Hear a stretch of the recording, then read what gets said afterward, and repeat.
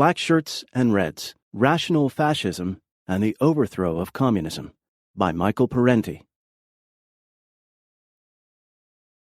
Preface. This book invites those immersed in the prevailing orthodoxy of democratic capitalism to entertain iconoclastic views, to question the shibboleths of free market mythology and the persistence of both right and left anti-communism, and to consider anew, with a receptive but not uncritical mind, the historic efforts of the much-maligned Reds and other revolutionaries. The political orthodoxy that demonizes communism permeates the entire political perspective. Even people on the left have internalized the liberal and/or conservative ideology that equates fascism and communism as equally evil totalitarian twins, two major mass movements of the 20th century. This book attempts to show the enormous differences between fascism and communism, both past and present, both in theory and practice, especially in regard to questions of social equality, private capital accumulation, and class interest. The orthodox mythology also would have us believe that the Western democracies, with the United States leading the way, have opposed both totalitarian systems with equal vigor. In fact, U.S. leaders have been dedicated above all to making the world safe for global corporate investment and the private profit system. Pursuant of this goal, they have used fascism to protect capitalism while claiming to be saving democracy from communism. In this book, I discuss how capitalism propagates and profits from fascism, the value of revolution in the advancement of the human condition, the causes and effects of the destruction of communism, the continuing relevance of Marxism and class analysis, and the heartless nature of corporate class power. Over a century ago, in his great work Les Misérables, Victor Hugo asked, "Will the future arrive?" He was thinking of a future of social justice, free from the terrible shadows of oppression imposed by the few upon the great mass of humankind. Of late, some scribes have announced the end of history. With the overthrow of communism, the monumental struggle between alternative systems has ended, they say. Capitalism's victory is total. No great transformations are in the offing. The global free market is here to stay. What you see is what you are going to get, now and always. This time the class struggle is definitely over, so Hugo's question is answered. The future has indeed arrived, though not the one he had hoped for. This intellectually anemic end-of-history theory was hailed as a brilliant exegesis and accorded a generous reception by commentators and reviewers of the corporate-controlled media. It served the official worldview perfectly well, saying what the higher circles had been telling us for generations, that the struggle between classes is not an everyday reality, but an outdated notion, that an untrammeled capitalism is here to stay now and forever, that the future belongs to those who control the present. But the question we really should be asking is, do we have a future at all? More than ever, with the planet itself at stake, it becomes necessary to impose a reality check on those who would plunder our limited ecological resources in the pursuit of limitless profits, those who would squander away our birthright and extinguish our liberties in their uncompromising pursuit of self-gain. History teaches us that all ruling elites try to portray themselves as the natural and durable social order, even ones that are in serious crisis, that threaten to devour their environmental base in order to continually recreate their hierarchical structure of power and privilege, and all ruling elites are scornful and intolerant of alternative viewpoints. Truth is an uncomfortable venue for those who pretend to serve our society, while in fact serving only themselves at our expense. I hope this effort will chip away at the big lie. The truth may not set us free, as the Bible claims, but it is an important first step in that direction. Micheal Parenti. Chapter 1. Rational Fascism. While walking through New York's Little Italy, I passed a novelty shop that displayed posters and T-shirts of Benito Mussolini giving the fascist salute. When I entered the shop and asked the clerk why such items were being offered, he replied, "Well, some people like them. And maybe we need someone like Mussolini in this country." His comment was a reminder that fascism survives as something more than a historical curiosity. Worse than posters or T-shirts are the works by various writers bent on explaining Hitler or re-evaluating Franco, or in other ways, sanitizing fascist history. In Italy, during the 1970s, there emerged a veritable cottage industry of books and articles claiming that Mussolini not only made the trains run on time, but also made Italy work well. All these publications, along with many conventional academic studies, have one thing in common. They say little, if anything, about the class policies of fascist Italy and Nazi Germany. How did these regimes deal with social services, taxes, business, and the conditions of labor? For whose benefit and at whose expense? Most of the literature on fascism and Nazism does not tell us. Plutocrats choose autocrats. Let us begin with a look at fascism's founder. Born in 1883, the son of a blacksmith, Benito Mussolini's early manhood was marked by street brawls, arrests, jailings, and violent radical political activities. Before World War I, Mussolini was a socialist. A brilliant organizer, agitator, and gifted journalist, he became editor of the Socialist Party's official newspaper.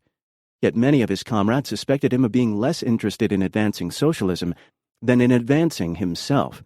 Indeed, when the Italian upper class tempted him with recognition, financial support, and the promise of power, he did not hesitate to switch sides. By the end of World War I, Mussolini, the socialist, who had organized strikes for workers and peasants, had become Mussolini, the fascist, who broke strikes on behalf of financiers and landowners. Using the huge sums he received from wealthy interests, he projected himself onto the national scene as the acknowledged leader of I Fasci di Combattimento, a movement composed of black-shirted ex-army officers and sundry toughs, who were guided by no clear political doctrine other than a militaristic patriotism and conservative dislike for anything associated with socialism and organized labor. The fascist Blackshirts spent their time attacking trade unionists, socialists, communists, and farm cooperatives. After World War I, Italy had settled into a pattern of parliamentary democracy. The low pay scales were improving, and the trains were already running on time. But the capitalist economy was in a post-war recession. Investments stagnated, heavy industry operated far below capacity, and corporate profits and agribusiness exports were declining. To maintain profit levels, the large landowners and industrialists would have to slash wages and raise prices. The state, in turn, would have to provide them with massive subsidies and tax exemptions. To finance this corporate welfarism, the populace would have to be taxed more heavily, and social services and welfare expenditures would have to be drastically cut, measures that might sound familiar to us today. But the government was not completely free to pursue this course. By 1921, many Italian workers and peasants were unionized and had their own political organizations. With demonstrations, strikes, boycotts, factory takeovers, and the forcible occupation of farmlands, they had won the right to organize, along with concessions in wages and work conditions. To impose a full measure of austerity upon workers and peasants, the ruling economic interests would have to abolish the democratic rights that helped the masses defend their modest living standards. The solution was to smash their unions, political organizations, and civil liberties. Industrialists and big landowners wanted someone at the helm who could break the power of organized workers and farm laborers and impose a stern order on the masses. For this task, Benito Mussolini, armed with his gangs of Blackshirts, seemed the likely candidate. In 1922, the Federazione Industriale, composed of the leaders of industry, along with representatives from the banking and agribusiness associations, met with Mussolini to plan the March on Rome, contributing 20 million lire to the undertaking. With the additional backing of Italy's top military officers and police chiefs, the fascist revolution, really a coup d'etat, took place. Within 2 years after seizing state power, Mussolini had shut down all opposition newspapers and crushed the socialist, liberal, Catholic, Democratic, and Republican parties which together had commanded some 80% of the vote. Labor leaders, peasant leaders, parliamentary delegates, and others critical of the new regime were beaten, exiled, or murdered by fascist terror squadristi.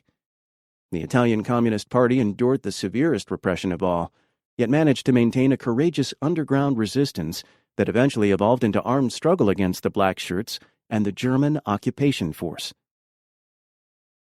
In Germany, a similar pattern of complicity between fascists and capitalists emerged. German workers and farm laborers had won the right to unionize, the 8-hour day, and unemployment insurance. But to revive profit levels, heavy industry and big finance wanted wage cuts for their workers and massive state subsidies and tax cuts for themselves. During the 1920s, the Nazi Sturmabteilung, or SA, the brown-shirted stormtroopers, subsidized by business, were used mostly as an anti-labor paramilitary force whose function was to terrorize workers and farm laborers. By 1930, most of the tycoons had concluded that the Weimar Republic no longer served their needs and was too accommodating to the working class. They greatly increased their subsidies to Hitler, propelling the Nazi Party onto the national stage. Business tycoons supplied the Nazis with generous funds for fleets of motor cars and loudspeakers to saturate the cities and villages of Germany, along with funds for Nazi Party organizations, youth groups, and paramilitary forces. In the July 1932 campaign, Hitler had sufficient funds to fly to 50 cities in the last 2 weeks alone. In that same campaign, the Nazis received 37.3% of the vote, the highest they ever won in a democratic national election. They never had a majority of the people on their side. To the extent that they had any kind of reliable base, it generally was among the more affluent members of society. In addition, elements of the petty bourgeoisie and the many lumpen proletariats served as strong-arm party thugs, organized into the SA stormtroopers. But the great majority of the organized working class supported the communists or social democrats to the very end.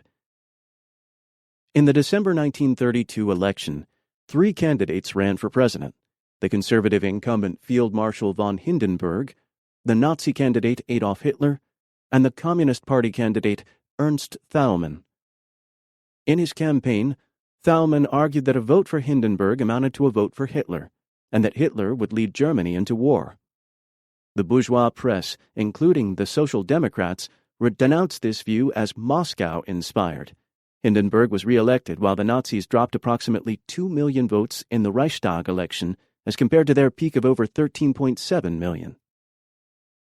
True to form, the Social Democrat leaders refused the Communist Party's proposal to form an 11th-hour coalition against Nazism. As in many other countries, past and present, so in Germany, the Social Democrats would sooner ally themselves with the reactionary right than make common cause with the Reds. Meanwhile, a number of right-wing parties coalesced behind the Nazis, and in January 1933, just weeks after the election, Hindenburg invited Hitler to become chancellor.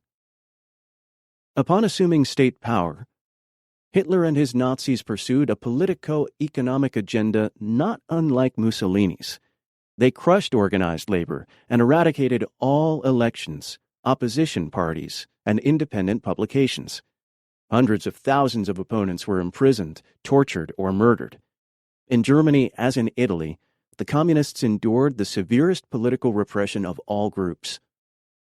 Here were 2 peoples, the Italians and Germans, with different histories, cultures, and languages, and supposedly different temperaments, who ended up with the same repressive solutions because of the compelling similarities of economic power and class conflict that prevailed in their respective countries. In such diverse countries as Lithuania, Croatia, Romania, Hungary, and Spain, a similar fascist pattern emerged to do its utmost to save big capital from the impositions of democracy. Whom did the fascists support? There is a vast literature on who supported the Nazis, but relatively little on whom the Nazis supported after they came to power. This is in keeping with the tendency of conventional scholarship to avoid the entire subject of capitalism whenever something unfavorable might be said about it. Whose interests did Mussolini and Hitler support? In both Italy in the 1920s and Germany in the 1930s, old industrial evils thought to have passed permanently into history reemerged as the conditions of labor deteriorated precipitously. In the name of saving society from the Red Menace, unions and strikes were outlawed. Union property and farm cooperatives were confiscated and handed over to rich private owners. Minimum wage laws, overtime pay, and factory safety regulations were abolished. Speed-ups became commonplace. Dismissals or imprisonment awaited those workers who complained about unsafe or inhumane work conditions. Workers toiled longer hours for less pay. The already modest wages were severely cut, in Germany by 25 to 40%, in Italy by 50%. In Italy, child labor was reintroduced. To be sure, a few crumbs were thrown to the populace. There were free concerts and sporting events, some meager social programs, a dole for the unemployed financed mostly by contributions from working people, and showy public works projects designed to evoke civic pride. Both Mussolini and Hitler showed their gratitude to their big business patrons by privatizing many perfectly solvent state-owned steel mills, power plants, banks, and steamship companies. Both regimes dipped heavily into the public treasury to refloat or subsidize heavy industry. Agribusiness farming was expanded and heavily subsidized. Both states guaranteed a return on the capital invested by giant corporations, while assuming most of the risks and losses on investments. As is often the case with reactionary regimes, public capital was raided by private capital. At the same time, taxes were increased for the general populace, but lowered or eliminated for the rich and big business. Inheritance taxes on the wealthy were greatly reduced or abolished altogether. The result of all this? In Italy during the 1930s, the economy was gripped by recession, a staggering public debt, and widespread corruption. But industrial profits rose, and the armaments factories busily rolled out weapons in preparation for the war to come. In Germany, unemployment was cut in half with the considerable expansion of armaments jobs, but overall poverty increased because of the drastic wage cuts. And from 1935 to 1943, industrial profits increased substantially, while the net income of corporate leaders climbed 46%. During the radical 1930s, in the United States, Great Britain, and Scandinavia, upper-income groups experienced a modest decline in their share of the national income, but in Germany, the top 5% enjoyed a 15% gain. Despite this record, most writers have ignored fascism's close collaboration with big business. Some even argue that business was not a beneficiary, but a victim of fascism. Angelo Codevilla, a Hoover Institute conservative scribe, blithely announced, "If fascism means anything, it means government ownership and control of business. Thus, fascism is misrepresented as a mutant form of socialism. In fact, if fascism means anything, it means all-out government support for business and severe repression of anti-business, pro-labor forces."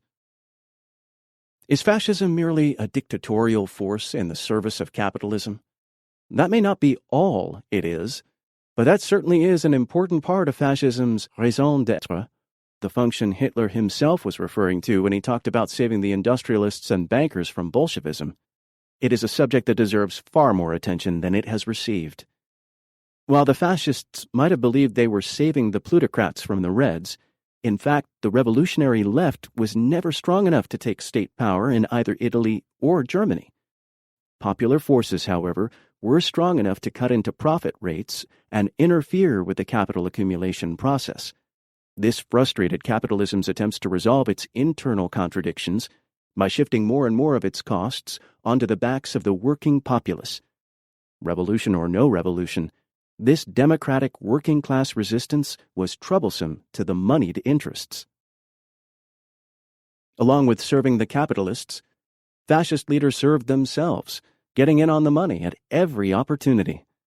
Their personal greed and their class loyalties were two sides of the same coin. Mussolini and his cohorts lived lavishly, cavorting within the higher circles of wealth and aristocracy. Nazi officials and SS commanders amassed personal fortunes, by plundering conquered territories and stealing from concentration camp inmates and other political victims. Huge amounts were made from secretly owned, well-connected businesses, and from contracting out camp slave labor to industrial firms like IG Farben and Krupp. Hitler is usually portrayed as an ideological fanatic, uninterested in crass material things. In fact, he accumulated an immense fortune, much of it in questionable ways. He expropriated artworks from the public domain. He stole enormous sums from Nazi Party coffers. He invented a new concept, the personality right, that enabled him to charge a small fee for every postage stamp with his picture on it, a venture that made him hundreds of millions of marks. The greatest source of Hitler's wealth was a secret slush fund to which leading German industrialists regularly donated. Hitler knew that as long as German industry was making money, his private money sources would be inexhaustible. Thus, he'd see to it that German industry was never better off than under his rule, by launching, for one thing, gigantic armament projects, or what we today would call fat defense contracts.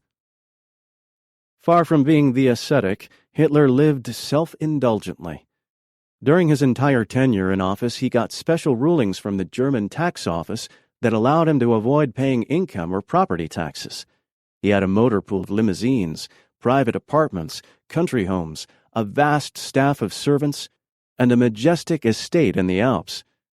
His happiest times were spent entertaining European royalty, including the Duke and Duchess of Windsor, who numbered among his enthusiastic admirers. Kudos for Adolf and Benito. Italian fascism and German Nazism had their admirers within the U.S. business community and the corporate-owned press. Bankers, publishers, and industrialists, including the likes of Henry Ford, traveled to Rome and Berlin to pay homage, receive medals, and strike profitable deals. Many did their utmost to advance the Nazi war effort, sharing military-industrial secrets and engaging in secret transactions with the Nazi government even after the United States entered the war. During the 1920s and early 1930s, major publications like Fortune, The Wall Street Journal, Saturday Evening Post, New York Times, Chicago Tribune, and Christian Science Monitor hailed Mussolini as the man who rescued Italy from anarchy and radicalism. They spun rhapsodic fantasies of a resurrected Italy, where poverty and exploitation had suddenly disappeared, where Reds had been vanquished, harmony reigned, and Blackshirts protected a new democracy. The Italian-language press in the United States eagerly joined the chorus. The two most influential newspapers, L'Italia of San Francisco, financed largely by A.P. Giannini's Bank of America, and Il Progresso of New York, owned by multimillionaire Generoso Poppe, looked favorably on the fascist regime and suggested that the United States could benefit from a similar social order. Some dissenters refused to join the "We Adore Benito" chorus. The Nation reminded its readers that Mussolini was not saving democracy, but destroying it. Progressives of all stripes and various labor leaders denounced fascism. But their critical sentiments received little exposure in the U.S. corporate media. As with Mussolini, so with Hitler. The press did not look too unkindly upon Der Führer's Nazi dictatorship. There was a strong "give Adolf a chance" contingent, some of it greased by Nazi money. In exchange for more positive coverage in the Hearst newspapers, for instance, the Nazis paid almost 10 times the standard subscription rate for Hearst's INS wire service. In return, William Randolph Hearst instructed his correspondents in Germany to file friendly reports about Hitler's regime. Those who refused were transferred or fired. Hearst newspapers even opened their pages to occasional guest columns by prominent Nazi leaders like Alfred Rosenberg and Hermann Göring.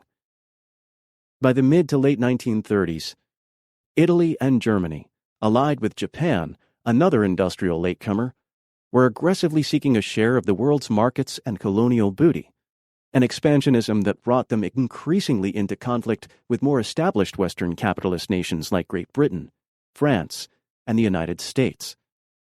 As the clouds of war gathered, U.S. press opinion about the Axis powers took on a decisively critical tone. The rational use of irrational ideology. Some writers stress the irrational features of fascism. By doing so, they overlook the rational political economic functions that fascism performed. Much of politics is the rational manipulation of irrational symbols. Certainly, this is true of fascist ideology, whose emotive appeals have served a class control function.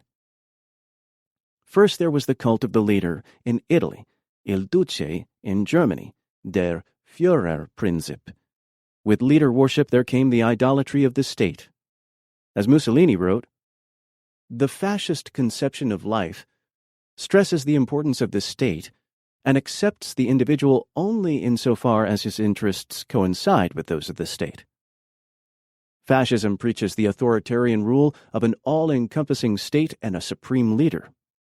It extols the harsher human impulses of conquest and domination, while rejecting egalitarianism, democracy, collectivism, and pacifism as doctrines of weakness and decadence.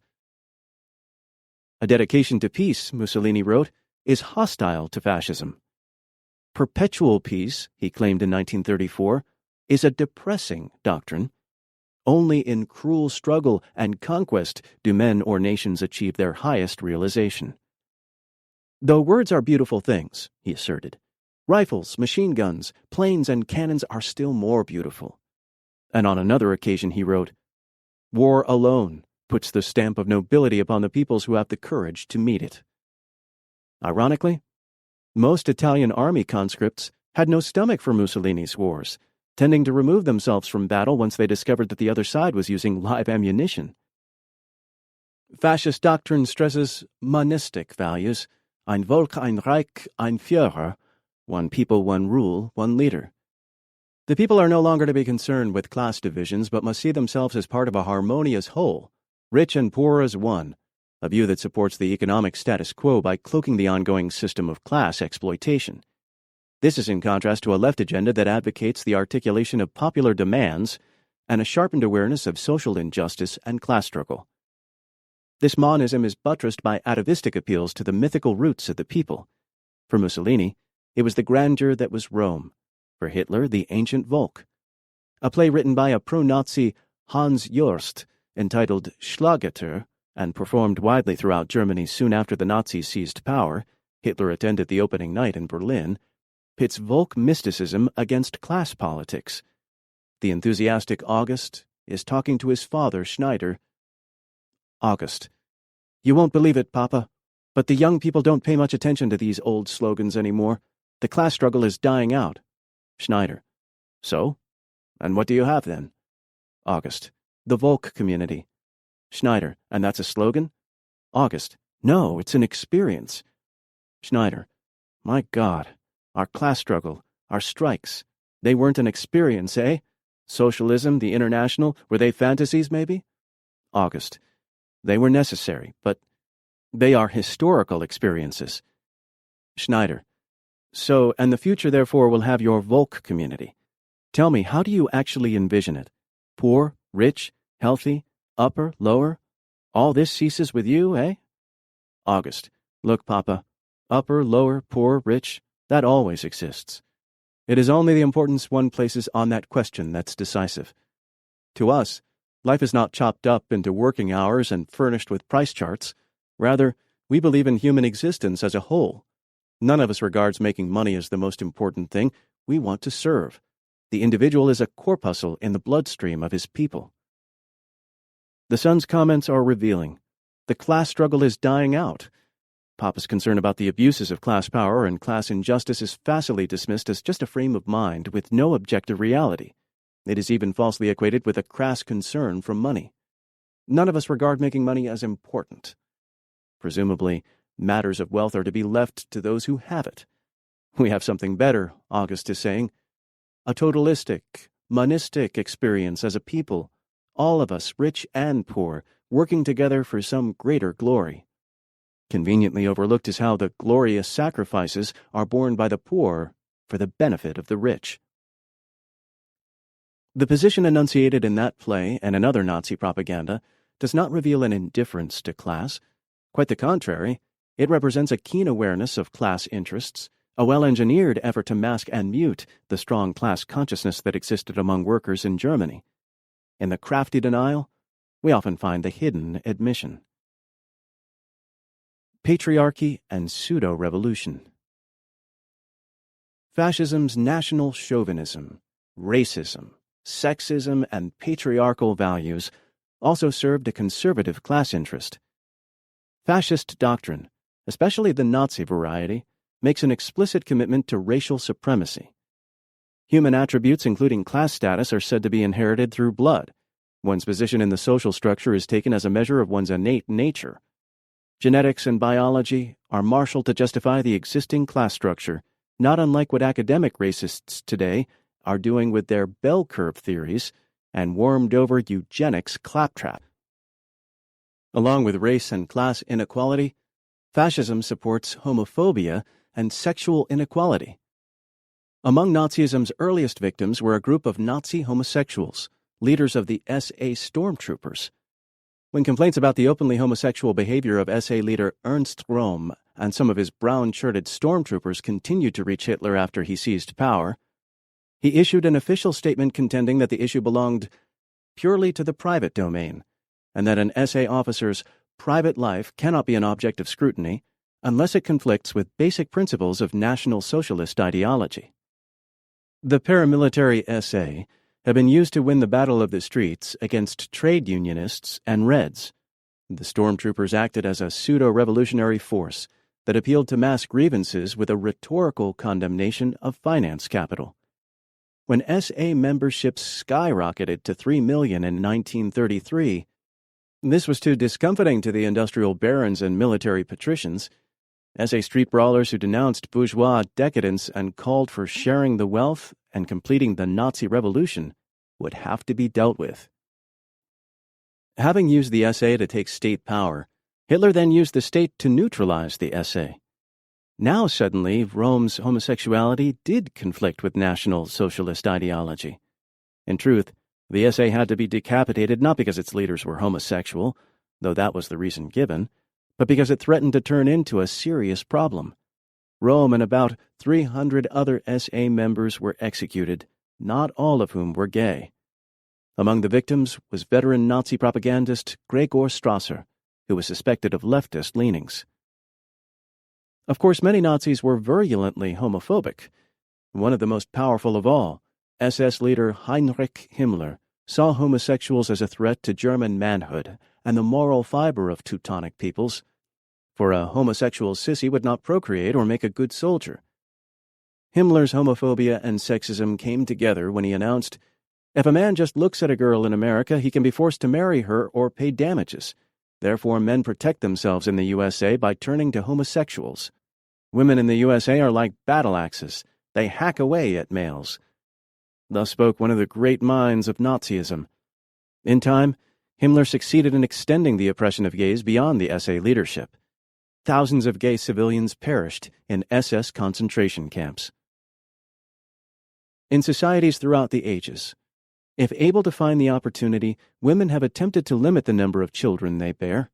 This poses a potential problem for a fascist patriarchy that needs vast numbers of soldiers and armaments workers. Women are less able to assert their procreative rights if kept subservient and dependent.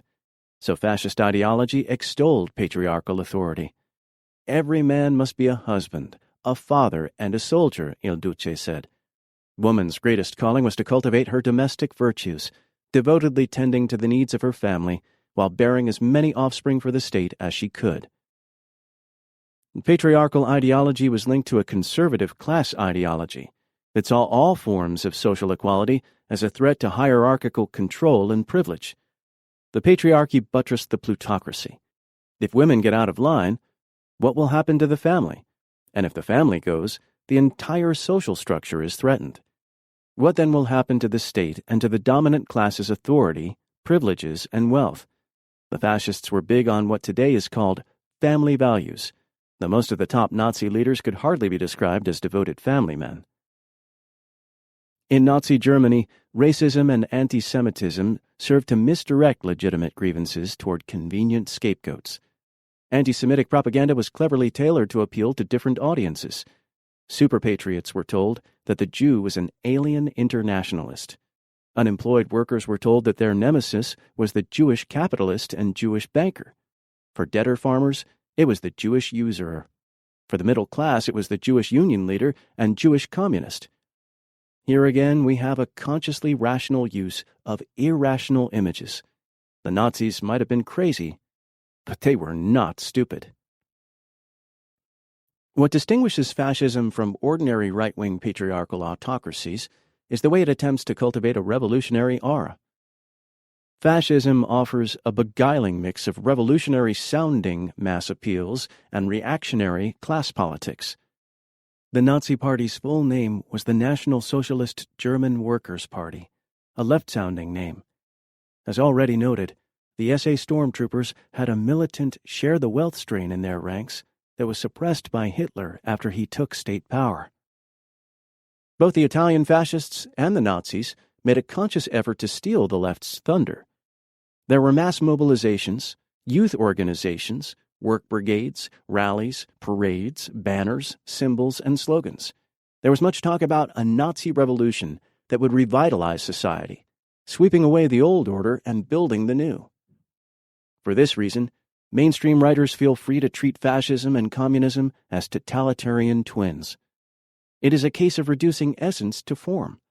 The similarity in form is taken as reason enough to blur the vast difference in actual class content.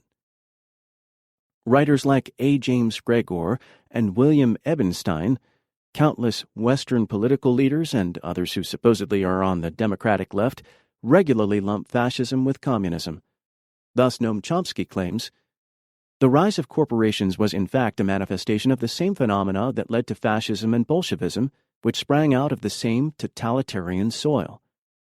But in the Italy and Germany of that day, most workers and peasants made a firm distinction between fascism and communism, as did industrialists and bankers who supported fascism out of fear and hatred of communism, a judgment based largely on class realities. Years ago, I used to say that fascism never succeeded in solving the irrational contradictions of capitalism. Today, I am of the opinion that it did accomplish that goal, but only for the capitalists, not for the populace. Fascism never intended to offer a social solution that would serve the general populace, only a reactionary one, forcing all the burdens and losses onto the working public. Divested of its ideological and organizational paraphernalia, fascism is nothing more than a final solution to the class struggle, the totalistic submergence and exploitation of democratic forces for the benefit and profit of higher financial circles. Fascism is a false revolution. It cultivates the appearance of popular politics and a revolutionary aura without offering a genuine revolutionary class content. It propagates a new order while serving the same old moneyed interests. Its leaders are not guilty of confusion but of deception. That they work hard to mislead the public does not mean they themselves are misled. Friendly to fascism. One of the things conveniently overlooked by mainstream writers is the way Western capitalist states have cooperated with fascism. In his collaborationist efforts, British Prime Minister Neville Chamberlain was positively cozy with the Nazis. He, and many of his class, saw Hitler as a bulwark against communism in Germany, and Nazi Germany as a bulwark against communism in Europe. After World War II, the Western capitalist allies did little to eradicate fascism from Italy or Germany, except for putting some of the top leaders on trial at Nuremberg. By 1947, German conservatives began to depict the Nuremberg prosecutors as dupes of the Jews and communists. In Italy, the strong partisan movement that had waged armed struggle against fascism was soon treated as suspect and unpatriotic. Within a year after the war, almost all Italian fascists were released from prison, while hundreds of communists and other leftist partisans who had been fighting the Nazi occupation were jailed. History was turned on its head, transforming the Blackshirts into victims and the Reds into criminals. Allied authorities assisted in these measures. Under the protection of U.S. occupation authorities, the police, courts, military, security agencies, and bureaucracy remained largely staffed by those who had served the former fascist regimes or by their ideological recruits, as is true to this day. The perpetrators of the Holocaust murdered 6 million Jews, 500,000 gypsies, thousands of homosexuals, several million Ukrainians, Russians, Poles, and others, and got away with it, in good part because the very people who were supposed to investigate these crimes were themselves complicit. In comparison, when the Communists took over in East Germany, they removed some 80% of the judges, teachers, and officials for their Nazi collaboration. They imprisoned thousands, and they executed 600 Nazi party leaders for war crimes. They would have shot more of the war criminals had not so many fled to the protective embrace of the West. What happened to the U.S. businesses that collaborated with fascism? The Rockefeller family's Chase National Bank used its Paris office in Vichy, France, to help launder German money to facilitate Nazi international trade during the war, and did so with complete impunity. Corporations like DuPont, Ford, General Motors, and ITT owned factories in enemy countries that produced fuel, tanks, and planes that wreaked havoc on Allied forces. After the war, instead of being prosecuted for treason, ITT collected $27 million from the U.S. government for war damages inflicted on its German plants by Allied bombings. General Motors collected over $33 million. Pilots were given instructions not to hit factories in Germany that were owned by U.S. firms. Thus, Cologne was almost leveled by Allied bombing, but its Ford plant, providing military equipment for the Nazi army, was untouched. Indeed, German civilians began using the plant as an air raid shelter. For decades, U.S. leaders have done their part in keeping Italian fascism alive. From 1945 to 1975, U.S. government agencies gave an estimated $75 million to right-wing organizations in Italy, including some with close ties to the neo-fascist Movimento Sociale Italiano, MSI. In 1975, then Secretary of State Henry Kissinger met with MSI leader Giorgio Almirante in Washington to discuss what alternatives might be considered should the Italian communists win the elections and take control of the government. Hundreds of Nazi war criminals found a haven in the United States, either living in comfortable anonymity or actively employed by U.S. intelligence agencies during the Cold War and otherwise enjoying the protection of high-placed individuals. Some of them found their way onto the Republican presidential campaign committees of Richard Nixon, Ronald Reagan, and George Bush. In Italy, from 1969 to 1974, high-ranking elements in Italian military intelligence and civilian intelligence agencies, members of P2, a secret lodge of upper-class reactionaries, pro-fascist Vatican officials, and top military brass, and Gladio, a NATO-inspired anti-communist mercenary force, embarked upon a concerted campaign of terror and sabotage known as the Strategy of Tension. Other participants included a secret neo-fascist group called the Ordine Nuovo, NATO officials, members of the Carabinieri, mafia bosses, 30 generals, 8 admirals, and influential Freemasons like Licio Gelli, a fascist war criminal recruited by U.S. intelligence in 1944. The terrorism was aided and abetted by the international security apparatus, including the CIA. In 1995, the CIA refused to cooperate with an Italian parliamentary commission investigating the strategy of tension. The terrorist conspirators carried out a series of kidnappings, assassinations, and bombing massacres, stragi, including the explosion that killed 85 people and injured some 200, many seriously, in the Bologna train station in August 1980. As subsequent judicial investigations concluded, the strategy of tension was not a simple product of neo-fascism, but the consequence of a larger campaign conducted by state security forces against the growing popularity of the democratic parliamentary left. The objective was to combat by any means necessary the electoral gains of the Italian Communist Party and create enough fear and terror in the population so as to undermine the multi-party social democracy and replace it with an authoritarian presidential republic, or in any case, a stronger and more stable executive. In the 1980s, scores of people were murdered in Germany, Belgium, and elsewhere in Western Europe by extreme rightists in the service of state security agencies. These acts of terrorism went mostly unreported in the U.S. corporate-owned media. As with the earlier strategy of tension in Italy, the attacks were designed to create enough popular fear and uncertainty so as to undermine the existing social democracies. Authorities in these Western European countries and the United States have done little to expose neo-Nazi networks. As the whiffs of fascism develop into an undeniable stench, we are reminded that Hitler's progeny are still with us and that they have dangerous links with each other and within the security agencies of various Western capitalist nations. In Italy, in 1994, the national elections were won by the National Alliance, a broadened version of the neo-fascist MSI in coalition with a League of Northern Separatists, and Forza Italia, a quasi-fascist movement headed by industrialist and media tycoon Silvio Berlusconi. The National Alliance played on resentments regarding unemployment, taxes, and immigration. It called for a single tax rate for rich and poor alike, school vouchers, a stripping away of the social benefits, and the privatization of most services.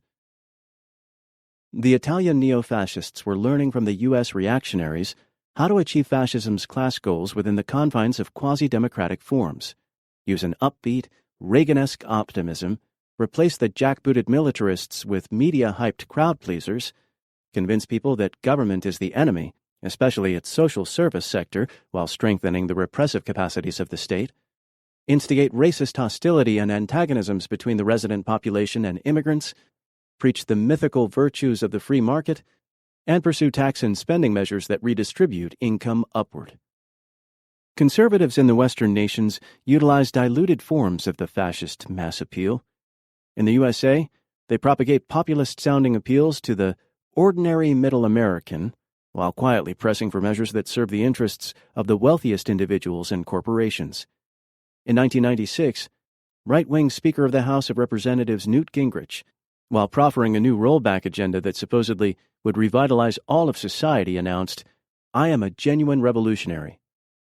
Whether in Italy, Germany, the United States, or any other country, when the right offers a new revolution or a new order, it is in the service of the same old moneyed interests, leading down that well-trodden road of reaction and repression that so many third-world countries have been forced to take, the road those at the top want us all to travel. Chapter 2. Let us now praise revolution. For most of this century, U.S. foreign policy has been devoted to the suppression of revolutionary governments and radical movements around the world. The turn of the 20th century found the McKinley administration in a war of attrition against the people of the Philippines, lasting from 1898 to 1902, with pockets of resistance continuing for years afterward. In that conflict, U.S. forces slaughtered some 200,000 Filipino women, men, and children.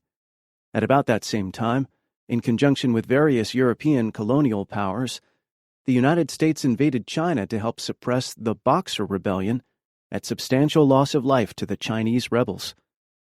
U.S. forces took over Hawaii, Cuba, Puerto Rico, and Guam, and in the following decades invaded Mexico, Soviet Russia, Nicaragua, Honduras, the Dominican Republic, and other countries, actions that usually inflicted serious losses upon the populations of these countries. The costs of counter-revolution.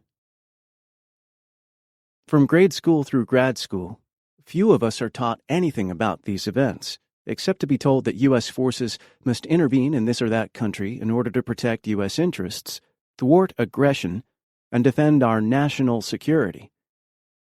U.S. leaders fashioned other convenient rationales for their interventions abroad. The public was told that the peoples of various countries were in need of our civilizing guidance and desired the blessings of democracy, peace, and prosperity. To accomplish this, of course, it might be necessary to kill off considerable numbers of the more recalcitrant among them. Such were the measures our policymakers were willing to pursue in order to uplift lesser peoples. The emergence of major communist powers like the Soviet Union and the People's Republic of China lent another dimension to U.S. global counter-revolutionary policy.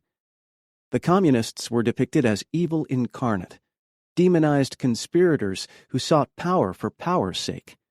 The United States had to be everywhere to counteract this spreading cancer, we were told.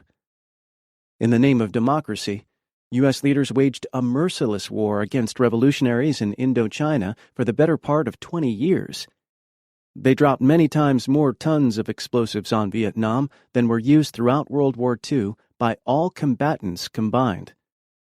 Testifying before a congressional committee, former CIA Director William Colby admitted that under his direction, U.S. forces and their South Vietnam collaborators carried out the selective assassination of 24,000 Vietnamese dissidents in what was known as the Phoenix Program. His associate, the South Vietnamese Minister of Information, maintained that 40,000 was a more accurate estimate. U.S. policymakers and their media mouthpieces judged the war a mistake because the Vietnamese proved incapable of being properly instructed by B-52 bomber raids and death squads. By prevailing against this onslaught, the Vietnamese supposedly demonstrated that they were unprepared for our democratic institutions. In pursuit of counter-revolution and in the name of freedom, U.S. forces or U.S.-supported surrogate forces slaughtered 2 million North Koreans in a 3-year war, 3 million Vietnamese, over 500,000 in aerial wars over Laos and Cambodia, over 1,500,000 in Angola, over 1 million in Mozambique, over 500,000 in Afghanistan, 500,000 to 1 million in Indonesia, 200,000 in East Timor, 100,000 in Nicaragua, combining the Somoza and Reagan eras, over 100,000 in Guatemala, plus an additional 40,000 disappeared, over 700,000 in Iraq, over 60,000 in El Salvador, 30,000 in the dirty war of Argentina, though the government admits to only 9,000, 35,000 in Taiwan, when the Kuomintang military arrived from China, 20,000 in Chile, and many thousands in Haiti, Panama, Grenada, Brazil, South Africa, Western Sahara, Zaire, Turkey, and dozens of other countries in what amounts to a free market world holocaust. Official sources either deny these U.S.-sponsored mass murders or justify them as necessary measures that had to be taken against an implacable communist foe. Anti-communist propaganda saturated our airwaves, schools, and political discourse. Despite repeated and often factitious references to the tyranny of the Red Menace, the anti-communist opinion makers never spelled out what communists actually did in the way of socio-economic policy. This might explain why, despite decades of red-bashing propaganda, most Americans, including many who number themselves among the political cognoscenti, still cannot offer an informed statement about the social policies of communist societies. The anti-red propagandists uttered nary a word about how revolutionaries in Russia, China, Cuba, Vietnam, Nicaragua, and other countries nationalized the lands held by rich, exploitative landlords and initiated mass programs for education, health, housing, and jobs. Not a word about how their efforts advanced the living standards and life chances of hundreds of millions in countries that had long suffered under the yoke of feudal oppression and Western colonial pillage, an improvement in mass well-being never before witnessed in history. No matter that the revolutionaries in various Asian, African, and Latin American countries enjoyed popular support and were willing to pursue a neutralist course in East-West relations rather than place themselves under the hegemony of either Moscow or Peking, they still were targeted for a counter-revolutionary battering. From oppressing communists because they might be revolutionaries, it was a short step to opposing revolutionaries because they might be communists. The real sin of revolutionaries, communist or not, was that they championed the laboring classes against the wealthy few. They advocated changes in the distribution of class power and the way wealth was produced and used. They wanted less individualistic advancement at the expense of the many and collective betterment for the entire working populace. Presumptions of power. Ruling classes throughout the world hate and fear communism, not for its lack of political democracy, but because it attempts to establish economic democracy by building an egalitarian, collectivist social system, though they rarely come right out and say as much. This counter-revolutionary interventionist policy rests on several dubious assumptions that might be stated and rebutted as follows. 1. U.S. leaders have the right to define the limits of socioeconomic development within other nations. Not true. Under no canon of international law or any other legal stricture do the leaders of this country have the right to ordain what kind of economic system or mode of social development another country may adopt. No more right than do the leaders of other countries have to dictate such things to the United States. In practice, the option to dictate is exercised by the strong over the weak, a policy of might, not right. 2. The United States must play a counter-revolutionary containment role in order to protect our national interests. This is true only if we equate our national interests with the investment interests of high finance. U.S. interventionism has been very effective in building neo-imperialism, keeping the land, labor, natural resources, and markets of third-world countries available at bargain prices to multinational corporations. But these corporate interests do not represent the interests of the U.S. people. The public pays for the huge military budgets and endures the export of its jobs to foreign labor markets, the inflow of thousands of impoverished immigrants who compete for scarce employment and housing, and various other costs of empire. Furthermore, revolutionary governments like Cuba, Libya, Vietnam, and North Korea were, and still are, eager to trade and maintain peaceful relations with this country. These countries do not threaten the national security of the United States or its people, but the overseas interests of global capitalism. If allowed to multiply in numbers, countries with an alternative socialist system, one that uses the land, labor, capital, and natural resources in collectivist ways, placing people before profits, would eventually undermine global capitalism. 3. The United States has a moral obligation to guarantee the stability of nations that are undergoing democratic development but are threatened by revolutionaries and terrorists. In fact, most U.S. interventions are on behalf of corrupt and self-serving oligarchs and anti-democratic militarists who take power with or without the benefit of U.S.-sponsored showcase elections. Third world oligarchs are frequently educated at elite U.S. universities or end up on the CIA payroll, as do their police chiefs and military officers, many of whom receive training in torture and assassination at U.S. counterinsurgency institutions. 4. Fundamental social change should be peacefully pursued within the established order of nations rather than by revolutionary turmoil. U.S. policymakers maintain that they favor eliminating mass poverty in poorer countries and that they are not opposed to the laudatory objectives of social revolution, but to its violent methods. They say that transformations must be effected gradually and peacefully, preferably through private investment and the benign workings of the free market. In fact, corporate investment is more likely to deter rather than encourage reform by preempting markets and restructuring the local economy to fit foreign capital extraction needs.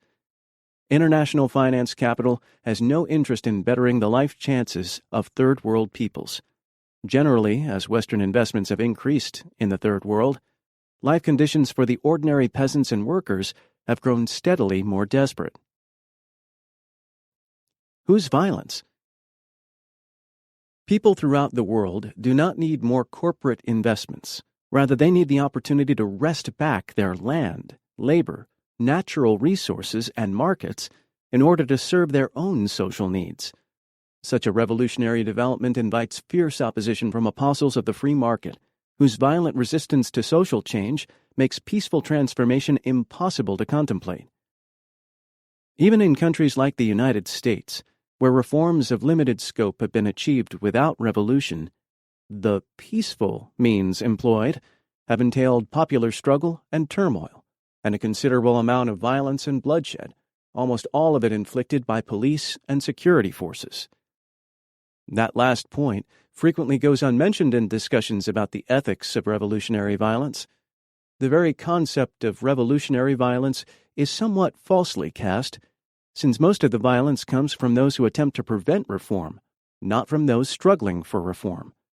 By focusing on the violent rebellions of the downtrodden, we overlook the much greater repressive force and violence utilized by the ruling oligarchs to maintain the status quo, including armed attacks against peaceful demonstrations, mass arrests, torture, destruction of opposition organizations, suppression of dissident publications, death squad assassinations, the extermination of whole villages, and the like. Most social revolutions begin peacefully. Why would it be otherwise? Who would not prefer to assemble and demonstrate rather than engage in mortal combat against pitiless forces that enjoy every advantage in mobility and firepower? Revolutions in Russia, China, Vietnam, and El Salvador all began peacefully, with crowds of peasants and workers launching non-violent protests only to be met with violent oppression from the authorities. Peaceful protest and reform are exactly what the people are denied by the ruling oligarchs. The dissidents who continue to fight back, who try to defend themselves from the oligarchs' repressive fury, are then called violent revolutionaries and terrorists. For those local and international elites who maintain control over most of the world's wealth, social revolution is an abomination. Whether it be peaceful or violent is a question of no great moment to them. Peaceful reforms that infringe upon their profitable accumulations and threaten the class privileges are as unacceptable to them as the social upheaval imposed by revolution. Reforms that advance the conditions of life for the general public are not as materially intractable or as dependent on capital resources as we have been led to believe. There is no great mystery to building a health clinic or carrying out programs for food rationing, land redistribution, literacy, jobs, and housing.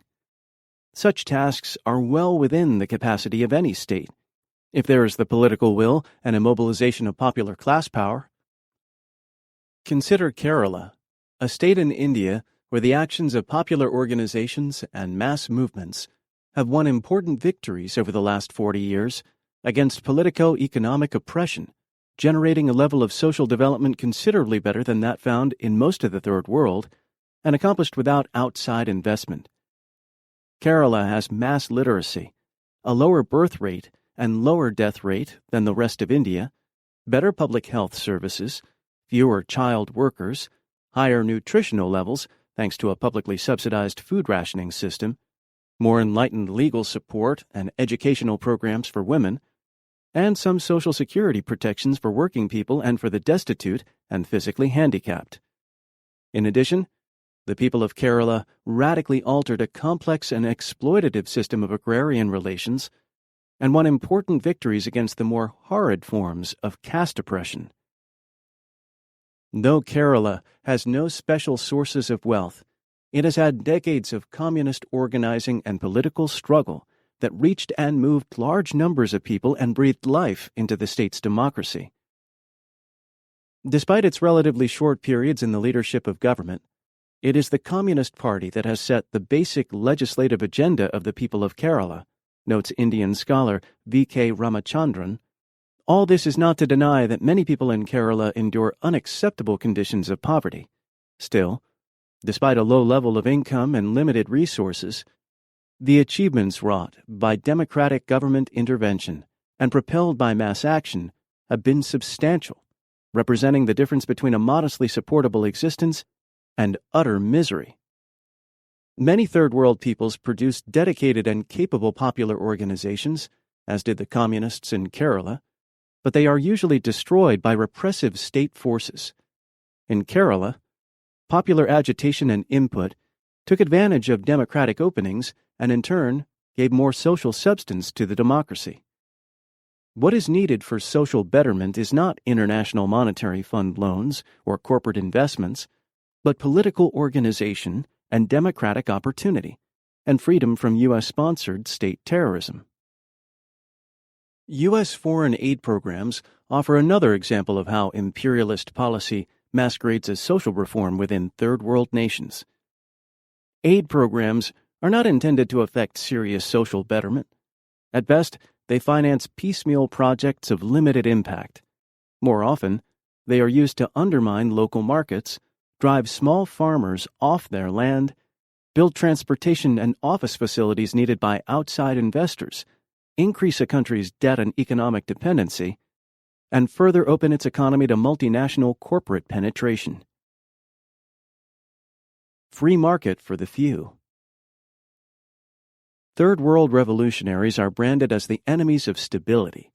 Stability is a code word for a society in which privileged social relations are securely entrenched.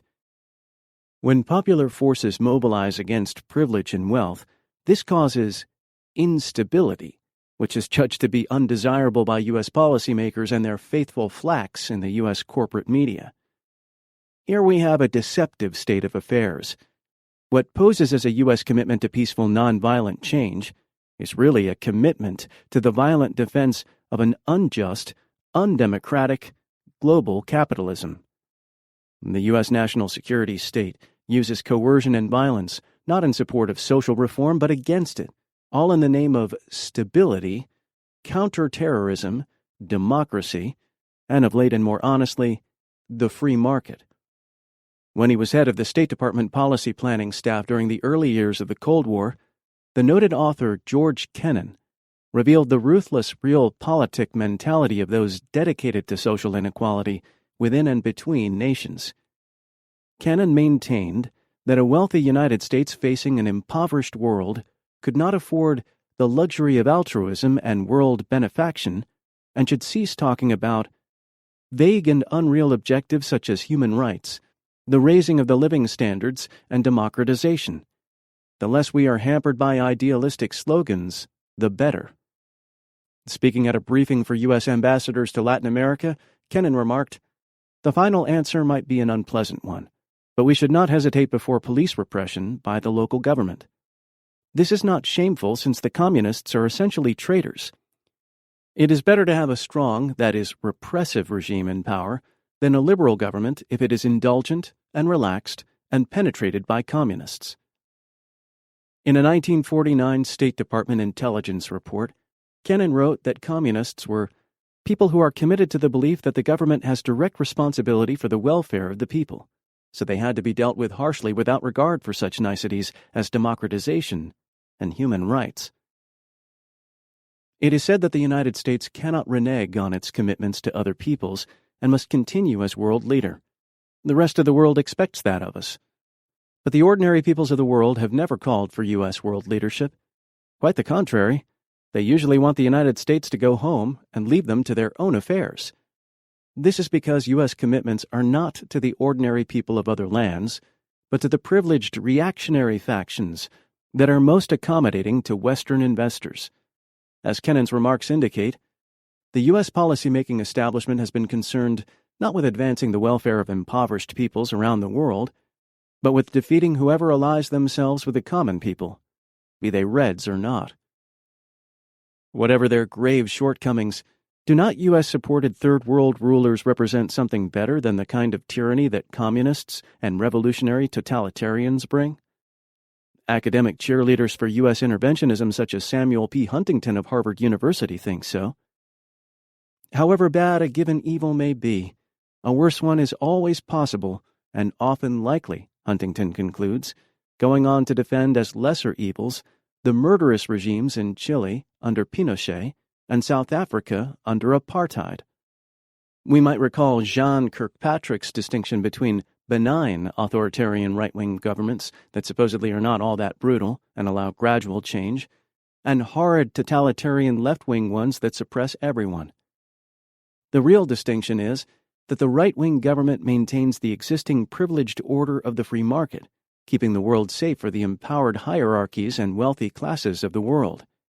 In contrast, the left-wing totalitarians want to abolish exploitative property relations and create a more egalitarian economic system. Their favoring the have-nots over the haves is what makes them so despicable in the eyes of the latter.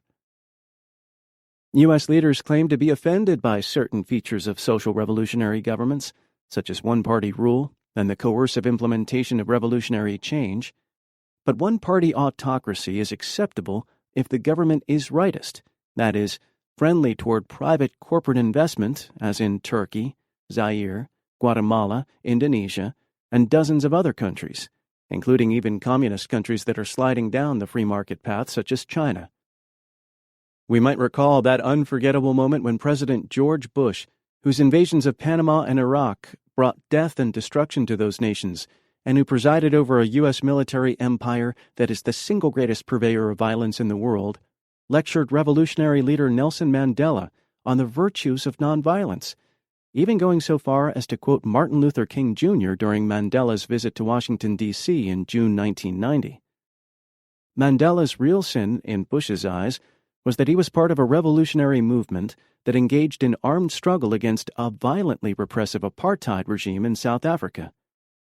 Bush's capacity for selective perception has all the unexamined audacity of a dominant ideology that condemns only those who act against an unjust status quo, not those who use violence to preserve it. It would have come as a great relief to people around the world if the President of the United States had adopted a policy of nonviolence for his own government. In fact, he had done no such thing. The freedom of revolution. U.S. politico-economic leaders may find revolutionary reforms undesirable, but most people who live in revolutionary societies find them preferable to the old regimes and worth defending. The Bay of Pigs invasion of Cuba was a fiasco not because of insufficient air coverage, but because the Cuban people closed ranks behind their government and threw back the invaders. Another captive people, the North Vietnamese, acted in similar fashion in the early 1970s. Instead of treating the severe destruction and disruptions caused by the U.S. aerial war against their country as a golden opportunity to overthrow Hanoi's yoke, they continued to support their beleaguered government at great sacrifice to themselves. And in South Vietnam, the National Liberation Front enjoyed tactical opportunities for supply and surprise, largely because it was supported by people in the countryside and cities. During the Vietnam era, explanations as to why people sided with the communist revolutionaries came from some unexpected sources. U.S. Ambassador Henry Cabot Lodge admitted, "The only people who have been doing anything for the little man, to lift him up, have been the communists."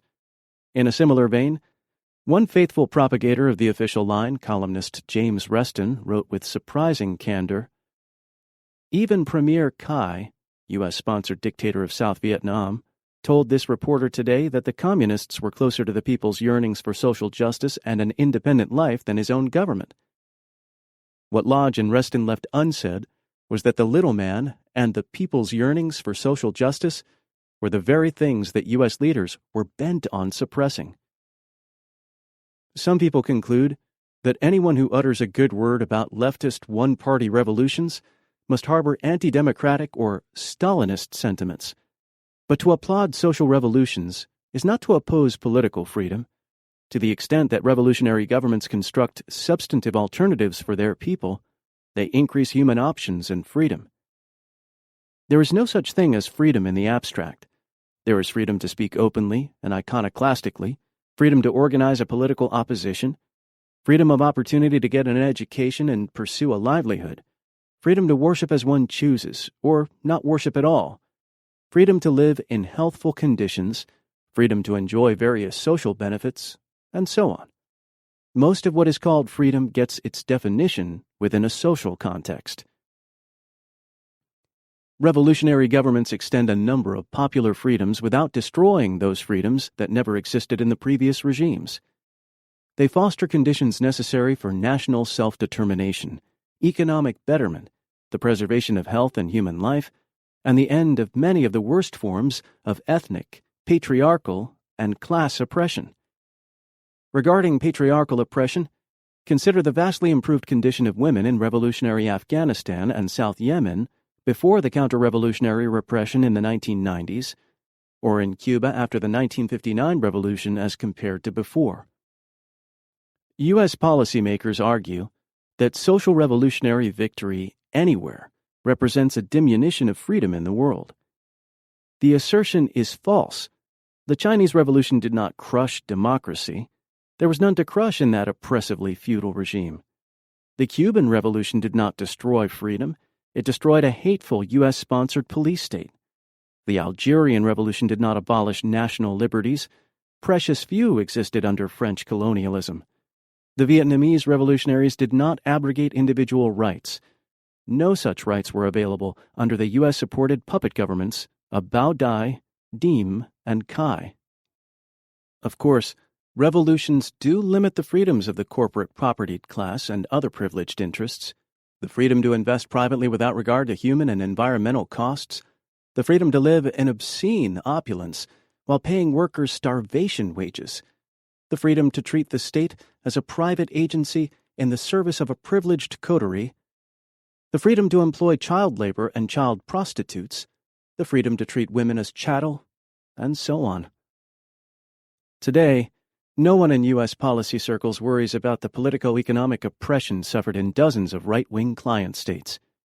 Their professed desire to bring Western political democracy to nations that have had revolutions rarely extends to free market autocracies, and the grudging moves toward political democracy occasionally made in these autocracies come only through popular pressure and rebellion, and only with the unspoken understanding that democratic governance will not infringe substantially upon the interests of the moneyed class.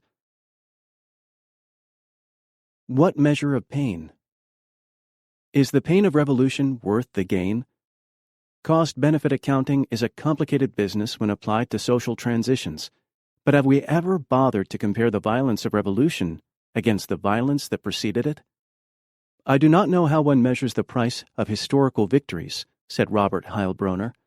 I only know that the way in which we ordinarily keep the books of history is wrong.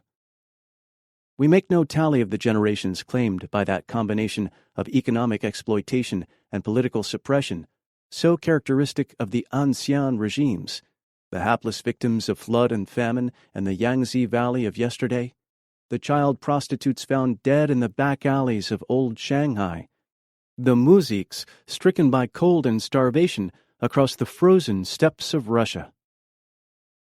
And what of today?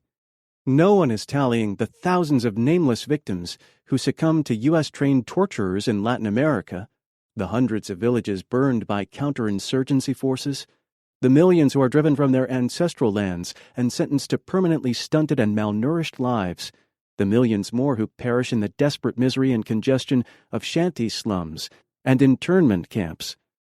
Their sufferings go unrecorded and are not figured in the balance when the revolution metes out justice to erstwhile oligarchs and oppressors or commits excesses and abuses of its own. And how do we measure the pain of the tens of millions of children throughout the world, many as young as 6 and 7, who are forced to work 70 hours a week confined in ill-lit, poorly ventilated workshops under conditions reminiscent of the most horrific days of the Industrial Revolution? The General Agreement on Tariffs and Trade, GATT, a sweeping, multinational free trade act that amounts to a carte blanche for global capitalism, offers no protection for children who are exploited, abused, overworked, and underpaid. During GATT negotiations, leaders of third world countries successfully argued against placing any restrictions on child labor, arguing that children have always worked in their cultures and such traditional practices should be respected. To prohibit child labor would limit the free market and affect severe hardship on those poor families in which a child is often the only wage earner. Even if the long-standing practice of children helping out on farms is acceptable, assuming they are not overworked and are allowed to go to school, the practice of locking them into a hot box of a factory for 14 hours a day is something else. Furthermore, they may be the only wage earner because adult workers have been laid off in favor of children, who are infinitely more exploitable and provide bigger profits for prosperous factory owners. Traveling across Cuba in 1959, immediately after the overthrow of the U.S.-supported right-wing Batista dictatorship, Mike Faulkner witnessed a spectacle of almost unrelieved poverty. The rural population lived in makeshift shacks without minimal sanitation. Malnourished children went barefoot in the dirt and suffered the familiar plague of parasites common to the Third World. there were almost no doctors or schools, and through much of the year, families that depended solely on the seasonal sugar harvest lived close to starvation. How does that victimization in pre-revolutionary Cuba measure against the much more widely publicized repression that came after the revolution, when Castro's communists executed a few hundred of the previous regime's police assassins and torturers, drove assorted upper-class moneybags into exile, and intimidated various other opponents of radical reforms into silence? Today, Cuba is a different place. For all its mistakes and abuses, the Cuban Revolution brought sanitation, schools, health clinics, jobs, housing, and human services to a level not found throughout most of the Third World and in many parts of the First World. Infant mortality in Cuba has dropped from 60 per 1,000 in 1960 to 9.7 per 1,000 by 1991, while life expectancy rose from 55 to 75 in that same period. Smallpox, malaria, tuberculosis, typhoid, polio, and numerous other diseases have been wiped out by improved living standards and public health programs. Cuba has enjoyed a level of literacy higher than in the United States and a life expectancy that compares well with advanced industrial nations. Other peoples besides the Cubans have benefited. As Fidel Castro tells it, the Cuban Revolution has sent teachers, doctors, and workers to dozens of Third World countries without charging a penny. It shed its own blood fighting colonialism, fighting apartheid and fascism. At one point, we had 25,000 Third World students studying on scholarships. We still have many scholarship students from Africa and other countries. In addition, our country has treated more children, 13,000 who were victims of the Chernobyl tragedy, than all other countries put together. They don't talk about that, and that's why they blockade us, the country with the most teachers per capita of all countries in the world, including developed countries, the country with the most doctors per capita of all countries, one for every 214 inhabitants, the country with the most art instructors per capita of all countries in the world, the country with the most sports instructors in the world. That gives you an idea of the effort involved. A country where life expectancy is more than 75 years. Why are they blockading Cuba? Because no other country has done more for its people. It's the hatred of the ideas that Cuba represents. Cuba's sin in the eyes of global capitalists is not its lack of democracy. Most Third World capitalist regimes are far more repressive. Cuba's real sin is that it has tried to develop an alternative to the global capitalist system, an egalitarian socio-economic order that placed corporate property under public ownership, abolished capitalist investors as a class entity, and put people before profits and national independence before IMF servitude. So a conservative think tank like the Heritage Foundation rated Cuba, along with Laos, Iraq, and North Korea, as countries with the lowest level of economic freedom. Countries with a high level of economic freedom were those that imposed little or no taxes or regulations on business, and did without wage protections, price controls, environmental safeguards, and benefits for the poor. Economic freedom is the real concern of conservatives and plutocrats, the freedom to utilize vast sums of money to accumulate still vaster sums, regardless of the human and environmental costs. Mass productivity coupled with elitist distribution results in more wealth for the few and greater poverty for the many. So after 2 centuries of incredible technological development and unprecedented economic expansion, the number of people living in poverty in the capitalist world has grown more quickly than any other demographic cohort. The world's slum population has increased at a far greater rate than the total global population. Amazing growth in industrial productivity has been accompanied by increasingly desperate want, misery, and repression. In short, there is a causal link between vast concentrations of wealth and widespread poverty. The next time someone preaches the free market gospel of economic freedom and productivity, we need ask, for whose benefit and at whose cost? Those who show concern for the elites overthrown in the whirl of revolution should also keep in mind the hundreds of millions more who are obliterated by economic reactionism. If all rebellions were to be successfully repressed today and forever, free market autocracy's violence against humanity would be with us more unrestrained than ever, as is indeed happening. For these reasons, those of us who are genuinely concerned about democracy, social justice, and the survival of our planet should support rather than oppose popular revolutions. Chapter 3. Left Anti-Communism. In the United States, for over 100 years, the ruling interests tirelessly propagated anti-communism among the populace until it became more like a religious orthodoxy than a political analysis. During the Cold War, the anti-communist ideological framework could transform any data about existing communist societies into hostile evidence. If the Soviets refused to negotiate a point, they were intransigent and belligerent. If they appeared willing to make concessions, this was but a skillful ploy to put us off our guard. By opposing arms limitations, they would have demonstrated their aggressive intent. But when in fact they supported most armament treaties, it was because they were mendacious and manipulative. If the churches in the USSR were empty, this demonstrated that religion was suppressed, but if the churches were full, this meant that people were rejecting the regime's atheistic ideology. If the workers went on strike, as happened on infrequent occasions, this was evidence of their alienation from the collectivist system. If they didn't go on strike, this was because they were intimidated and lacked freedom. A scarcity of consumer goods demonstrated the failure of the economic system. An improvement in consumer supplies meant only that the leaders were attempting to placate a restive population and so maintain a firmer hold over them.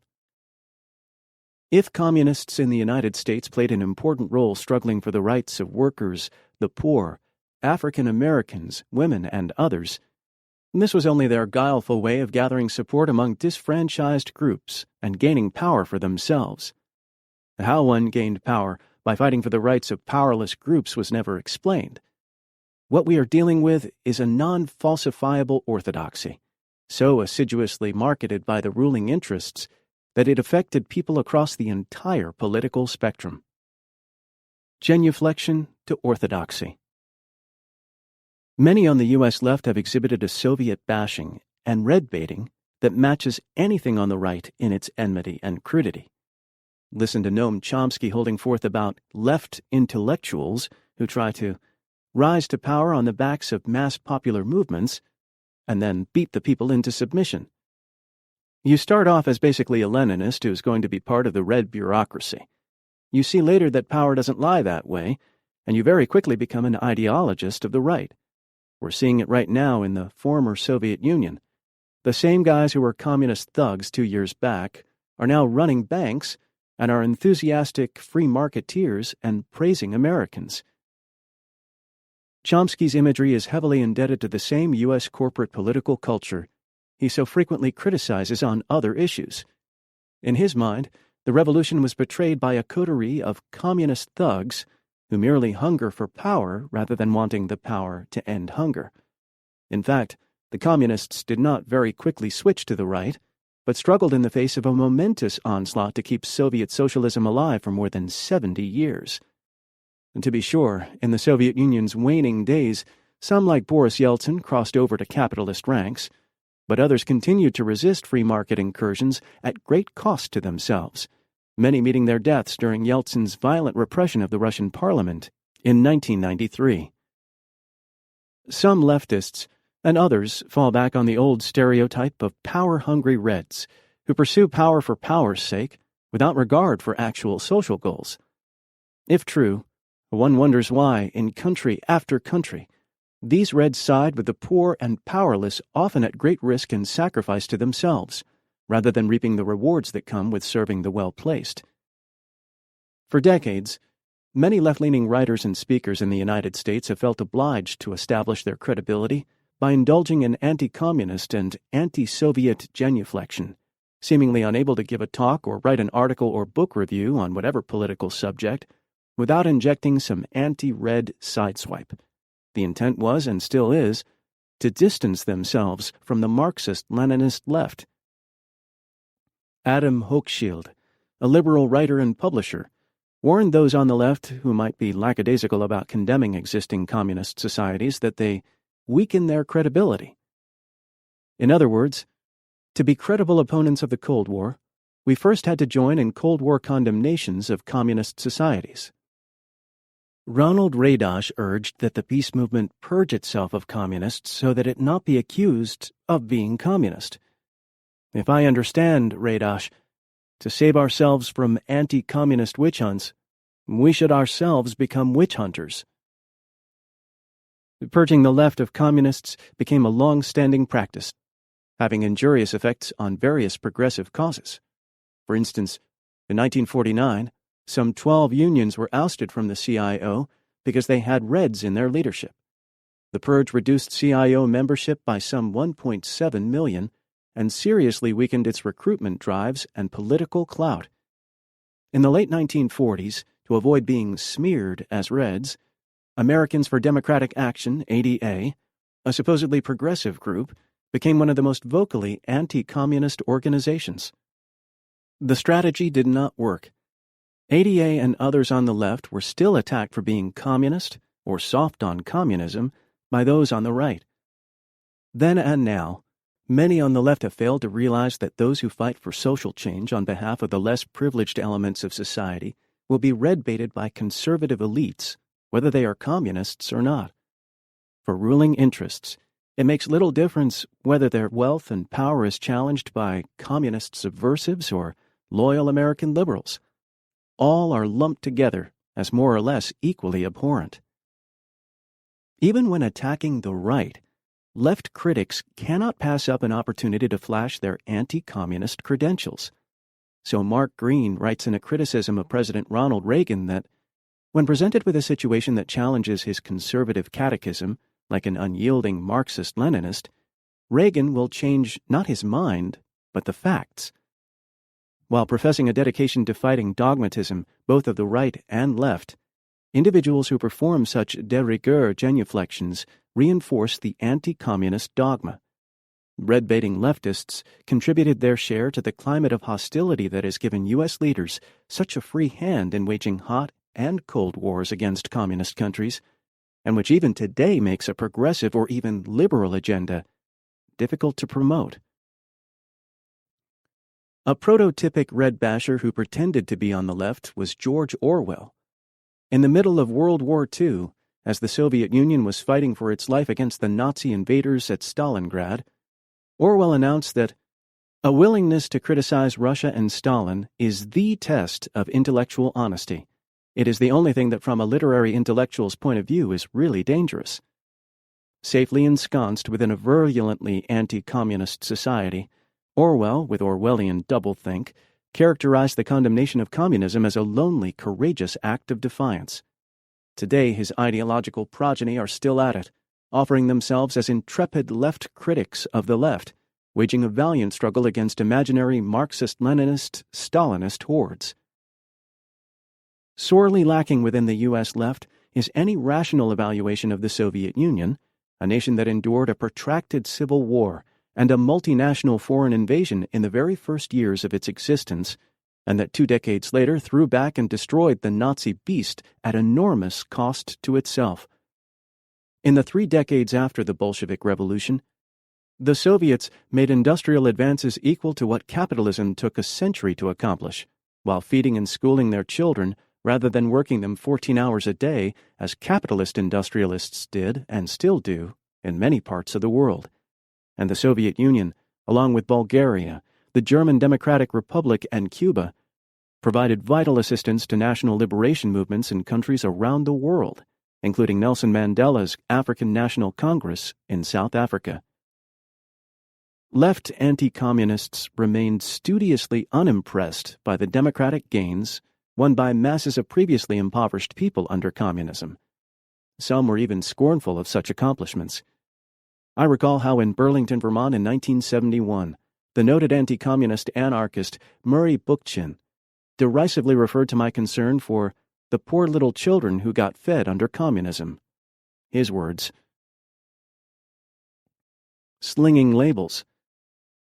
Those of us who refused to join in the Soviet bashing were branded by left anti-communists as Soviet apologists and Stalinists, even if we disliked Stalin and his autocratic system of rule and believed there were things seriously wrong with existing Soviet society.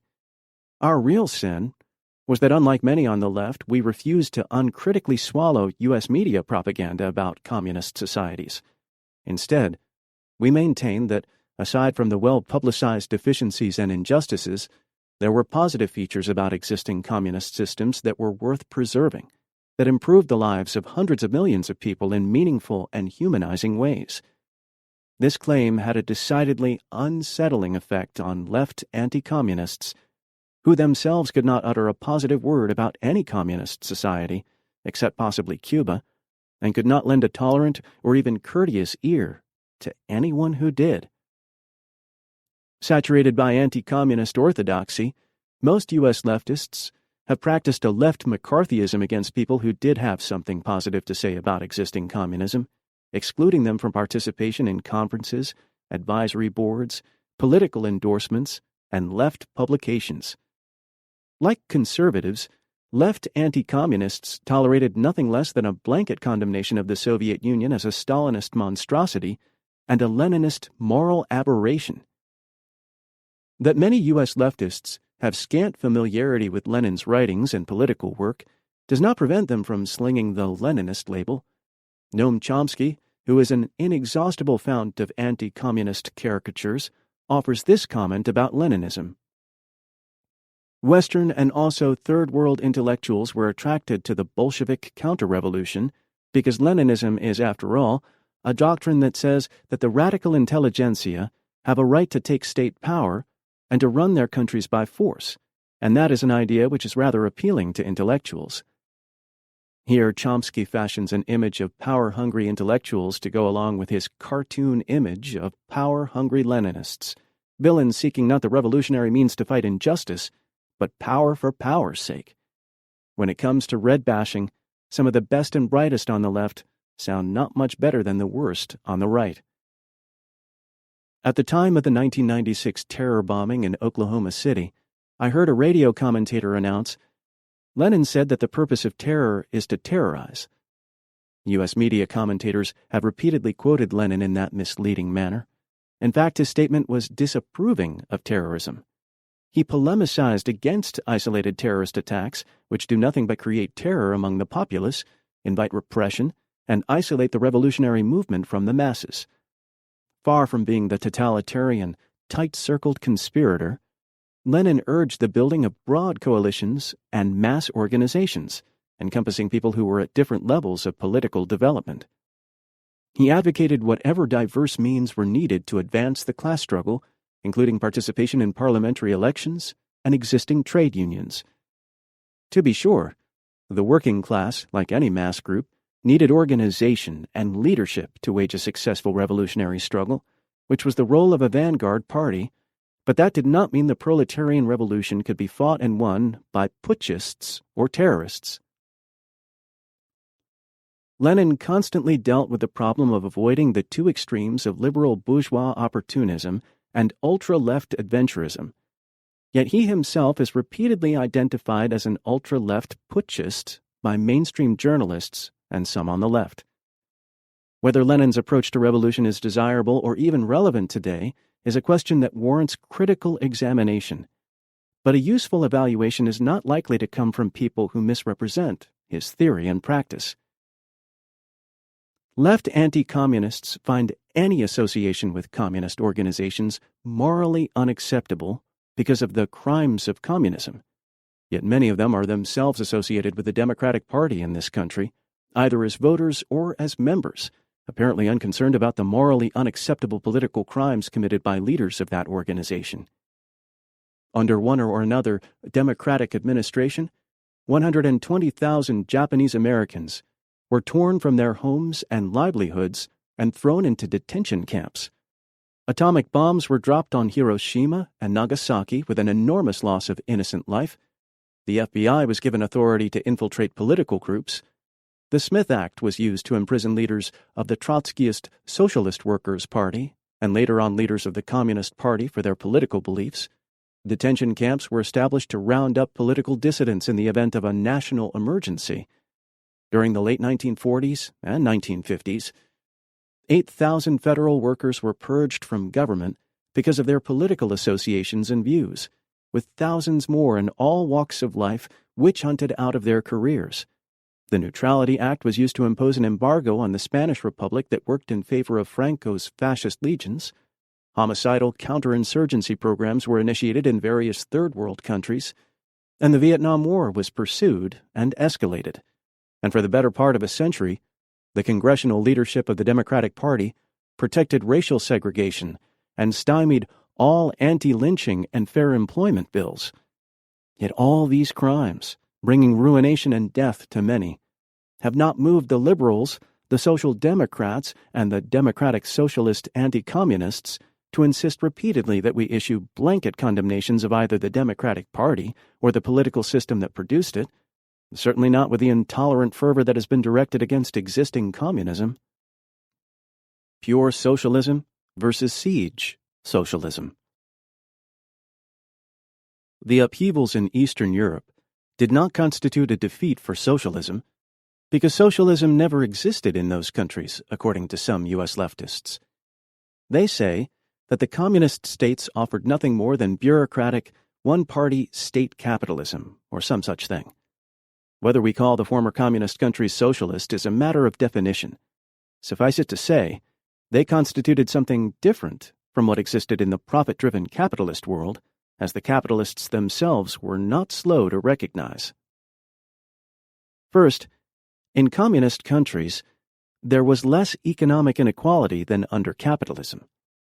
The perks enjoyed by party and government elites were modest by corporate CEO standards in the West, as were their personal incomes and lifestyles. Soviet leaders like Yuri Andropov and Leonid Brezhnev lived not in lavishly appointed mansions like the White House, but in relatively large apartments in a housing project near the Kremlin set aside for government leaders. They had limousines at their disposal, like most other heads of state, and access to large dachas where they entertained visiting dignitaries. But they had none of the immense personal wealth that most U.S. leaders possess.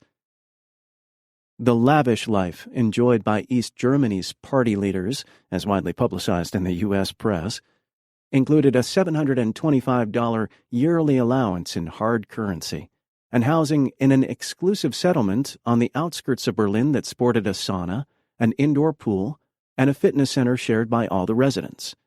They also could shop in stores that carried Western goods such as bananas, jeans, and Japanese electronics.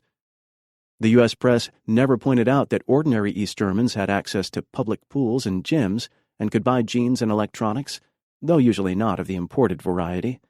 Nor was the lavish consumption enjoyed by East German leaders contrasted to the truly opulent lifestyle enjoyed by the Western plutocracy. Second, in communist countries, productive forces were not organized for capital gain and private enrichment. Public ownership of the means of production supplanted private ownership. Individuals could not hire other people and accumulate great personal wealth from their labor. Again, compared to Western standards, differences in earnings and savings among the populace were generally modest. The income spread between highest and lowest earners in the Soviet Union was about 5-1. In the United States, the spread in yearly income between the top multi-billionaires and the working poor is more like 10,000-1. Third, priority was placed on human services.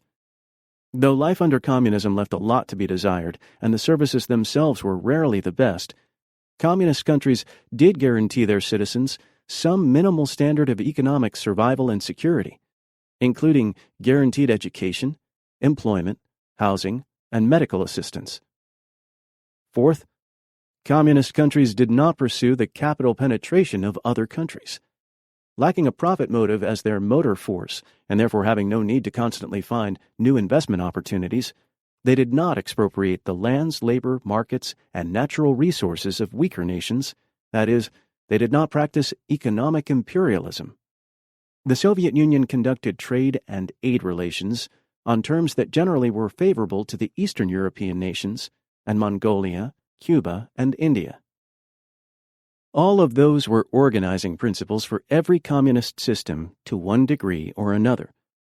None apply to free market countries like Honduras, Guatemala, Thailand, South Korea, Chile, Indonesia, Zaire, Germany, or the United States.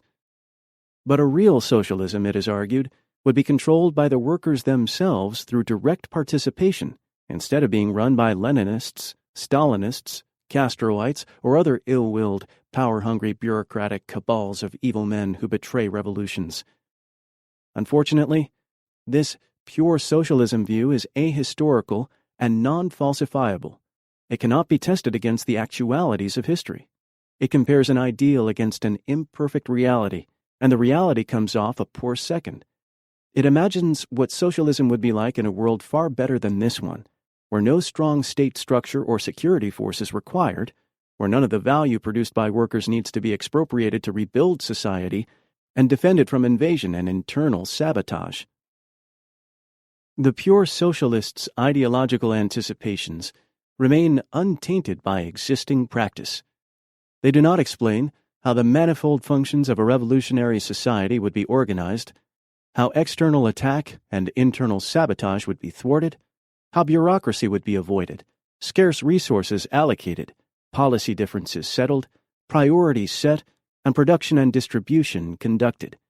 Instead, they offer vague statements about how the workers themselves will directly own and control the means of production and will arrive at their own solutions through creative struggle. No surprise, then, that the pure socialists support every revolution except the ones that succeed. The pure socialists had a vision of a new society that would create and be created by new people, a society so transformed in its fundaments as to leave little opportunity for wrongful acts, corruption, and criminal abuses of state power.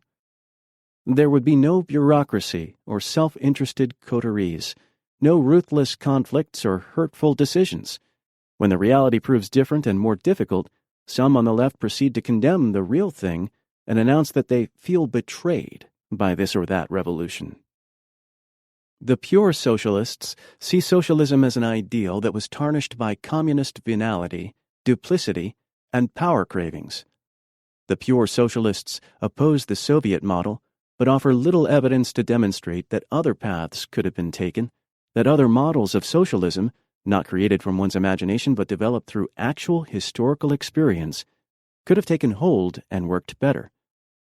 Was an open, pluralistic, democratic socialism actually possible at this historic juncture? The historical evidence would suggest it was not. As the political philosopher Carl Shames argued, how do the left critics know that the fundamental problem was the nature of the ruling revolutionary parties rather than, say, the global concentration of capital that is destroying all independent economies and putting an end to national sovereignty everywhere? And to the extent that it was, where did this nature come from? Was this nature disembodied, disconnected from the fabric of the society itself, from the social relations impacting on it? Thousands of examples could be found in which the centralization of power was a necessary choice in securing and protecting socialist relations. In my observation of existing communist societies, the positive of socialism and the negative of bureaucracy, authoritarianism, and tyranny interpenetrated in virtually every sphere of life. The pure socialists regularly blame the left itself for every defeat it suffers. Their second-guessing is endless. So we hear that revolutionary struggles fail because their leaders wait too long or act too soon, are too timid or too impulsive, too stubborn or too easily swayed. We hear that revolutionary leaders are compromising or adventuristic, bureaucratic or opportunistic, rigidly organized or insufficiently organized, undemocratic or failing to provide strong leadership. But always the leaders fail because they do not put their trust in the direct actions of the workers, who apparently would withstand and overcome every adversity if only given the kind of leadership available from the left critics' own groupuscule. Unfortunately, the critics seem unable to apply their own leadership genius to producing a successful revolutionary movement in their own country. Tony Febo questioned this blame-the-leadership syndrome of the pure socialists. It occurs to me that when people as smart, different, dedicated, and heroic as Lenin, Mao, Fidel Castro, Daniel Ortega, Ho Chi Minh, and Robert Mugabe, and the millions of heroic people who followed and fought with them, all end up more or less in the same place, then something bigger is at work than who made what decision at what meeting. or even what size houses they went home to after the meeting. These leaders weren't in a vacuum, they were in a whirlwind, and the suction, the force, the power that was twirling them around has spun and left this globe mangled for more than 900 years. And to blame this or that theory or this or that leader is a simple-minded substitute for the kind of analysis that Marxists should make. To be sure, the pure socialists are not entirely without specific agendas for building the revolution. After the Sandinistas overthrew the Somoza dictatorship in Nicaragua, an ultra-left group in that country called for direct worker ownership of the factories. The armed workers would take control of production without benefit of managers, state planners, bureaucrats, or a formal military. While undeniably appealing, this worker syndicalism denies the necessities of state power. Under such an arrangement, the Nicaraguan revolution would not have lasted 2 months against the U.S.-sponsored counter-revolution that savaged the country. It would have been unable to mobilize enough resources to field an army, take security measures, or build and coordinate economic programs and human services on a national scale. Decentralization versus survival. For a people's revolution to survive, it must seize state power and use it to A. break the stranglehold exercised by the owning class over the society's institutions and resources, and B. withstand the reactionary counterattack that is sure to come. The internal and external dangers a revolution faces necessitate a centralized state power that is not particularly to anyone's liking, not in Soviet Russia in 1917, nor in Sandinista Nicaragua in 1980. Engels offers an apposite account of an uprising in Spain in 1872 to 1873, in which anarchists seized power in municipalities across the country. At first the situation looked promising. The king had abdicated, and the bourgeois government could muster but a few thousand ill-trained troops. Yet this ragtag force prevailed because it faced a thoroughly parochialized rebellion. Each town proclaimed itself a sovereign canton and set up a revolutionary committee, junta, Engels writes. Each town acted on its own, declaring that the important thing was not cooperation with other towns, but separation from them, thus precluding any possibility of a combined attack against bourgeois forces. It was the fragmentation and isolation of the revolutionary forces which enabled the government troops to smash one revolt after the other. Decentralized parochial autonomy is the graveyard of insurgency, which may be one reason why there has never been a successful anarcho-syndicalist revolution. Ideally, it would be a fine thing to have only local, self-directed worker participation with minimal bureaucracy, police, and military. This probably would be the development of socialism, were socialism ever allowed to develop unhindered by counter-revolutionary subversion and attack. One might recall how in 1918 through 1920, 14 capitalist nations, including the United States, invaded Soviet Russia in a bloody but unsuccessful attempt to overthrow the revolutionary Bolshevik government.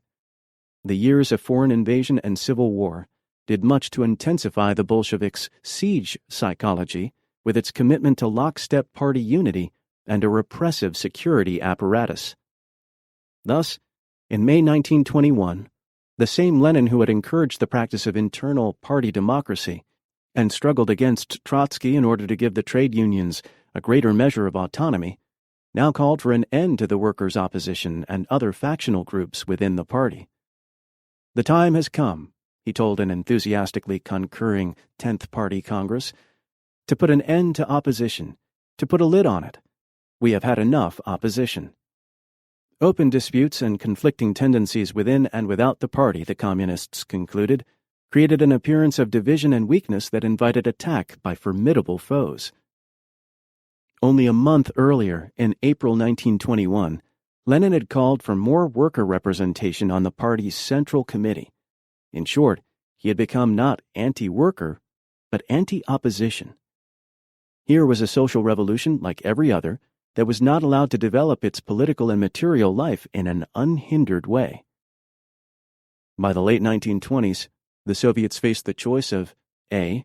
moving in a still more centralized direction with a command economy, and forced agrarian collectivization and full-speed industrialization under a commandist, autocratic party leadership, the road taken by Stalin, or B, moving in a liberalized direction, allowing more political diversity, more autonomy for labor unions and other organizations, more open debate and criticism, greater autonomy among the various Soviet republics, a sector of privately owned small businesses, independent agricultural development by the peasantry, greater emphasis on consumer goods, and less effort given to the kind of capital accumulation needed to build a strong military-industrial base. The latter course, I believe, would have produced a more comfortable, more humane, and serviceable society. Siege socialism would have given way to worker-consumer socialism. The only problem is that the country would have risked being incapable of withstanding the Nazi onslaught. Instead, the Soviet Union embarked upon a rigorous, forced industrialization. This policy has often been mentioned as one of the wrongs perpetrated by Stalin upon his people. It consisted mostly of building, within a decade, an entirely new, huge industrial base east of the Urals in the middle of the barren steppes, the biggest steel complex in Europe, in anticipation of an invasion from the West. Money was spent like water. Men froze, hungered, and suffered, but the construction went on with a disregard for individuals and a mass heroism seldom paralleled in history.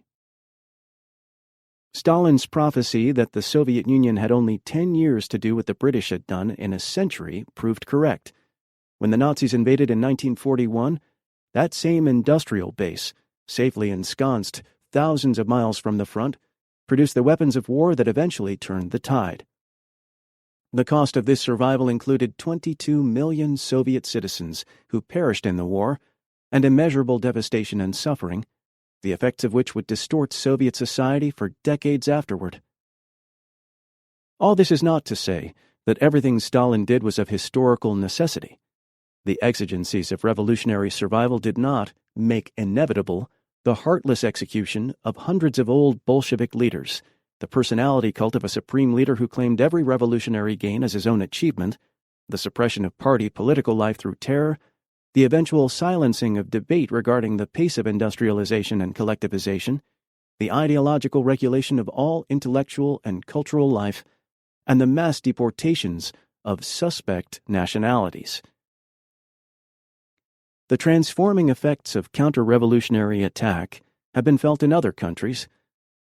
A Sandinista military officer I met in Vienna in 1986 noted that Nicaraguans were not a warrior people, but they had to learn to fight because they faced a destructive, U.S.-sponsored mercenary war.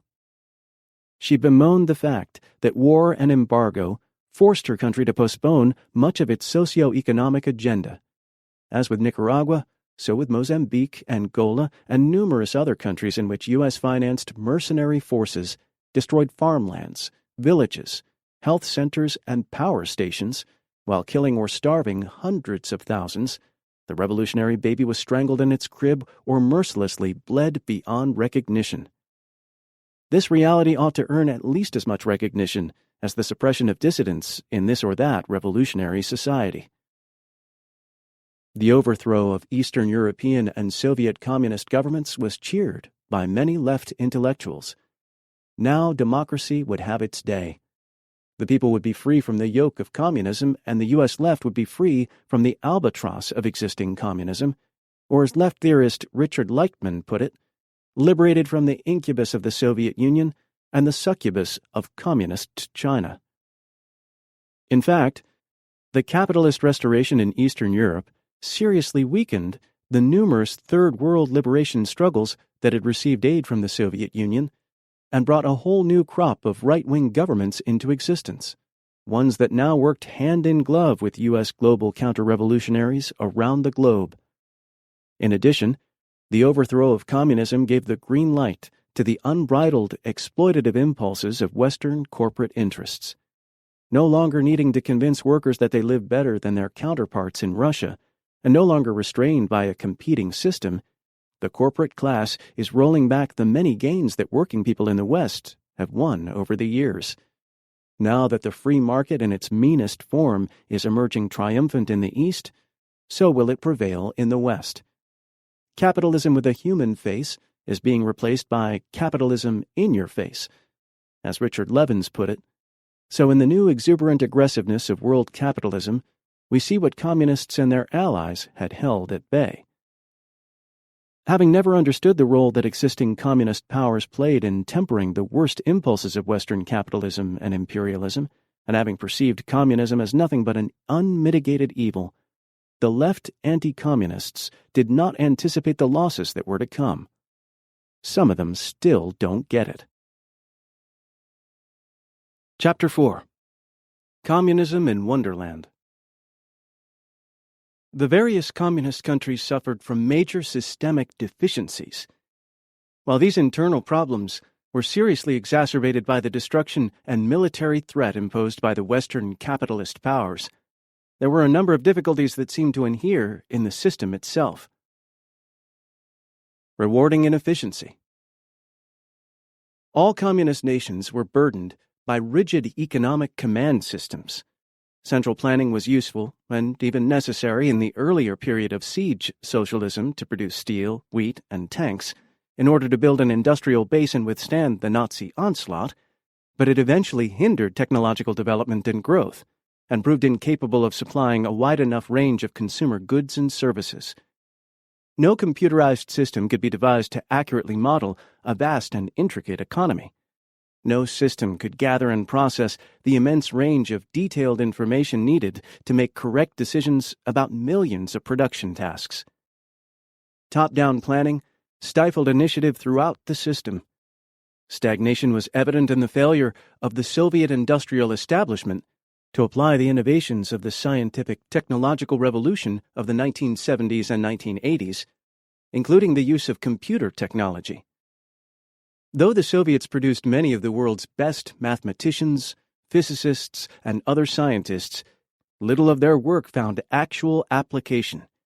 As Mikhail Gorbachev complained before the 28th Communist Party Congress in 1990, we can no longer tolerate the managerial system that rejects scientific and technological progress and new technologies, that is committed to cost ineffectiveness and generates squandering and waste.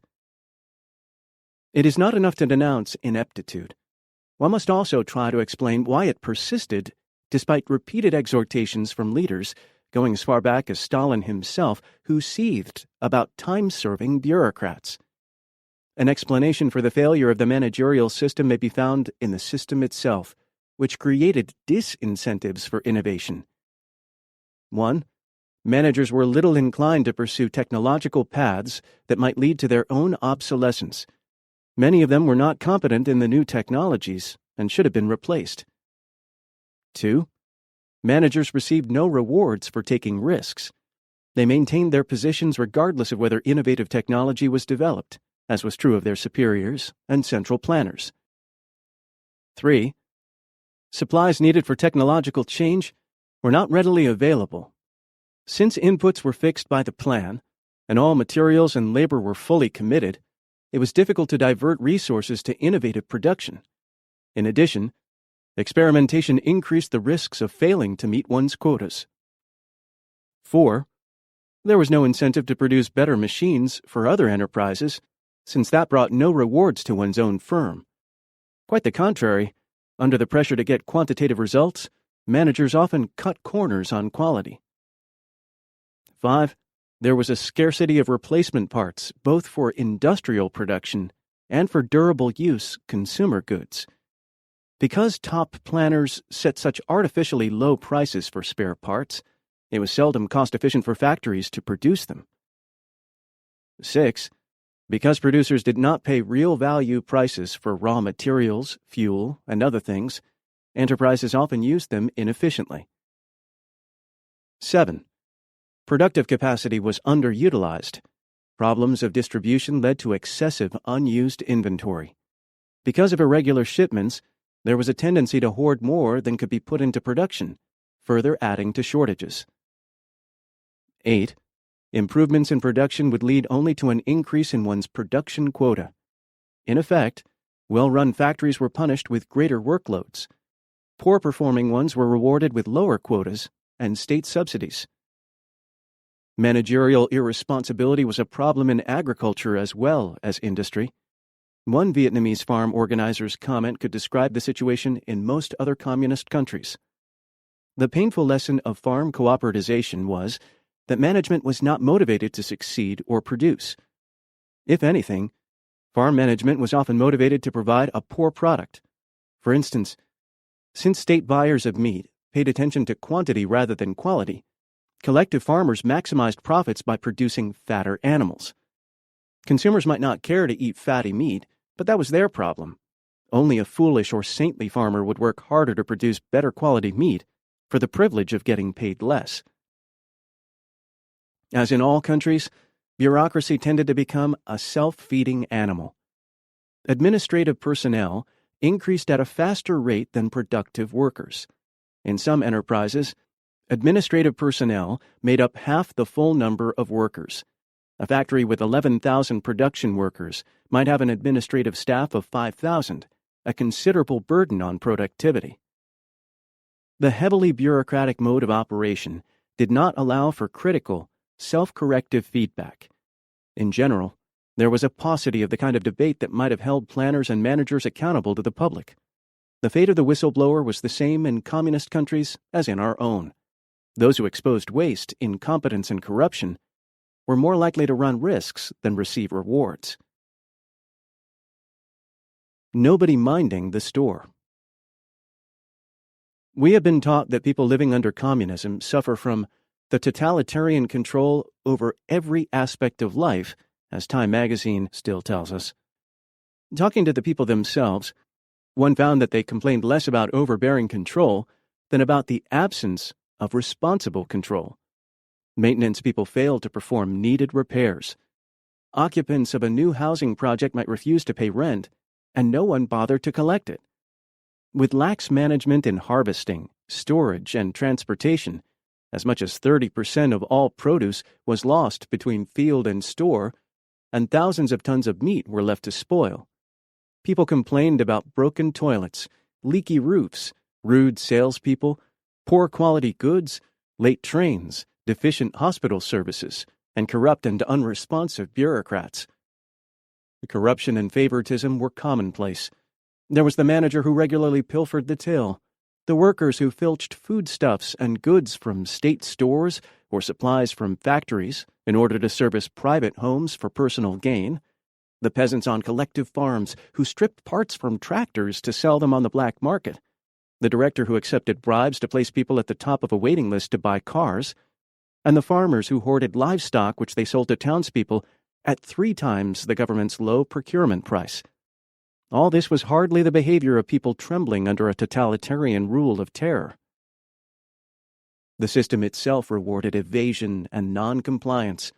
Thus, the poorer the performance of the collective farm, the more substantial the subsidy, and the less demanded in the way of work quotas.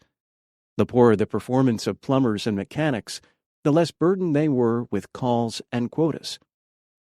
The poorer the restaurant service, the fewer the number of clients, and the more food left over to take home for oneself or sell on the black market. The last thing restaurant personnel wanted was satisfied customers who would return to dine at the officially fixed low prices. Not surprisingly, work discipline left much to be desired. There was the clerk who chatted endlessly with a friend on the telephone while a long line of people waited resentfully for service, the 2 workers who took 3 days to paint a hotel wall that should have taken a few hours, the many who would walk off their jobs to go shopping. Such poor performance itself contributed to low productivity and the cycle of scarcity. In 1979, Cuban leader Raúl Castro offered this list of abuses: the lack of work discipline, unjustified absences from work, deliberate go-slows so as not to surpass the norms, which are already low and poorly applied in practice so that they won't be changed. In contrast to capitalism, when people in the countryside worked an exhausting 12-hour workday and more, there are a good many instances today, especially in agriculture, of people working no more than 4 or 6 hours, with the exception of cane cutters and possibly a few other kinds of work. We know that in many cases, heads of brigades and foremen make a deal with workers to meet the norm in half a day and then go off and work for the other half for some nearby small private farmer for extra income, or to go slow and meet the norm in 7 or 8 hours, or do 2 or 3 norms in a day and report them over other days on which they don't go to work. All these tricks of the trade in agriculture are also to be found in industry, transportation services, repair shops, and many other places where there's rampant buddyism, cases of you do me a favor and I'll do you one, and pilfering on the side. If fired, an individual had a constitutional guarantee to another job, and seldom had any difficulty finding one. The labor market was a seller's market. Workers did not fear losing their jobs, but managers feared losing their best workers, and sometimes overpaid them to prevent them from leaving. Too often, however, neither monetary rewards nor employment itself were linked to performance. The dedicated employee usually earned no more than the irresponsible one. The slackers and pilferers had a demoralizing effect on those who wanted to work in earnest. Full employment was achieved by padding the workforce with people who had relatively little to do. This added to labor scarcity, low productivity, lack of work discipline, and the failure to implement labor-saving technologies that could maximize production. The communists operated on the assumption that once capitalism and its attendant economic abuses were eliminated, and once social production was communalized and people were afforded some decent measure of security and prosperity, they would contentedly do their fair share of work. That often proved not so. Communist economies had a kind of wonderland quality, in that prices seldom bore any relation to actual cost or value. Many expensive services were provided almost entirely free, such as education, medical care, and most recreational, sporting, and cultural events. Housing, transportation, utilities, and basic foods were heavily subsidized. Many people had money, but not much to buy with it. High-priced quality goods and luxury items were hard to come by. All this in turn affected work performance. Why work hard to earn more when there was not that much to buy? Wage increases, designed to attract workers to disagreeable or low-prestige jobs or as incentives to production, only added to the disparity between purchasing power and the supply of goods. Prices were held artificially low, first out of dedication to egalitarian principles, but also because attempts to readjust them provoked worker protests in Poland, East Germany, and the USSR. Thus, in the Soviet Union and Poland, the state refused to raise the price of bread, which was priced at only a few pennies per loaf, though it cost less than animal feed. One result, farmers in both countries bought the bread to feed their pigs. With rigorous price controls, there was hidden inflation, a large black market, and long shopping lines. Citizens were expected to play by the rules and not take advantage of the system, even when the system inadvertently invited transgressions. They were expected to discard a self-interested mode of behavior, when in fact there was no reward and some disadvantage in doing so. The brutal totalitarian regime was actually a giant trough from which many took whatever they could. There was strong resentment concerning consumer scarcities, the endless shopping lines, the 10-year wait for a new automobile, the housing shortage that compelled single people to live at home or get married in order to qualify for an apartment of their own, and the 5-year wait for that apartment. The crowding and financial dependency on parents often led to early divorce. These and other such problems took their toll on people's commitment to socialism. Wanting it all. I listened to an East German friend complain of poor services and inferior products. The system did not work, he concluded. But what of the numerous social benefits so lacking in much of the world, I asked. Aren't these to be valued? His response was revealing. Oh, nobody ever talks about that. People took for granted what they had in the way of human services and entitlements while hungering for the consumer goods dangling in their imaginations. The human capacity for discontent should not be underestimated. People cannot live on the social wage alone. Once our needs are satisfied, then our wants tend to escalate, and our wants become our needs. A rise in living standards often incites a still greater rise in expectations. As people are treated better, They want more of the good things and are not necessarily grateful for what they already have. Leading professionals who had attained relatively good living standards wanted to dress better, travel abroad, and enjoy the more abundant lifestyles available to people of means in the capitalist world. It was this desire for greater affluence, rather than the quest for political freedom, that motivated most of those who emigrated to the West. Material wants were mentioned far more often than the lack of democracy. The émigrés who fled Vietnam in 1989 were not persecuted political dissidents. Usually they were relatively prosperous craftsmen, small entrepreneurs, well-educated engineers, architects, and intellectuals seeking greater opportunities. To quote one, "I don't think my life here in Vietnam is very bad. In fact, I'm very well off. But that's human nature to always want something better." Another testified, "We had 2 shops, and our income was decent, but we wanted a better life." And another, "They left for the same reasons we did. They wanted to be richer, just like us." Today, a get-rich mania is spreading throughout much of Vietnam as that nation lurches toward a market economy. Likewise, the big demand in the German Democratic Republic, GDR, was for travel, new appliances, and bigger apartments. The New York Times described East Germany as a country of 16 million who seem transfixed by one issue. How soon can they become as prosperous as West Germany? A national poll taken in China reported that 68% chose as their goal to live well and get rich. In 1989, I asked the GDR ambassador in Washington, D.C., why his country made such junky 2-cylinder cars. He said the goal was to develop good public transportation and discourage the use of costly private vehicles. But when asked to choose between a rational, efficient, economically sound, and ecologically sane mass transportation system, or an automobile with its instant mobility, special status, privacy, and personal empowerment, the East Germans went for the latter, as do most people in the world. The ambassador added ruefully, "We thought building a good society would make good people. That's not always true."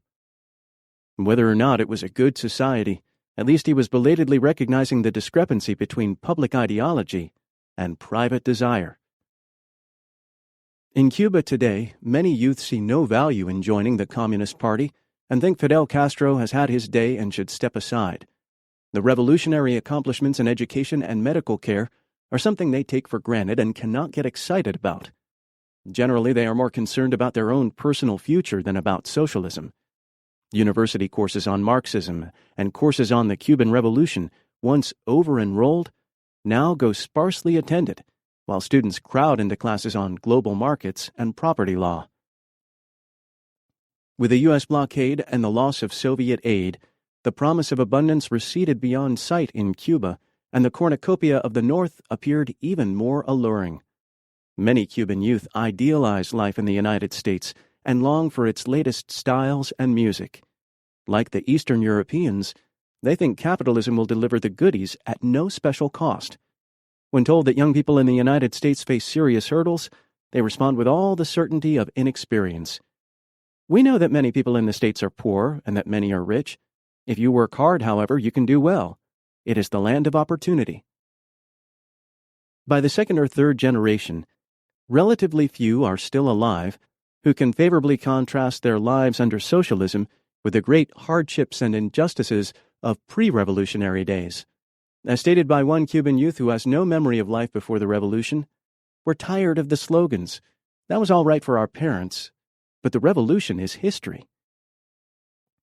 In a society of rapidly rising and sometimes unrealistic expectations, those who did not do well, who could not find employment commensurate with their training, or who were stuck with drudge work, were especially inclined to want to change. Even in the best of societies, much labor has an instrumental value, but no inherent gratification. The sooner a tedious task is completed, the sooner there is another to be done, so why knock yourself out? If building the revolution and winning the battle of production mean performing essential but routine tasks for the rest of one's foreseeable future, the revolution understandably loses its luster. There is often not enough interesting and creative work to go around for all who consider themselves interesting and creative people. In time, The revolution suffers from the routinization of charisma. Ordinary people cannot sustain in everyday life a level of intense dedication for abstract, albeit beautiful ideals. Why struggle for a better life if it cannot now be attained? And if it can be enjoyed now, then forget about revolutionary sacrifice. Reactionism to the surface. For years, I heard about the devilishly clever manipulations of communist propaganda. Later on, I was surprised to discover that news media in communist countries were usually lackluster and plodding. Western capitalist nations are immersed in an advertising culture with billions spent on marketing and manipulating images. The communist countries had nothing comparable. Their media coverage generally consisted of dull protocol visits and official pronouncements, along with glowing reports about the economy and society, so glowing that people complained about not knowing what was going on in their own country. They could read about abuses of power, industrial accidents, worker protests, and earthquakes occurring in every country but their own. And even when the press exposed domestic abuses, they usually went uncorrected. Media reports sometimes so conflicted with daily experience that the official press was not believed, even when it did tell the truth, as when it reported on poverty and repression in the capitalist world. If anything, many intellectuals in communist nations were utterly starry-eyed about the capitalist world and unwilling to look at its seamier side. Ferociously opposed to the socialist system, they were anti-communist to the point of being full-fledged adulators of Western reactionism. The more rabidly reactionary chic a position was, the more appeal it had for the intelligentsia. With almost religious fervor, intellectuals maintained that the capitalist West, especially the United States, was a free market paradise of superabundance and almost limitless opportunity. Nor would they believe anything to the contrary. With complete certitude, well-fed, university-educated Moscow intellectuals sitting in their modest but comfortable apartments would tell U.S. visitors, "The poorer among you live better than we." A conservative deputy editor of the Wall Street Journal, David Brooks, offers this profile of the Moscow intellectual. He is the master of contempt and feels he is living in a world run by imbeciles. He is not unsure, casting about for the correct answers. The immediate answers are obvious: democracy and capitalism. His self-imposed task is to smash the idiots who stand in the way. He has none of the rococo mannerisms of our intellectuals, but values bluntness, rudeness, and arrogance. These democratic intellectuals love Ronald Reagan, Marlboros, and the South in the American Civil War. Consider Andrei Sakharov, a darling of the U.S. press who regularly praised corporate capitalism while belittling the advances achieved by the Soviet people. He lambasted the U.S. peace movement for its opposition to the Vietnam War, and accused the Soviets of being military expansionists and the sole culprits behind the arms race. Sakharov supported every U.S. armed intervention abroad as a defense of democracy, and characterized new U.S. weapons systems like the neutron bomb as primarily defensive. Anointed by U.S. leaders and media as a human rights advocate, he never had an unkind word for the human rights violations perpetrated by the fascist regimes of faithful U.S. client states, including Pinochet's Chile and Suharto's Indonesia, and he directed snide remarks toward those who did. He regularly attacked those in the West who dissented from anti-communist orthodoxy and who opposed U.S. interventionism abroad. As with many other Eastern European intellectuals, Sakharov's advocacy of dissent did not extend to opinions that deviated to the left of his own. The tolerance for Western imperialism extended into the upper reaches of the Soviet government itself, as reflected in a remark made in 1989 by a high-ranking official in the Soviet Foreign Ministry, Andrei Kozyrev, who stated that third world countries suffer not so much from capitalism as from a lack of it. Either by design or stupidity, he confused capital, which those nations lack, with capitalism, of which they have more than enough to victimize them.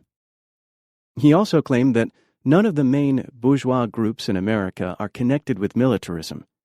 To think of them as imperialists who plunder third world countries is a stereotyped idea that should be discarded. As a system of analysis mainly concerned with existing capitalism, Marxism has relatively little to say about the development of socialist societies. In the communist countries, Marxism was doled out like a catechism. Its critique of capitalism had no vibrancy or meaning for those who lived in a non-capitalist society. Instead, most intellectuals found excitement in the forbidden fruit of Western bourgeois ideology. In looking to the West, they were not interested in broadening the ideological spectrum, a desirable goal, but in replacing the dominant view with a rightist, anti-communist orthodoxy. They were not for an end to ideology, but for replacing one ideology with another. Without hesitation, they added their voices to the chorus, singing the glories of the free market paradise. Heavily subsidized by Western sources, the right-wing intelligentsia produced publications like Moscow News and Argumentii Fakti, which put out a virulently pro-capitalist, pro-imperialist message. One such publication, Literaturnaya Gazeta, hailed Reagan and Bush as statesmen and the architects of peace. It questioned the need for a ministry of culture in the USSR, even one that was now headed by an anti-communist. There's no such ministry in the United States, and yet it seems that there is nothing wrong with American culture. Who said Russians don't have a sense of humor? With the decline of communist power in Eastern Europe, the worst political scum began to float to the surface.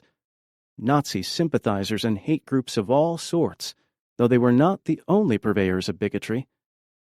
In 1990, none other than Polish Solidarity leader Lech Walesa declared that a gang of Jews has gotten hold of the trough and is bent on destroying us. Later on, he maintained that the comment did not apply to all Jews, but only those who are looking out for themselves while giving not a damn about anyone else. The following year, in Poland's post-communist presidential election, various candidates, including Walesa, outdid each other in their anti-Semitic allusions. In 1996, at a national ceremony, Solidarity chief Zygmunt Żadak resorted to anti-Semitic vituperation while railing against the previous communist regime. Romanticizing capitalism. In 1990, in Washington, D.C., the Hungarian ambassador held a press conference to announce that his country was discarding its socialist system because it did not work. When I asked why it did not work, he said, "I don't know." Here was someone who confessed that he had no understanding of the deficiencies of his country's socio-economic process, even though he was one of those in charge of that process. Leaders who talk only to each other are soon out of touch with reality. The policymakers of these communist states showed a surprisingly un-Marxist understanding of the problems they faced. There were denunciations and admonitions aplenty, but little systemic analysis of why and how things had come to such an impasse. Instead, there was much admiration for what was taken to be Western capitalist know-how, and remarkably little understanding of the uglier side of capitalism and how it impacted upon the world. In the USSR, glasnost, the use of critical debate to invite innovation and reform, opened Soviet media to Western penetration and accelerated the very disaffection it was intended to rectify.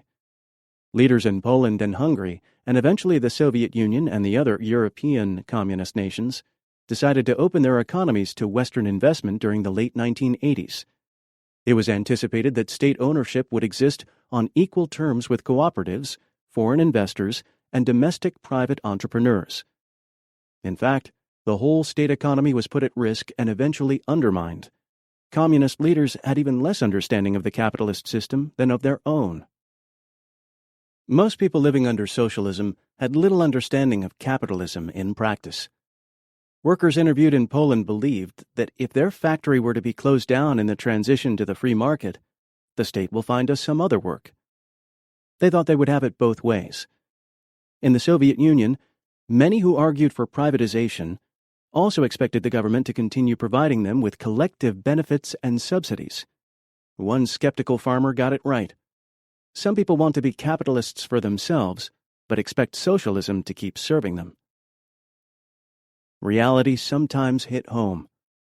In 1990, during the glasnost period, when the Soviet government announced that the price of newsprint would be raised 300% to make it commensurate with its actual cost, the new pro-capitalist publications complained bitterly.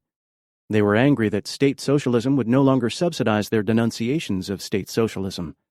They were being subjected to the same free market realities they so enthusiastically advocated for everyone else, and they did not like it. Not everyone romanticized capitalism.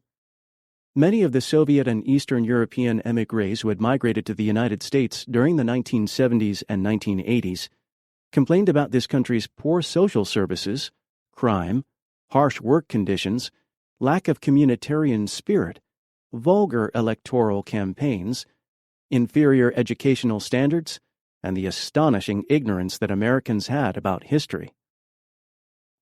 They discovered they could no longer leave their jobs during the day to go shopping, that their employers provided no company doctor when they fell ill on the job, that they were subject to severe reprimands when tardy, that they could not walk the streets and parks late at night without fear, that they might not be able to afford medical services for their family or college tuition for their children, and that they had no guarantee of a job and might experience unemployment at any time.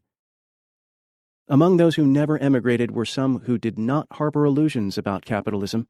In fact, numerous workers, peasants, and elderly were fearful of the changes ahead and not entirely sold on the free market mythology. A 1989 survey in Czechoslovakia found that 47% wanted their economy to remain state-controlled, while 43% wanted a mixed economy, and only 3% said they favored capitalism. In May 1991, a survey of Russians by a U.S. polling organization found that 54% chose some form of socialism, and only 20% wanted a free market economy such as in the United States or Germany. Another 27% elected for a modified form of capitalism as found in Sweden. Still, substantial numbers, especially among intellectuals and youths, the two groups who know everything, opted for the free market paradise without the faintest notion of its social costs. Against the inflated imagination, reality is a poor thing. Against the glittering image of the West's cornucopia, the routinized, scarcity-ridden, and often exasperating experiences of communist society did not have a chance. It seems communism created a dialectical dynamic that undermined itself. It took semi-feudal, devastated, underdeveloped countries and successfully industrialized them, bringing a better life for most. But this very process of modernization and uplift also created expectations that could not be fulfilled. Many expected to keep all the securities of socialism overlaid with capitalist consumerism. As we shall see in subsequent chapters, they were in for some painful surprises. One reason siege socialism could not make the transition to consumer socialism is that the state of siege was never lifted. As noted in the previous chapter, the very real internal deficiencies within communist systems were exacerbated by unrelenting external attacks and threats from the Western powers. Born into a powerfully hostile capitalist world, communist nations suffered through wars, invasions, and an arms race that exhausted their productive capacities and retarded their development. The decision by Soviet leaders to achieve military parity with the United States, while working from a much smaller industrial base, placed a serious strain on the entire Soviet economy. The very siege socialism that allowed the USSR to survive made it difficult for it to thrive. Perestroika, the restructuring of socio-economic practices in order to improve performance, was intended to open and revitalize production. Instead, it led to the unraveling of the entire state socialist fabric. Thus, the pluralistic media that were to replace the communist monopoly media eventually devolved into a pro-capitalist, ideological monopoly. The same thing happened to other socialist institutions. The intent was to use a shot of capitalism to bolster socialism. The reality was that socialism was used to subsidize and build an unforgiving capitalism. Pressed hard throughout its history by global capitalism's powerful financial, economic, and military forces, state socialism endured a perpetually tenuous existence only to be swept away when the floodgates were opened to the West. Chapter 5. Stalin's Fingers. In 1989 through 1991, remarkable transformations swept across Eastern Europe and the Soviet Union. Communist governments were overthrown. Large portions of their publicly owned economies were dismantled and handed over to private owners at garage sale prices, and one-party rule was replaced with multi-party parliamentary systems. For Western leaders who had tirelessly pursued the rollback of communism, it was a dream come true. If the overthrow of communism was a victory for democracy, as some claimed, it was even more a victory for free market capitalism and conservative anti-communism. Some of the credit should go to the CIA and other Cold War agencies, along with the National Endowment for Democracy, the AFL-CIO, the Ford Foundation, the Rockefeller Brothers Fund, the Pew Charitable Trusts, and various right-wing groups, all of whom funded free market, anti-communist political organizations and publications throughout Eastern Europe and the Soviet Union, in what swiftly became the best-financed chain of revolutions in history. The upheavals occurred with remarkably little violence. As Lech Walesa boasted in November 1989, Polish solidarity overthrew the communist government without breaking a single window. This says at least as much about the government that was overthrown as about the rebels.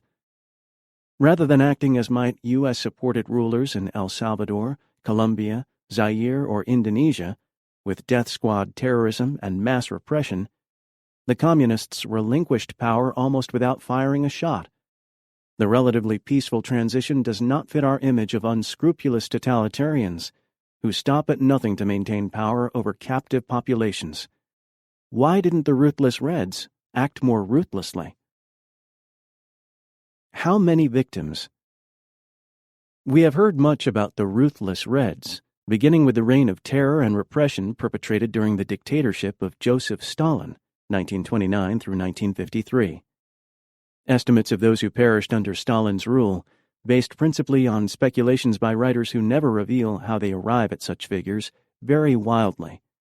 Thus, Roy Medvedev put Stalin's victims at 5 to 7 million, Robert Conquest decided on 7 to 8 million, Olga Shatunovskaya claims 19.8 million just for the 1935 to 1940 period, Stephen Cohen says 9 million by 1939, with 3 million executed or dying from mistreatment during the 1936 through 1939 period, and Arthur Kessler tells us it was 20 to 25 million.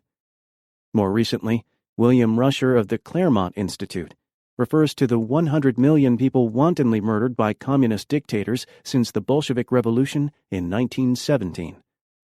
And Richard Lowry blames the Stalin era for the slaughter of millions.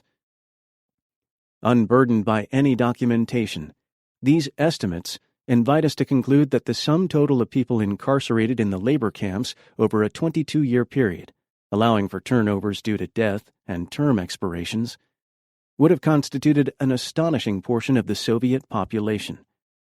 The support and supervision of the Gulag, all the labor camps, labor colonies, and prisons of the Soviet system, would have been the USSR's single largest enterprise. In the absence of reliable evidence, we are fed anecdotes, such as the story Winston Churchill tells of the time he asked Stalin how many people died in the famine. According to Churchill, the Soviet leader responded by raising both his hands, a gesture that may have signified an unwillingness to broach the subject. But since Stalin happened to have 5 fingers on each hand, Churchill concluded, without benefit of a clarifying follow-up question, that Stalin was confessing to 10 million victims. Would the head of one state, especially the secretive Stalin, casually proffer such an admission to the head of another?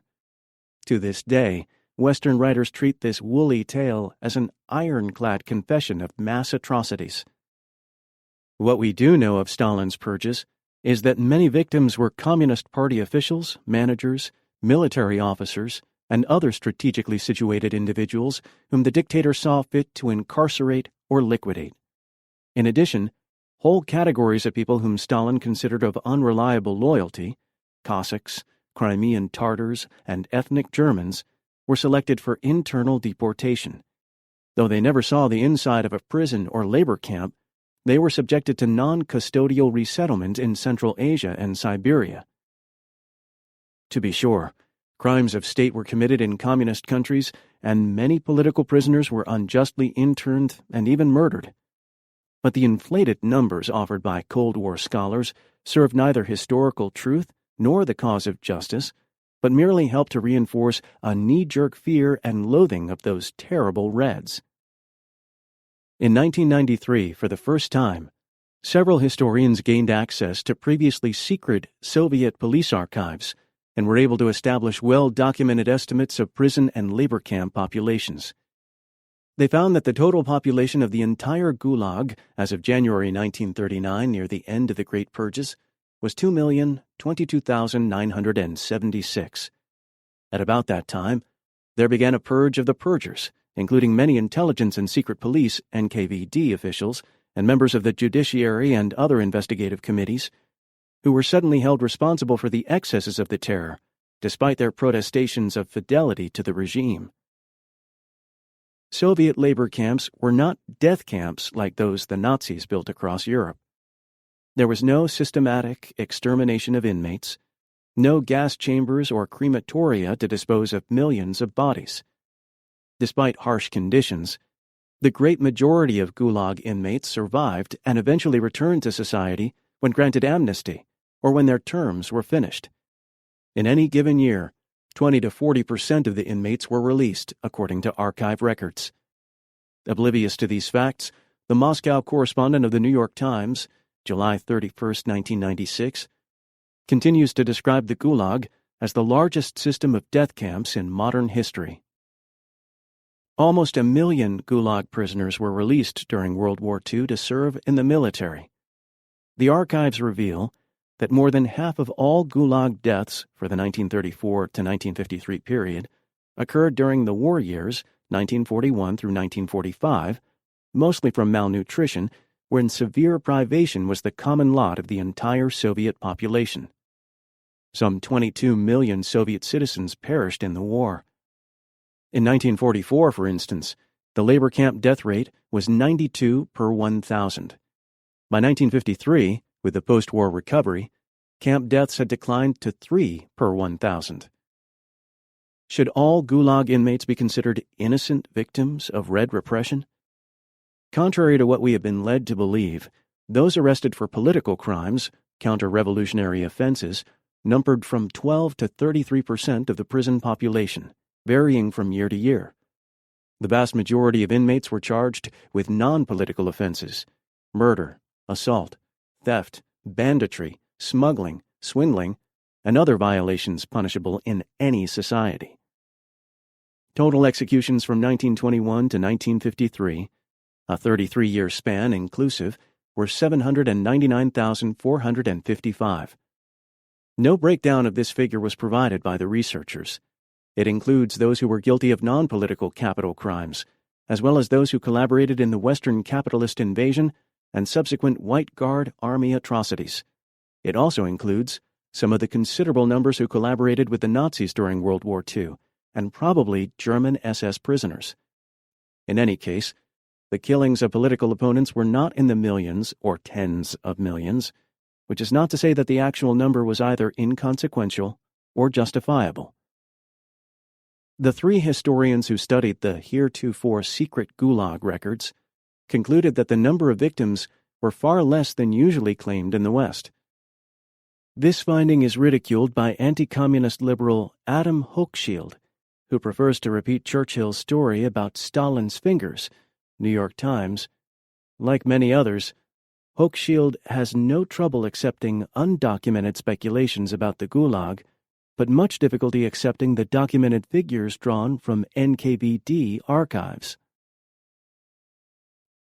Where did the Gulag go?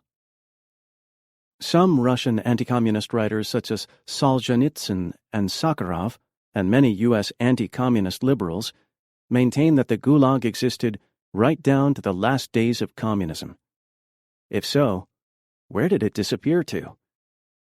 After Stalin's death in 1953, More than half of the Gulag inmates were freed, according to the study of the NKVD files previously cited. But if so many others remained incarcerated, why have they not materialized? When the communist states were overthrown, where were the half-starved hordes pouring out of the internment camps with their tales of travail? One of the last remaining Soviet labor camps, Perm 35, was visited in 1989 by Republican congressmen and again in 1990 by French journalists. Both parties found only a few dozen prisoners, some of whom were identified as outright spies. Others were refuseniks who had been denied the right to emigrate. Prisoners worked 8 hours a day, 6 days a week, for 250 rubles, $40 a month. What of the supposedly vast numbers of political prisoners said to exist in the other communist totalitarian police states of Eastern Europe? Why no evidence of their mass release in the post-communist era? And where are the mass of political prisoners in Cuba? Asked about this, Professor Alberto Prieto of the University of Havana pointed out that even a recent State Department report on human rights showed hundreds of people being tortured, killed, or disappeared in almost all the Latin American countries, but mentioned only 6 alleged political prisoners in reference to Cuba. If there were mass atrocities right down to the last days of communism, why did not the newly installed anti-communist regimes seize the opportunity to bring erstwhile communist rulers to justice? Why no Nuremberg-style public trials documenting widespread atrocities? Why were not hundreds of party leaders and security officials and thousands of camp guards rounded up and tried for the millions they supposedly exterminated? The best the West Germans could do was charge East German leader Erich Honecker, several other officials, and 7 border guards with shooting people who tried to escape over the Berlin Wall, a serious charge but hardly indicative of a gulag.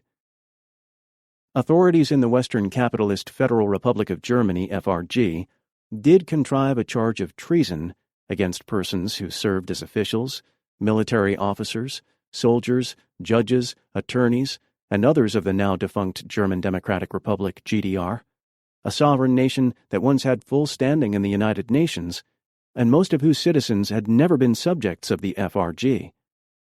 As of 1996, more than 300 treason cases had been brought to trial, including a former GDR intelligence chief, a defense minister, and 6 generals, all indicted for carrying out what were their legal duties under the Constitution and laws of the GDR, in some instances fighting fascism and CIA sabotage. Many of the defendants were eventually acquitted, but a number were sentenced to prison. What we witness here is the Nuremberg trials in reverse. Reds put on trial for their anti-fascist efforts by West German friendly-to-fascism prosecutors, using a retroactive application of FRG penal law for GDR citizens. As of the beginning of 1997, several thousand more trials were expected.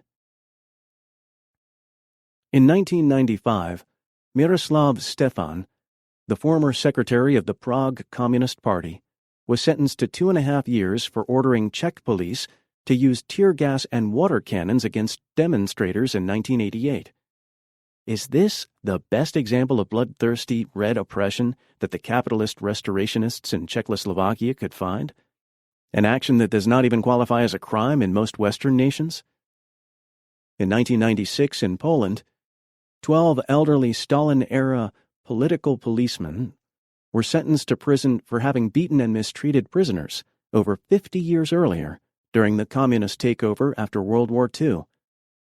Again, one might wonder why post-communist leaders seeking to bring the communist tyrants to justice could find nothing more serious to prosecute than a police assault case from a half-century before. Most of those incarcerated in the Gulag were not political prisoners, and the same appears to be true of inmates in the other communist states. In 1989, when the millionaire playwright Václav Havel became president of Czechoslovakia, he granted amnesty to about 2/3 of the country's prison population, which numbered not in the millions but in the thousands. Havel assumed that most of those incarcerated under communism were victims of political repression and therefore deserved release. He and his associates were dismayed to discover that a good number were experienced criminals who lost no time in resuming their unsavory pursuits. Memories of Maldevelopment. In Chapter 2, I discuss the role of popular revolution in advancing the condition of humankind. That analysis would apply as well to communist revolutions, and is worth reiterating in the present context. We hear a great deal about the crimes of communism, but almost nothing about its achievements. The communist governments inherited societies burdened with an age-old legacy of economic exploitation and maldevelopment. Much of pre-communist Eastern Europe, as with pre-revolutionary Russia and China, was in effect a third world region with widespread poverty and almost non-existent capital formation. Most rural transportation was still by horse and wagon. The devastation of World War II added another heavy layer of misery upon the region, reducing hundreds of villages and many cities to rubble. It was the communists and their allies who rebuilt these societies. While denounced in the U.S. press for leaving their economies in bad shape, in fact, the Reds left the economy of Eastern Europe in far better condition than they found it. The same was true of China. Henry Rosemont Jr. notes that when the communists liberated Shanghai from the U.S.-supported reactionary Kuomintang regime in 1949, about 20% of that city's population, an estimated 1.2 million, were drug addicts. Every morning there were special street crews whose sole task was to gather up the corpses of the children, adults, and the elderly who had been murdered during the night or had been abandoned and died of disease, cold, and/or starvation. During the years of Stalin's reign, the Soviet nation made dramatic gains in literacy, industrial wages, health care, and women's rights. These accomplishments usually go unmentioned when the Stalinist era is discussed. To say that socialism doesn't work is to overlook the fact that it did. In Eastern Europe, Russia, China, Mongolia, North Korea, and Cuba, revolutionary communism created a life for the mass of people that was far better than the wretched existence they had endured under feudal lords, military bosses, foreign colonizers, and Western capitalists. The end result was a dramatic improvement in living conditions for hundreds of millions of people on a scale never before or since witnessed in history. State socialism transformed desperately poor countries into modernized societies in which everyone had enough food, clothing, and shelter, where elderly people had secure pensions, and where all children and many adults went to school, and no one was denied medical attention. Some of us from poor families who carry around the hidden injuries of class are much impressed by these achievements and are unwilling to dismiss them as merely economistic. But what are the democratic rights that these people were denied? In fact, with the exception of Czechoslovakia, these countries had known little political democracy in the days before communism. Russia was a czarist autocracy, Poland a rightist dictatorship with concentration camps of its own, Albania an Italian fascist protectorate as early as 1927, Cuba a U.S.-sponsored dictatorship, Lithuania, Hungary, Romania, and Bulgaria were outright fascist regimes, allied with Nazi Germany in World War II. Then there were the distorting effects that unremitting capitalist encirclement had upon the building of socialism. Throughout its entire 73-year history of counter-revolutionary invasion, civil war, forced industrialization, Stalinist purges and deportations, Nazi conquest, Cold War, and nuclear arms race, the Soviet Union did not know one day of peaceful development. In the attempt to maintain military parity with the United States, the Soviets took on crushing defense costs that seriously depleted their civilian economy. In addition, they faced monetary boycott, trade discrimination, and technological embargo from the West. The people who lived under communism endured chronic shortages, long lines, poor quality goods and services, and many other problems. They wanted a better life, and who could blame them? Without capitalist encirclement, they would have had a better chance of solving more of their internal problems. All this is not to deny the very real deficiencies of the communist systems. Here I want to point out that much of the credit for the deformation and overthrow of communism should go to the Western forces that tirelessly dedicated themselves to that task, using every possible means of political, economic, military, and diplomatic aggression to achieve a success that will continue to cost the people of the world dearly. Chapter 6. The Free Market Paradise Goes East. 1. Capitalist restoration in the former communist countries has taken different forms. In Eastern Europe and the Soviet Union, it involved the overthrow of communist governments. In China, it proceeded within the framework of a communist system, as seems to be happening in Vietnam and perhaps will happen eventually in North Korea and Cuba. While the Chinese government continues under a nominally communist leadership, the process of private capital penetration goes on more or less unhindered. Suppression of the left. The anti-communists who took power in Eastern Europe and the Soviet Union in 1989 through 1991 set about to impose bourgeois dominance over political and cultural life, purging communists from government, the media, universities, professions, and courts. While presenting themselves as democratic reformers, they soon grew impatient with the way democratic forms of popular resistance limited their efforts to install an unrestrained free market capitalism.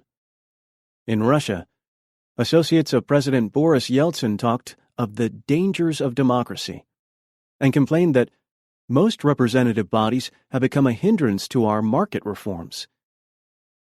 Apparently, the free market, said by reformers to be the very foundation of political democracy, could not be introduced through democratic means. In 1992, the presidents of Poland, Czechoslovakia, and Russia demanded that their parliaments be suspended and they be allowed to rule by presidential decree, with repressive measures against hardliners and holdovers who resisted the free market reforms. Their goal was not power to the people, but profits to the privileged. This process of democratization via suppression began even before the actual overthrow of communism. In 1991, Soviet President Mikhail Gorbachev, prodded by Russian President Yeltsin, announced that the Communist Party of the USSR no longer had legal status. The party's membership funds and buildings were confiscated. Workers were prohibited from engaging in any kind of political activities in the workplace. 6 leftist newspapers were suppressed, while all other publications, many of them openly reactionary, enjoyed uninterrupted distribution.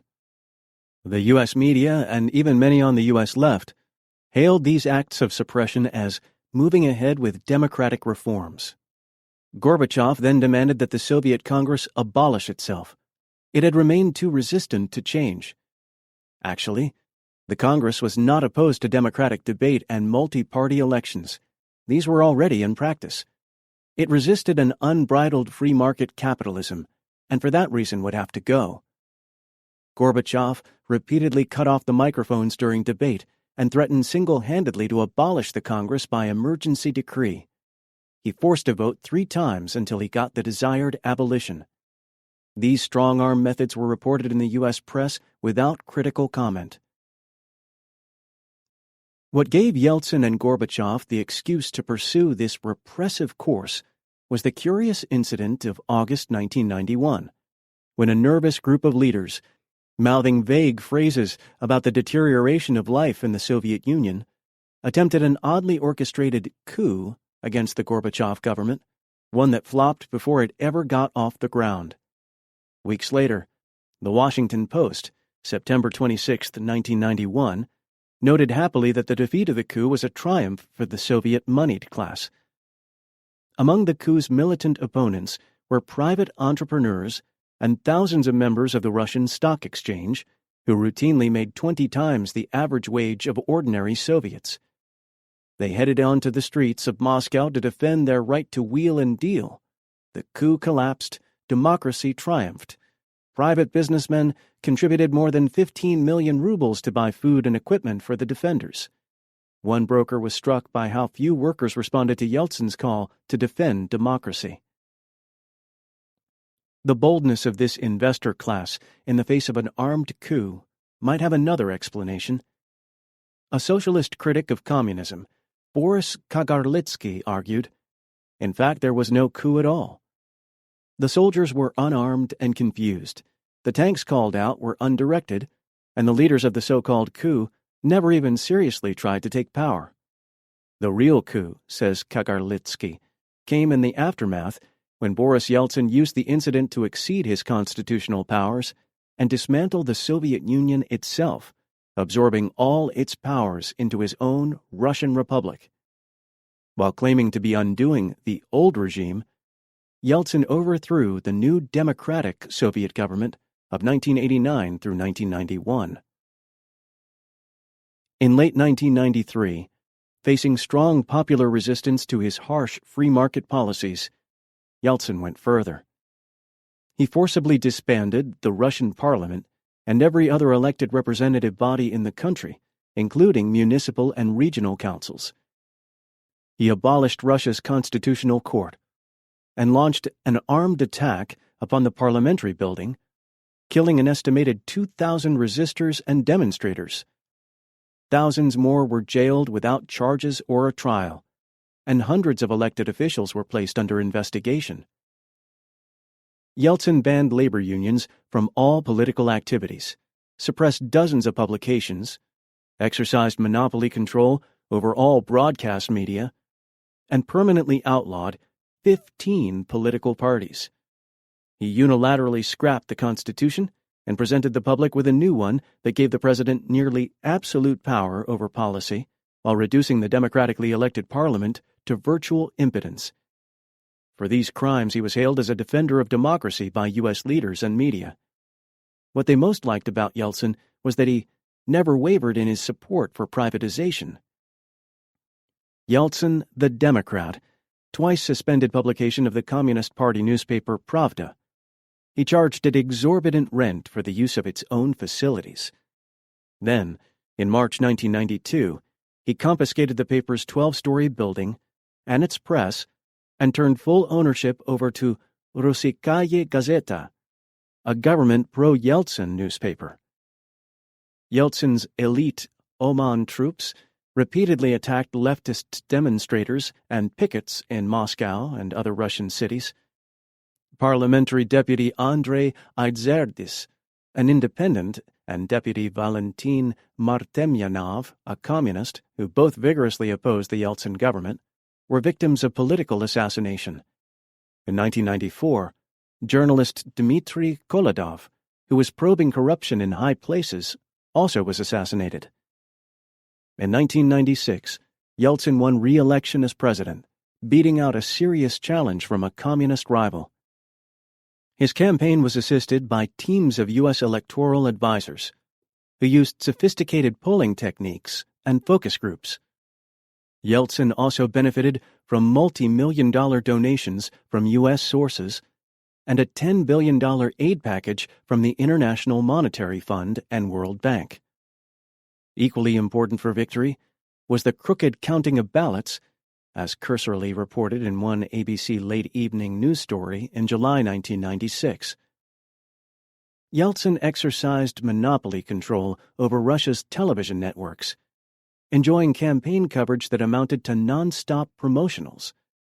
In contrast, opposition candidates were reduced to non-persons, given only fleeting exposure, if that. Yeltsin's re-election was hailed in the West as a victory for democracy.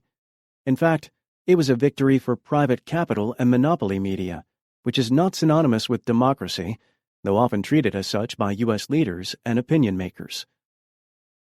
Yeltsin's commitment is to capitalism, not democracy.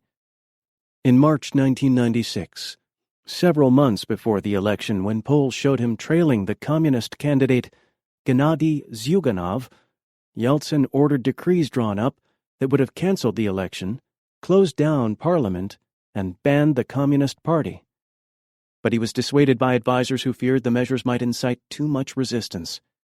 Though he decided not to call off the election, Yeltsin was never committed to turning over the government to a communist if he lost. During the 1996 campaign, Yeltsin and his associates repeatedly announced that a communist victory would bring civil war. In effect, they were voicing their willingness to discard democracy and resort to force and violence if the election did not go their way. Nor was it taken as an idle threat. At one point, surveys showed that about half the population believed that civil war would result if the communists won. Through all of this, Yeltsin received vigorous support from the White House and the U.S. media. An editorial in The Nation, June 17, 1996, asked, "What if a popularly elected communist president in Russia had pursued Yeltsin's harsh policies of privatization, plunging his country into poverty, turning over most of its richest assets to a small segment of previous communist officials, suppressing dissident elements, using tanks to disband a popularly elected parliament that opposed his policies, rewriting the Constitution to give himself almost dictatorial power, and doing all the other things Yeltsin has done? Would U.S. leaders enthusiastically devote themselves to the re-election of this communist president and remain all but silent about his transgressions?" The question is posed rhetorically.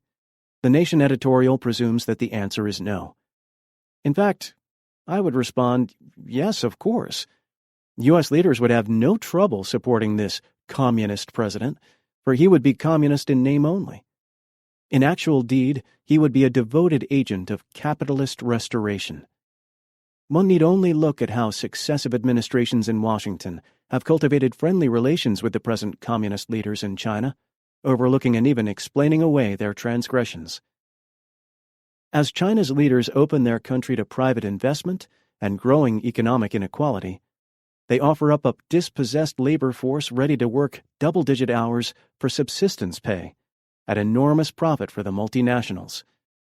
U.S. politico-economic leaders know what they are doing, even if some editorial writers in this country do not.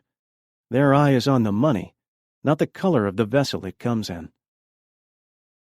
Since the overthrow of communism, free market right-wing forces in the various Eastern European countries enjoyed significant financial and organizational assistance from U.S.-financed agencies such as the National Endowment for Democracy, the AFL-CIO's Free Trade Union Institute, a group intimately linked to the CIA, and the Free Congress Foundation, an organization with an anti-communist and conservative religious ideology. Communists and other Marxists endured political repression throughout Eastern Europe. In East Germany, the Party of Democratic Socialism had its property and offices, paid for by party members, seized in an attempt to bankrupt it.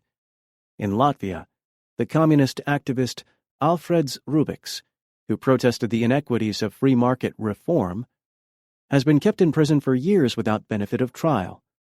In Lithuania, communist leaders were tortured and then imprisoned for long durations.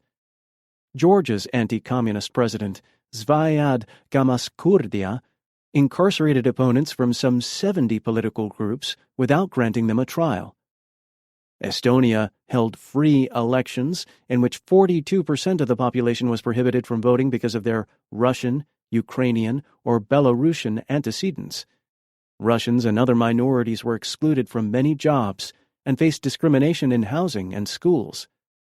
Latvia also disfranchised Russians and other non-Latvian nationals, many of whom had lived in the country for almost a half-century. So much for the flowering of democracy. One-way democracy. More important than democratic rule was free market reform, a code word for capitalist restoration. As long as democracy could be used to destabilize one-party communist rule, it was championed by the forces of reaction. But when democracy worked against free market restoration, the outcome was less tolerated. In 1990, in Bulgaria, capitalist restoration did not go according to plan.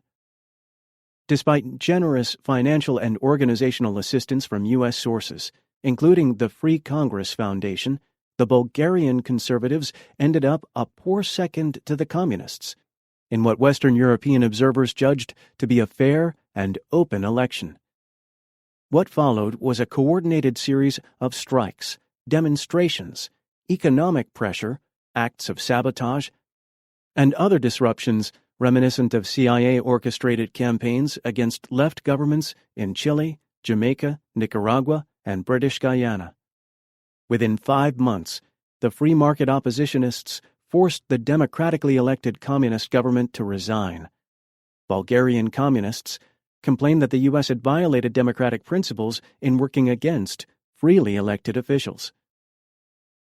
The same pattern emerged in Albania, where the democratically elected communist government won an overwhelming victory at the polls, only to face demonstrations, a general strike, economic pressure from abroad, and campaigns of disruption financed by the National Endowment for Democracy and other U.S. sources. After 2 months, the communist government collapsed. Once the right took power, a new law was passed denying Albanian communists and other opponents of capitalist restoration the right to vote or otherwise participate in political activities. As a reward for having extended democratic rights to all citizens, the Albanian communists and all former state employees and judges were stripped of their civil rights. In the 1996 Albanian elections, the socialists and other opposition parties, who had been predicted to do well, withdrew from the election hours before the polls closed in protest of the blatantly rigged vote. Election monitors from the European Union and the United States said they witnessed numerous instances of police intimidation and the stuffing of ballot boxes. The Socialist Party had its final campaign rally banned, and a number of prominent leaders barred from running for office because of their past communist affiliations. When the Socialists and their allies tried to hold protest rallies, they were attacked by Albanian security forces, who beat and severely injured dozens of demonstrators. Openly anti-Semitic groups, crypto-fascist parties, and hate campaigns surfaced in Russia, Poland, Hungary, Ukraine, Belarus, Czechoslovakia, and Romania. Museums that commemorated the heroic anti-fascist resistance were closed down, and monuments to the struggle against Nazism were dismantled. In countries like Lithuania, former Nazi war criminals were exonerated, some even compensated for the years they had spent in jail. Jewish cemeteries were desecrated, and xenophobic attacks against foreigners of darker hue increased. With the communists no longer around, Jews and foreigners were blamed for low crop prices, inflation, crime, and other social ills. On June 11, 1995, Lech Walensa's personal pastor, Father Henryk Jankowski, declared during a mass in Warsaw that the Star of David is implicated in the swastika as well as in the hammer and sickle, and that the diabolical aggressiveness of the Jews was responsible for the emergence of communism and for World War II. The priest added that Poles should not tolerate governments made up of people who are tied to Jewish money. Walensa, who was present during the sermon, declared that his friend Jankowski was not an anti-Semite, but simply misinterpreted. Rather than retracting his comments, Jankowski spewed forth the same bile in a subsequent television interview. At about that time, placards that read, "Jews to the gas" and "Down with the Jewish Communist Conspiracy" were visible at a Polish solidarity demonstration of 10,000 in Warsaw, earning not a censorious word from church or state authorities. The economic policies of the fascist Pinochet regime in Chile were openly admired by the newly installed capitalist government in Hungary. In 1991, leading political figures and economists from the soon-to-be-abolished USSR attended a seminar on Chilean economics in Santiago and enjoyed a cordial meeting with mass murderer General Pinochet. The Chilean dictator also was accorded a friendly interview in Literaturnaya Gazeta, a major Russian publication. Yeltsin's former security chief, Alexander Lebed is a Pinochet admirer. Instead of being transformed into capitalist states, some communist nations were entirely obliterated as political entities. Besides the obvious example of the Soviet Union, there is the German Democratic Republic, or East Germany, which was absorbed into the Federal Republic of Germany. South Yemen was militarily attacked and crushed by North Yemen. Ethiopia was occupied by Tigrian and Eritrean forces that imprisoned large numbers of Ethiopians without trial, expropriated Ethiopian property, suppressed Ethiopian education, business, and news media, and imposed a systematic enforcement of tribalism in political organization and education. A systematic enforcement of tribalist political organization might well describe Yugoslavia's fate, a nation that was fragmented by force of arms into a number of small, conservative republics under the suzerainty of the Western powers. With that dismemberment came a series of wars, repressions, and atrocities committed by all contending sides. One of Yugoslavia's first breakaway republics was Croatia, which in 1990 was taken over by a rightist coterie, including some former Nazi collaborators backed by the armed might of the proto-fascist National Guard Corps, under a constitution that relegated Serbs, Jews, Gypsies, and Muslims to second-class status. Serbs were driven from the civil service and police, evicted from their homes, had their businesses taken from them, and were subjected to special property taxes. Serbian newspapers in Croatia were suppressed. Many Serbs were forced from the land they had inhabited for 3 centuries. Still, Croatia was hailed by its Western backers as a newborn democracy. In 1996, Belarus President Alexander Lukashenko, a self-professed admirer of Adolf Hitler's organizational skills, shut down the independent newspapers and radio stations and decreed the opposition parliament defunct. Lukashenko was awarded absolute power in a referendum that claimed an inflated turnout, with no one knowing how many ballots were printed or how they were counted. Some opposition leaders fled for their lives. Once a rich Soviet republic that produced tractors and TVs, Belarus is now a basket case, with a third of the population living in deep poverty. Must we adore Václav Havel? No figure among the capitalist restorationists in the East has won more adulation from U.S. officials, media pundits, and academics than Václav Havel, a playwright who became the first president of post-communist Czechoslovakia and later president of the Czech Republic.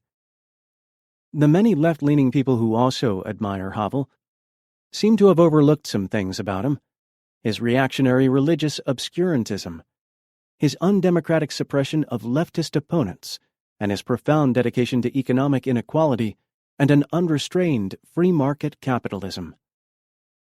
Raised by governesses and chauffeurs in a wealthy and fervently anti-communist family, Havel denounced democracy's cult of objectivity and statistical average, and the idea that rational, collective social efforts should be applied to solving the environmental crisis. He called for a new breed of political leader who would rely less on rational cognitive thinking, show humility in the face of the mysterious order of being, and trust in his own subjectivity as his principal link with the subjectivity of the world. Apparently, this new breed of leader would be a superior elitist cogitator, not unlike Plato's philosopher king, endowed with a sense of transcendental responsibility and archetypal wisdom. Havel never explained how this transcendent archetypal wisdom would translate into actual policy decisions, and for whose benefit, at whose expense. Havel called for efforts to preserve the Christian family in the Christian nation, presenting himself as a man of peace, and stating that he would never sell arms to oppressive regimes. He sold weapons to the Philippines and the fascist regime in Thailand. In June 1994, General Pinochet, the man who butchered Chilean democracy, was reported to be arms shopping in Czechoslovakia with no audible objections from Havel. Havel joined wholeheartedly in George Bush's Gulf War, an enterprise that killed over 100,000 Iraqi civilians. In 1991, along with other Eastern European pro-capitalist leaders, Havel voted with the United States to condemn human rights violations in Cuba, but he has never uttered a word of condemnation of rights violations in El Salvador, Colombia, Indonesia, or any other U.S. client state. In 1992, while president of Czechoslovakia, Havel, the great Democrat, demanded that Parliament be suspended and he be allowed to rule by edict, the better to ram through free market reforms. That same year, he signed a law that made the advocacy of communism a felony with a penalty of up to 8 years imprisonment. He claimed the Czech constitution required him to sign it. In fact, as he knew, the law violated the Charter of Human Rights, which is incorporated into the Czech constitution. In any case, it did not require his signature to become law. In 1995, he supported and signed another undemocratic law barring communists and former communists from employment in public agencies. The propagation of anti-communism has remained a top priority for Havel. He led a frantic international campaign to keep in operation 2 U.S.-financed Cold War radio stations, Radio Free Europe and Radio Liberty, so they could continue saturating Eastern Europe with their anti-communist propaganda. Under Havel's government, a law was passed making it a crime to propagate national, religious, and class hatred. In effect, criticisms of big-moneyed interests were now illegal, being unjustifiably lumped with ethnic and religious bigotry. Havel's government warned labor unions not to involve themselves in politics. Some militant unions had their property taken from them and handed over to compliant company unions. In 1995, Havel announced that the revolution against communism would not be complete until everything was privatized. Havel's government liquidated the properties of the Socialist Union of Youth, which included campsites, recreation halls, and cultural and scientific facilities for children, putting the properties under the management of 5 joint stock companies at the expense of the youth who were left to roam the streets. Under Czech privatization and restitution programs, factories, shops, estates, homes, and much of the public land was sold at bargain prices to foreign and domestic capitalists. In the Czech and Slovak republics, former aristocrats or their heirs were being given back all the lands their families had held before 1918 under the Austro-Hungarian Empire, dispossessing the previous occupants and sending many of them into destitution. Havel himself took personal ownership of public properties that had belonged to his family 40 years before. While presenting himself as a man dedicated to doing good for others, he did well for himself. For these reasons, some of us do not have warm, fuzzy feelings toward Václav Havel. Colonizing the East. Once the capitalist restorationists in Eastern Europe and the former Soviet Union took state power, they worked hard to make sure that the new order of corporate plunder, individual greed, low wages, mindless pop culture, and limited electoral democracy would take hold. They set about dismantling public ownership of production and the entire network of social programs that once served the public. They integrated the erstwhile communist countries into the global capitalist system by expropriating their land, labor, natural resources, and markets, swiftly transforming them into impoverished third world nations. All this was hailed in the U.S. corporate-owned press as a great advance for humanity. The former communist nations are being recolonized by Western capital. Most of their foreign trade is now controlled by multinational corporations. Like third world countries, they are increasingly deprived of each other's markets. The once heavy and mutually beneficial commerce between them has been reduced to a trickle, as their economies get tied into the investment and extractive needs of global capitalism. Instead of mutual development, they are now experiencing the maldevelopment imposed by global monopoly capital. Multinational corporations are moving into Russia to exploit vast oil and natural gas reserves and rich mineral deposits at great profit to themselves and with little benefit to the Russian people. Over the protests of U.S. and Russian environmentalists, U.S. timber interests, with financial support from a venture fund sponsored by the Pentagon, are preparing to clear-cut the Siberian wilderness, a region that holds 1/5 of the planet's forests and is the habitat of many rare species. All aid to the former communist countries is funneled into the private sector. As noted in The Guardian, the hundreds of millions of dollars spawned by Western aid programs have mainly benefited the Western companies which headed east to board the aid gravy train.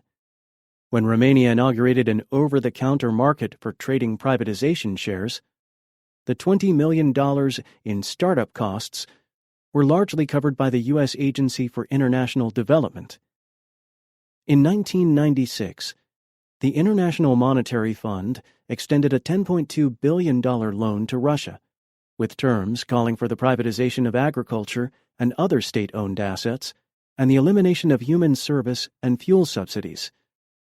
U.S. aid is used to help private investors buy public properties and extract publicly owned raw materials from Eastern European countries under the most favorable investment conditions. With the advent of private investment in the East, production did not grow as promised, but dropped drastically. Hundreds of the more attractive and solvent state enterprises have been privatized, often given away at token prices to foreign investors, while other state firms are decapitalized or driven into bankruptcy.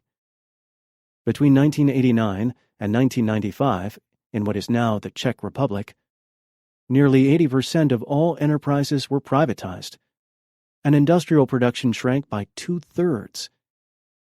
Privatization in Poland caused production to shrink 1/3 between 1989 and 1992. Vast electronic and high-tech complexes in East Germany, employing tens of thousands of workers, have been taken over by giant West German firms and then closed down. Under privatization, much of the former Soviet Union's scientific and technical infrastructure is disintegrating, along with its physical plants. Since going private, ZIL, the huge Moscow plant, saw its production of trucks slump from 150,000 to 13,000 a year, with almost 40% of the workforce laid off. In April 1996, the remaining workers petitioned the Russian government to take back control of ZIL. In the past, ZIL workers and their relatives had unshakably safe jobs at the factory. They lived in apartments and attended schools provided by ZIL. As babies, they spent their days at the ZIL daycare center, and when ill, they were attended to by ZIL doctors. "I was raised in a country that cared about its workers," said one machinist, who now was sorry he had opposed that system. In Macedonia, one of the breakaway republics of Yugoslavia, a labor representative noted, "Privatization seems to mean the destruction of our companies." Macedonians seemed more troubled by free market economic hardships than by the much publicized ethnic rivalries. They complained about how work has taken over their lives. One has no time to care about others. There's no time even for oneself, only time for making money. Agricultural output of grain, corn, livestock, and other products plummeted in the former communist countries, as thousands of cooperative farms were forcibly broken up. The new private farmers have small plots, often cannot get loans, seeds, fertilizer, or machinery, and are rapidly losing their holdings or reverting to subsistence farming. Hungary's agricultural cooperatives had been one sector of the socialist economy that performed well, but with privatization, farm output tumbled 40% in 1993. A drastic deterioration in agricultural production occurred in Bulgaria, once considered the breadbasket of Eastern Europe, causing severe bread shortages by 1996. Bulgaria was also suffering from a 20% monthly inflation and was sinking into that familiar cycle of foreign debt, cutting back on services to qualify for IMF loans, borrowing to pay off past borrowing, the Bulgarian government must impose more free market austerity measures to get vital international loans to repay portions of the $9.4 billion foreign debt. In 1992, the Lithuanian government decreed that former owners and their descendants could reclaim property confiscated during the socialist era. As a result, tens of thousands of farming families, about 70% of the rural population, were evicted from land they had worked for over a half-century, destroying the country's agricultural base in the process. Much production in East Germany was dismantled to prevent competition with West German firms. This was especially evident when collective agriculture was broken up to protect the heavily subsidized and less productive private farms of West Germany. Without making compensation, West German capitalists grabbed almost all the socialized property in the GDR, including factories, mills, farms, apartments, and other real estate, and the medical care system, assets worth about $2 trillion, in what has amounted to the largest expropriation of public wealth by private capital in European history. The end result of all this free market privatization in East Germany is that rents, once 5% of one's income, have climbed to as much as 2/3. Likewise, the costs of transportation, childcare, healthcare, and higher education have soared beyond the reach of many. East Germans of various political stripes have a number of complaints. A. The net money flow has been east to west in what amounts to a colonization of the East. B. The free market is a myth. The West German economy is heavily subsidized and fully regulated, but against the interests of the East. C. West German police are much more brutal than were the East German police. D. If West Germany had denazified anywhere near as thoroughly as it forced the East to desocialize, it would be a totally different country. On that last point, it should be noted that German officials are bringing criminal charges against those who collaborated with the GDR of East Germany in any official capacity, including even teachers and minor administrators. Émigrés from communist states are astonished by the amount of bureaucracy they find in the West. 2 Soviet immigrants to Canada complained, independently of each other, that bureaucracy here was even worse than at home. East Germans living in the West were staggered by the flood of complicated forms they had to fill out for taxes, health insurance, life insurance, unemployment compensation, job retraining, rent subsidies, and bank accounts. Furthermore, because of the kind of personal information they had to give, they felt more observed and spied on than they were by the Stasi, the GDR security police.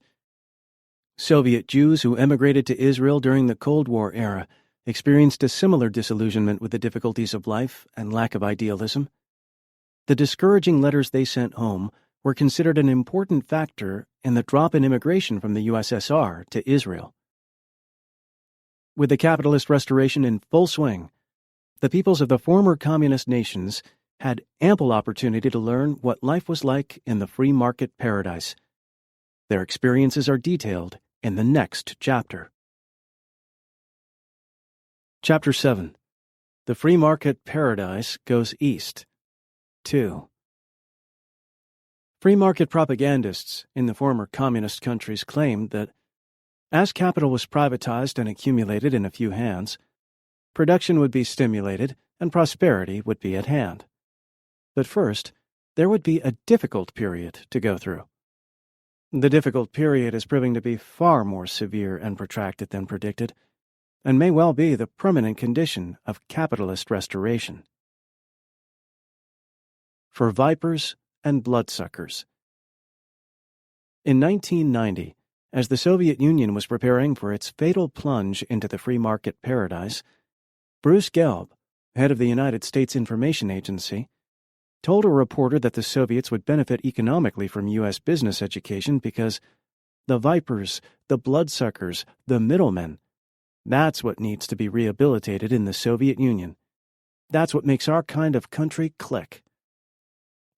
Today, the former communist countries and China are clicking away with vipers and bloodsuckers. Thousands of luxury cars have appeared on the streets of Moscow and Prague. Rents and real estate prices have skyrocketed. Numerous stock exchanges have sprung up in China and Eastern Europe, 16 in the former USSR alone, and a new class of investors, speculators, and racketeers are wallowing in wealth. The professed goal is no longer to provide a better life for all citizens, but to maximize the opportunities for individuals to accumulate personal fortunes. More opulence for the few creates more poverty for the many. As one young female journalist in Russia put it, "Every time someone gets richer, I get poorer." In Russia, the living standard of the average family has fallen almost by half since the market reforms took hold. A report from Hungary makes the same point.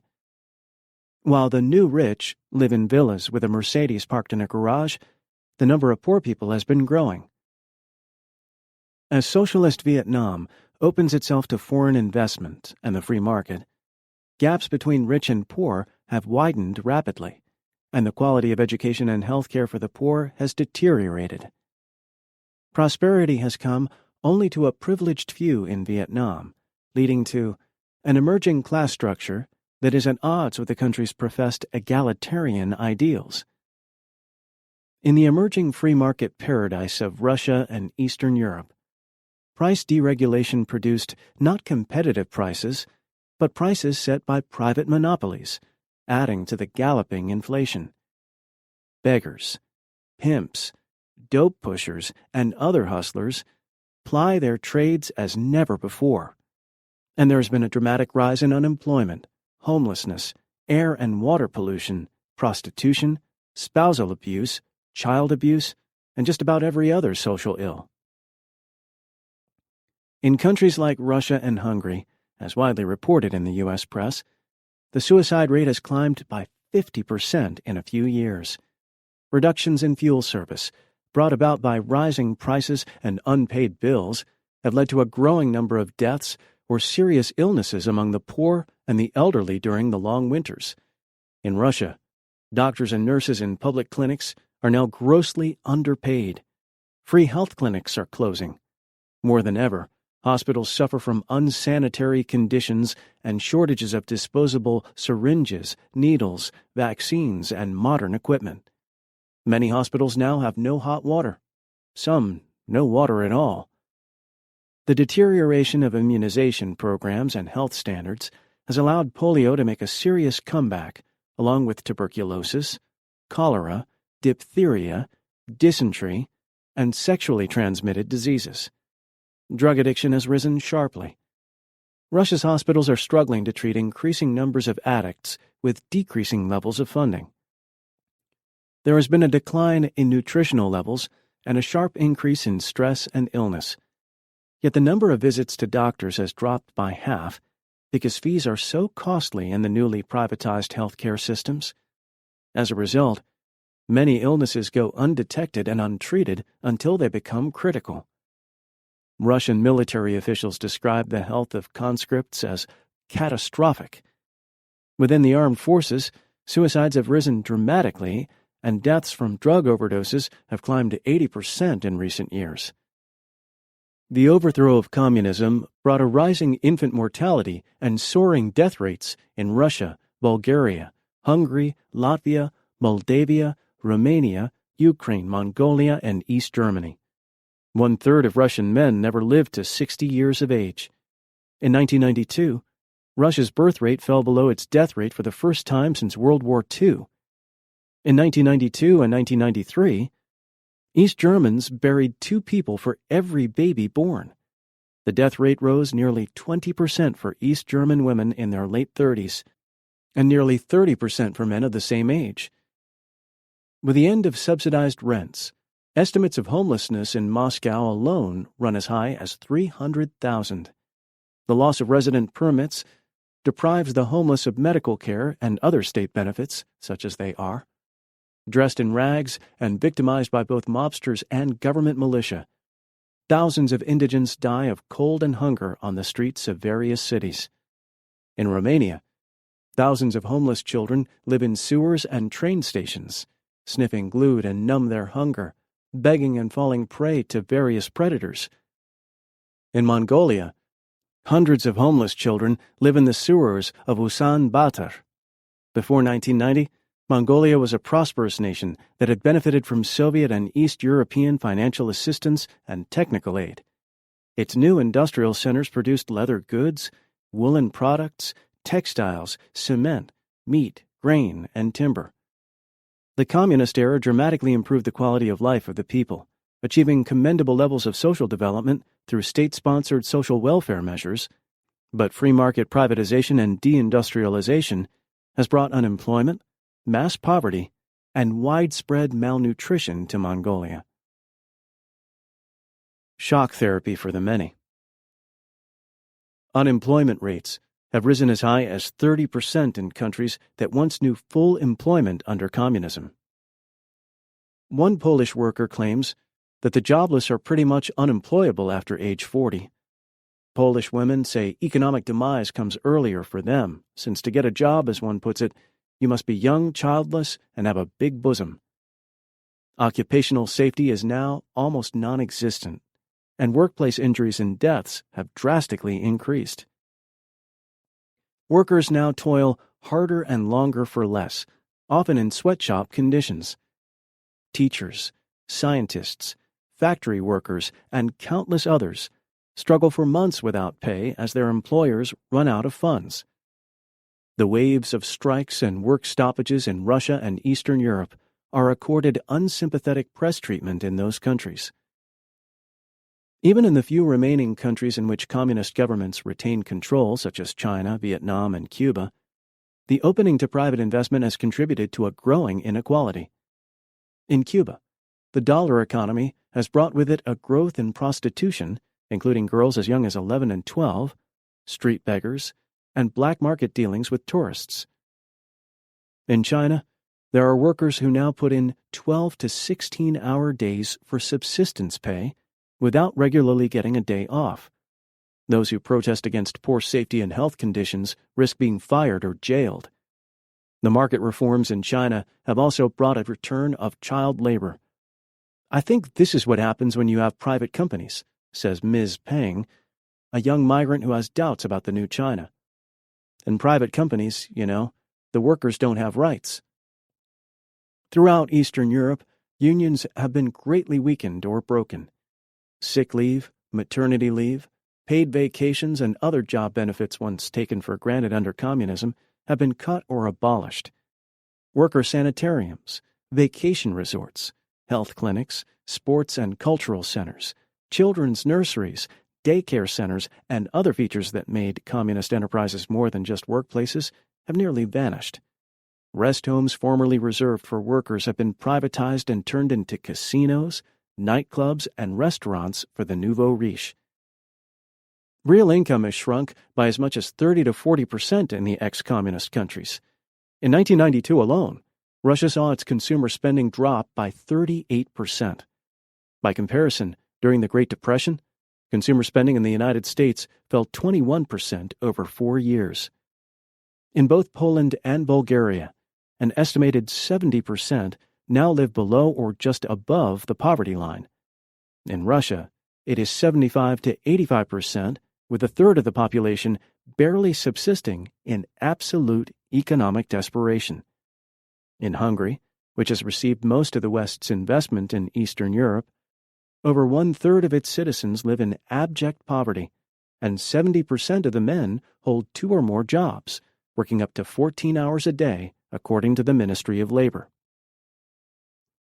After months of not getting paid, coal miners in far eastern Russia were beginning to starve. By August 1996, 10,000 of them had stopped working simply because they were too weak from hunger. With no coal being extracted, the region's power plants began to shut down, threatening an electrical blackout that would further harm the nation's Pacific coastal industry and trade. Eastern Europeans are witnessing scenes that are commonplace enough in the West, but are still wrenching here. The old man rummaging through trash barrels for castaway items, the old woman picking through a box of bones at a meat market in search of one with enough gristle to make a thin soup. With their savings and pensions swallowed up by inflation, elderly pensioners crowd the sidewalks of Moscow, selling articles of their clothing and other pathetic wares, while enduring harassment by police and thugs. A Russian senior citizen refers to this poverty which only a few have escaped, while some have become wildly rich. Crime and corruption. With the socialist ethic giving way to private greed, corruption assumed virulent new forms in the post-communist nations. Officials high and low are on the take, including the police. The Russian security minister calculated that 1/3 of Russian oil and 1/2 of Russian nickel shipped out of the country was stolen. Among those enjoying staggering profits from this plunder were Shell Oil and British Petroleum. In April 1992, the chairman of Russia's central bank admitted that at least $20 billion had been illegally taken out of the country and deposited in Western banks. Choice chunks of public real estate are quietly sold off at a fraction of their value in exchange for payoffs to the officials who preside over the sales. Government officials buy goods from private contractors at twice the normal price in exchange for kickbacks. Factory directors sell state-made commodities at low state prices to their own private firms, which those firms then resell at market prices for a vast profit. One member of the Moscow City Council estimated that corruption amounted to hundreds of billions of dollars. If these funds went into state coffers instead of private pockets, we could meet our budget 3 or 4 times over. Along with corruption, there is an upsurge in organized crime. Over 100 racket syndicates in Russia now extort tribute from 80% of all enterprises. From 1992 to 1995, as competition for the spoils of reform intensified, 46 of Russia's more prominent businessmen were slain in gangland-style murders. In 1994, there were more than 2,500 contract murders, almost all of them unsolved. Contract murders occur regularly now in Russia, and most go without much notice. Police say they lack the funds, personnel, and crime detection equipment for any real campaign against the mobs. Street crime also has increased sharply. In the former Soviet Union, women and elderly who once felt free to sit in parks late at night now dare not venture out after dark. Since the overthrow of communism in Hungary, thefts and other felonies have nearly tripled, and there has been a 50% increase in homicides. The police force in Prague today is many times greater than it was under communism, when relatively few police were needed. How odd that fewer police were needed in the communist police state than in the free market paradise. In the Republic of Georgia, life has been reduced to a level of violent chaos never imagined under communism. Criminal rings control much of the commerce, and paramilitary groups control most of the criminal rings. No longer able to sell its goods on the Soviet market, but unable to compete on the international market, Georgian industry has experienced a massive decline. And, as in most Eastern countries, the public debt has leaped upward, while real wages have shrunk painfully. Cultural decay. Cultural life has drastically declined in the former communist countries. Theaters are sparsely attended because tickets are now prohibitively expensive. Publicly owned movie industries in countries like Russia, Poland, Czechoslovakia, and the German Democratic Republic, which produced a number of worthwhile films, have been defunded or bought out by Western business interests and now make cartoons, commercials, and music videos. Movie houses have been taken over by corporate chains and offer many of the same Hollywood junk films that we have the freedom to say. Subsidies for the arts and literature have been severely cut. Symphony orchestras have disbanded or taken to playing at block parties and other minor occasions. The communist countries used to produce inexpensive but quality editions of classical and contemporary authors and poets, including ones from Latin America, Asia, and Africa. These have been replaced by second-rate, mass-market publications from the West. During the communist era, 3 of every 5 books in the world were produced in the Soviet Union. Today, as the cost of books, periodicals, and newspapers has skyrocketed and education has declined, readership has shrunk almost to third world levels. Books of a Marxist or otherwise critical left perspective have been removed from bookstores and libraries. In East Germany, the Writers' Association reported one instance in which 50,000 tons of books, some brand new, were buried in a dump. The German authorities who disposed of the books apparently did not feel quite free enough to burn them. Education, once free, is now accessible only to those who can afford the costly tuition rates. The curricula have been depoliticized, meaning that a left perspective critical of imperialism and capitalism has been replaced by a conservative one that is supportive or at least uncritical of these forces.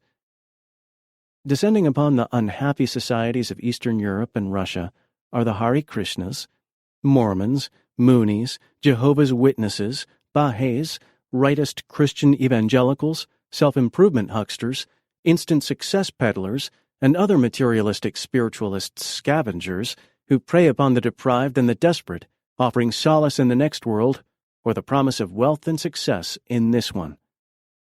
The president of one of Russia's largest construction companies summed it up. All the material well-being that people had, they lost in 1 hour. There is practically no more free medical care, accessible higher education, no right to a job or rest. The houses of culture, libraries, stadiums, kindergartens and nurseries, pioneer camps, schools, hospitals and stores are closing. The cost of housing, communal services and transport are no longer affordable for the majority of families. Facing forced privatization, news and entertainment media have had to find rich owners, corporate advertisers, conservative foundations, or agencies within the newly installed capitalist governments to finance them. Television and radio programs that had a left perspective, including some popular youth shows, have been removed from the air. All media have been purged of leftists and restaffed by people with acceptable ideological orientations. This process of moving toward a pro-capitalist communication monopoly has been described in the Western media as democratization. Billboards and television commercials promoting U.S. cigarettes, automobiles, and other consumer items, many of them beyond the average pocketbook, now can be seen everywhere. Women and children last. The overthrow of communism has brought a sharp increase in gender inequality.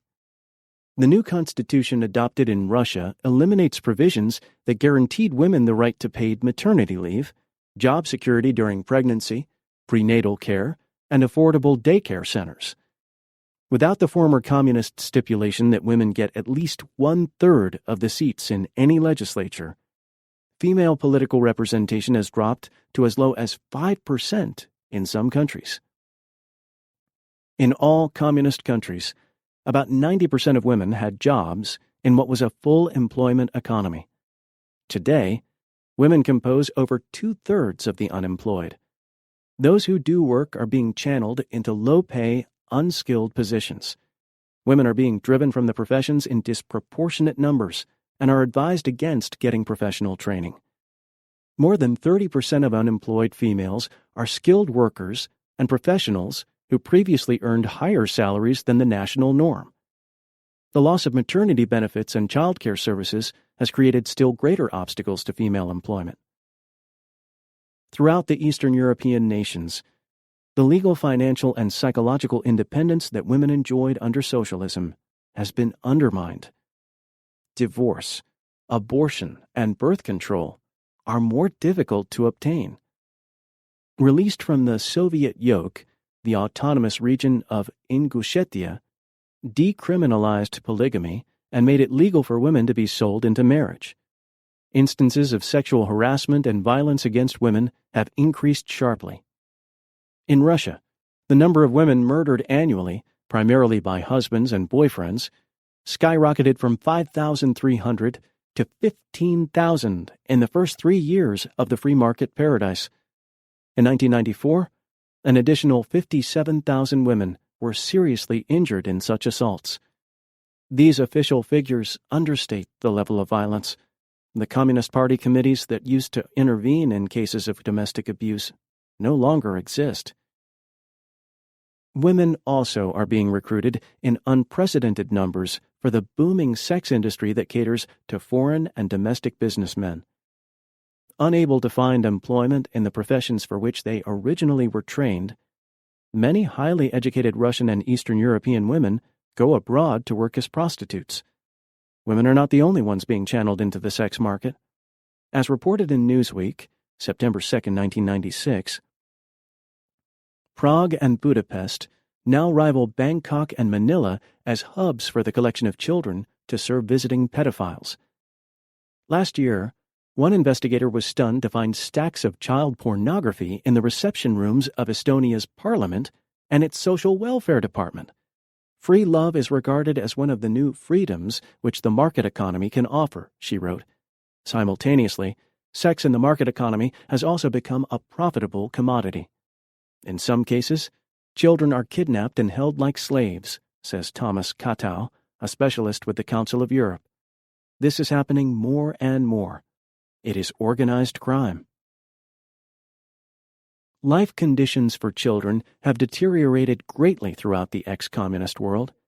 Free summer camps have been closed down. School lunches, once free or low-priced, are now too costly for many pupils. Hungry children constitute a serious school problem. Instead of attending classes, children can be found hawking drinks or begging in the streets. Juvenile crime is booming along with juvenile prostitution, while funds for youth rehabilitation services dwindle. We didn't realize what we had. While many Eastern European intellectuals remain fervent champions of the free market paradise, most workers and peasants no longer romanticize capitalism, having felt its unforgiving lash. We didn't realize what we had has become a common refrain.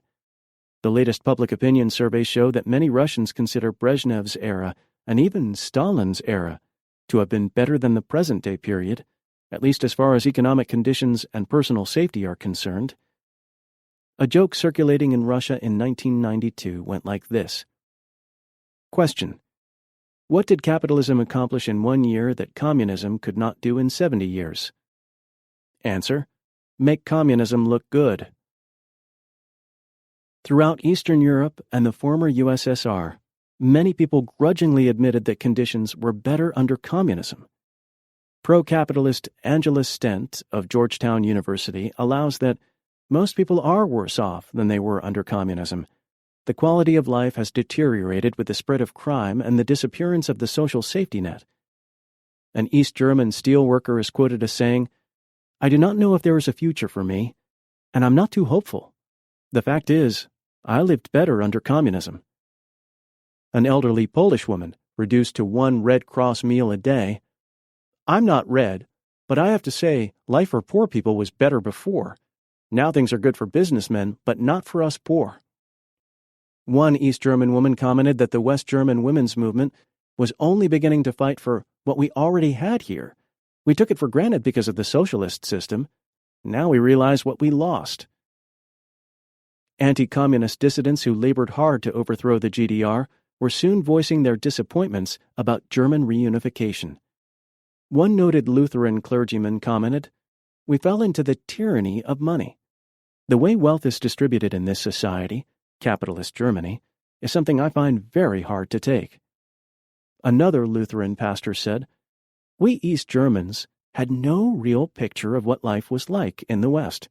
We had no idea how competitive it would be. Unabashed greed and economic power are the levers that move this society. The spiritual values that are essential to human happiness are being lost or made to seem trivial. Everything is buy, earn, sell."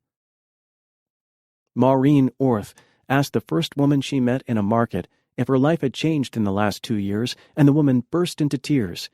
She was 58 years old, had worked 40 years in a potato factory, and now could not afford most of the foods in the market. "It's not life, it's just existence," she said. Orth interviewed the chief of a hospital department in Moscow who said, "Life was different 2 years ago. I was a human being. Now he had to chauffeur people around for extra income. What about the new freedoms?" "Freedom for what?" he responded. "Freedom to buy a pornographic magazine?" In a similar vein, former GDR Defense Minister Heinz Kessler commented, "Sure, I hear about the new freedom that people are enjoying in Eastern Europe, but how do you define freedom? Millions of people in Eastern Europe are now free from employment, free from safe streets, free from health care, free from social security. Do people in the East want the free market? Opinion polls taken in late 1993 in Russia showed only 27% of all respondents supported a market economy. By large majorities, people believe that state control over prices and over private business is useful, and that the state should provide everyone with a job and never tolerate unemployment. In Poland, 92% wanted to keep the state welfare system, and lopsided majorities wanted to retain subsidized housing and foods and return to full employment. Most people here, reports a New York Times Moscow correspondent, June 23, 1996, are suspicious of private property, wonder what was so bad about a system that supplied health care at low cost from birth to death, and hope that prices are once again reined in by the government. One report from Russia describes a bitter electorate, which has found life under a Democrat, meaning Yeltsin, worse than under the now-departed communists. A report from Warsaw refers to the free market economic transformation that most Poles no longer support. People's biggest fears are inflation, unemployment, crime, and pollution. State socialism, the system that did not work, provided everyone with some measure of security. Free market capitalism, the system that works, brought a free-falling economy, financial plunder, deteriorating social conditions, and mass suffering. In reaction, Eastern European voters have been returning communists to office to preside over the ruin and wreckage of broken nations. By 1996, former communists and their allies had won significant victories in Russia, Bulgaria, Poland, Hungary, Lithuania, and Estonia, sometimes emerging as the strongest blocs in their respective parliaments.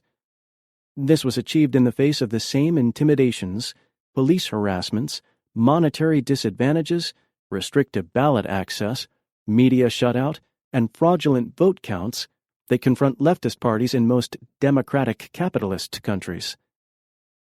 When the first anti-communist upheavals began in Eastern Europe in 1989, there were those on the left who said that if the people in those countries discovered that they didn't like the free market system, they could always return to some variant of socialism. As I argued at the time, this was hardly a realistic view. Capitalism is not just an economic system, but an entire social order. Once it takes hold, it is not voted out of existence by electing socialists or communists. They may occupy office, but the wealth of the nation, the basic property relations, organic law, financial system, and debt structure, along with the national media, police power, and state institutions, have all been fundamentally restructured.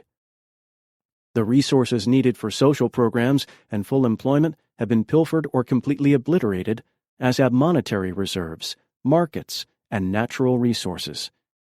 A few years of untrammeled free market marauding has left these nations at the point of no foreseeable return. The belief propagated by the free market reformers is that the transition from socialism to capitalism can only be made through a vast private accumulation of capital. The hardship inflicted by such privatization supposedly is only temporary. The truth is, nations get stuck in that temporary stage for centuries. One need only look at Latin America. Like other Third World nations, the former communist countries are likely to remain in poverty indefinitely, so that a privileged few may continue to enjoy greater and greater opulence at the expense of the many. To secure that arrangement, the corporate class will resort to every known manipulation and repression against democratic resurgence. In these endeavors, they will have the expert assistance of international capital, the CIA, and other agencies of state capitalist domination. According to Noam Chomsky, communism was a monstrosity, and the collapse of tyranny in Eastern Europe and Russia is an occasion for rejoicing for anyone who values freedom and human dignity. I treasure freedom and human dignity, yet find no occasion for rejoicing. the post-communist societies do not represent a net gain for such values.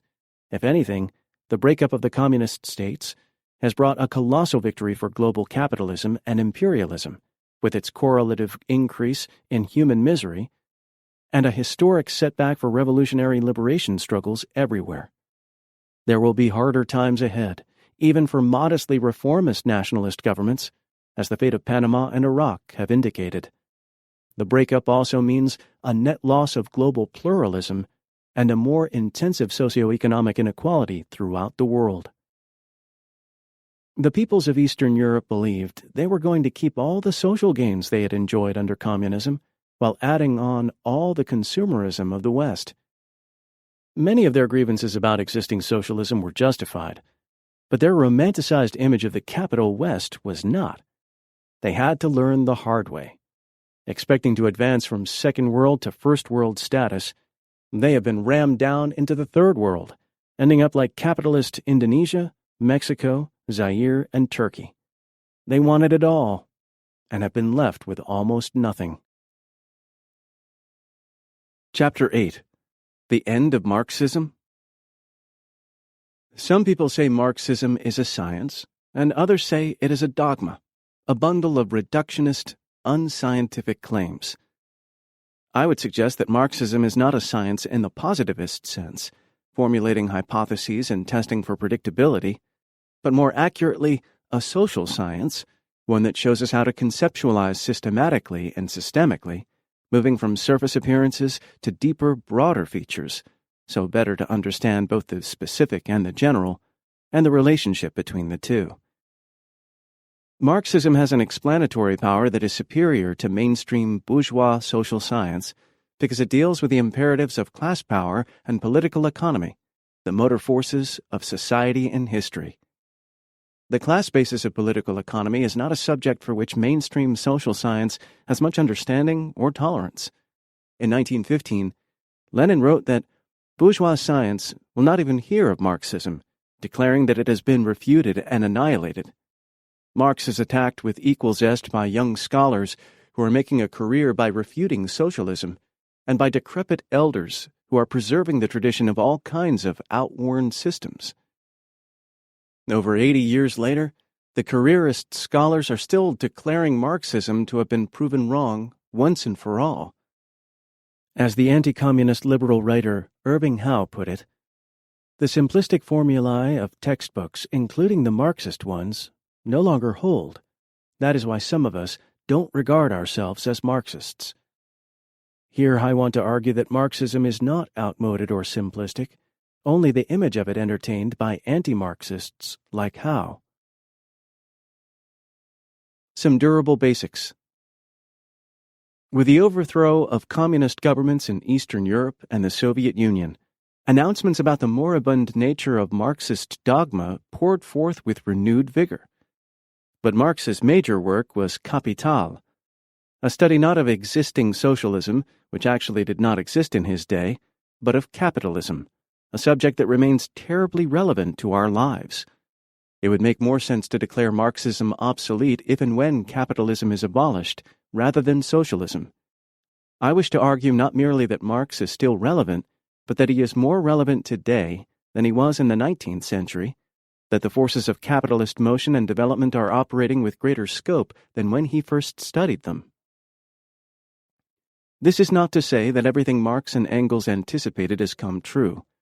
Their work was not a perfect prophecy, but an imperfect, incomplete science, like all sciences, directed toward understanding a capitalism that leaves its bloody footprints upon the world as never before. Some of Marxism's basic postulates are as follows. In order to live, human beings must produce. People cannot live by bread alone, but neither can they live without bread. This does not mean all human activity can be reduced to material motives, but that all activity is linked to a material base. A work of art may have no direct economic motive attached to it, yet its creation would be impossible if there did not exist the material conditions that allowed the artist to create and show the work to interested audiences who have the time for art. What people need for survival is found in nature, but rarely in a form suitable for immediate consumption. Labor, therefore, becomes a primary condition of human existence. But labor is more than a way of providing for survival. It is one of the means whereby people develop their material and cultural life, acquiring knowledge and new modes of social organization. The conflicting class interests that evolve around the productive forces shape the development of a social system.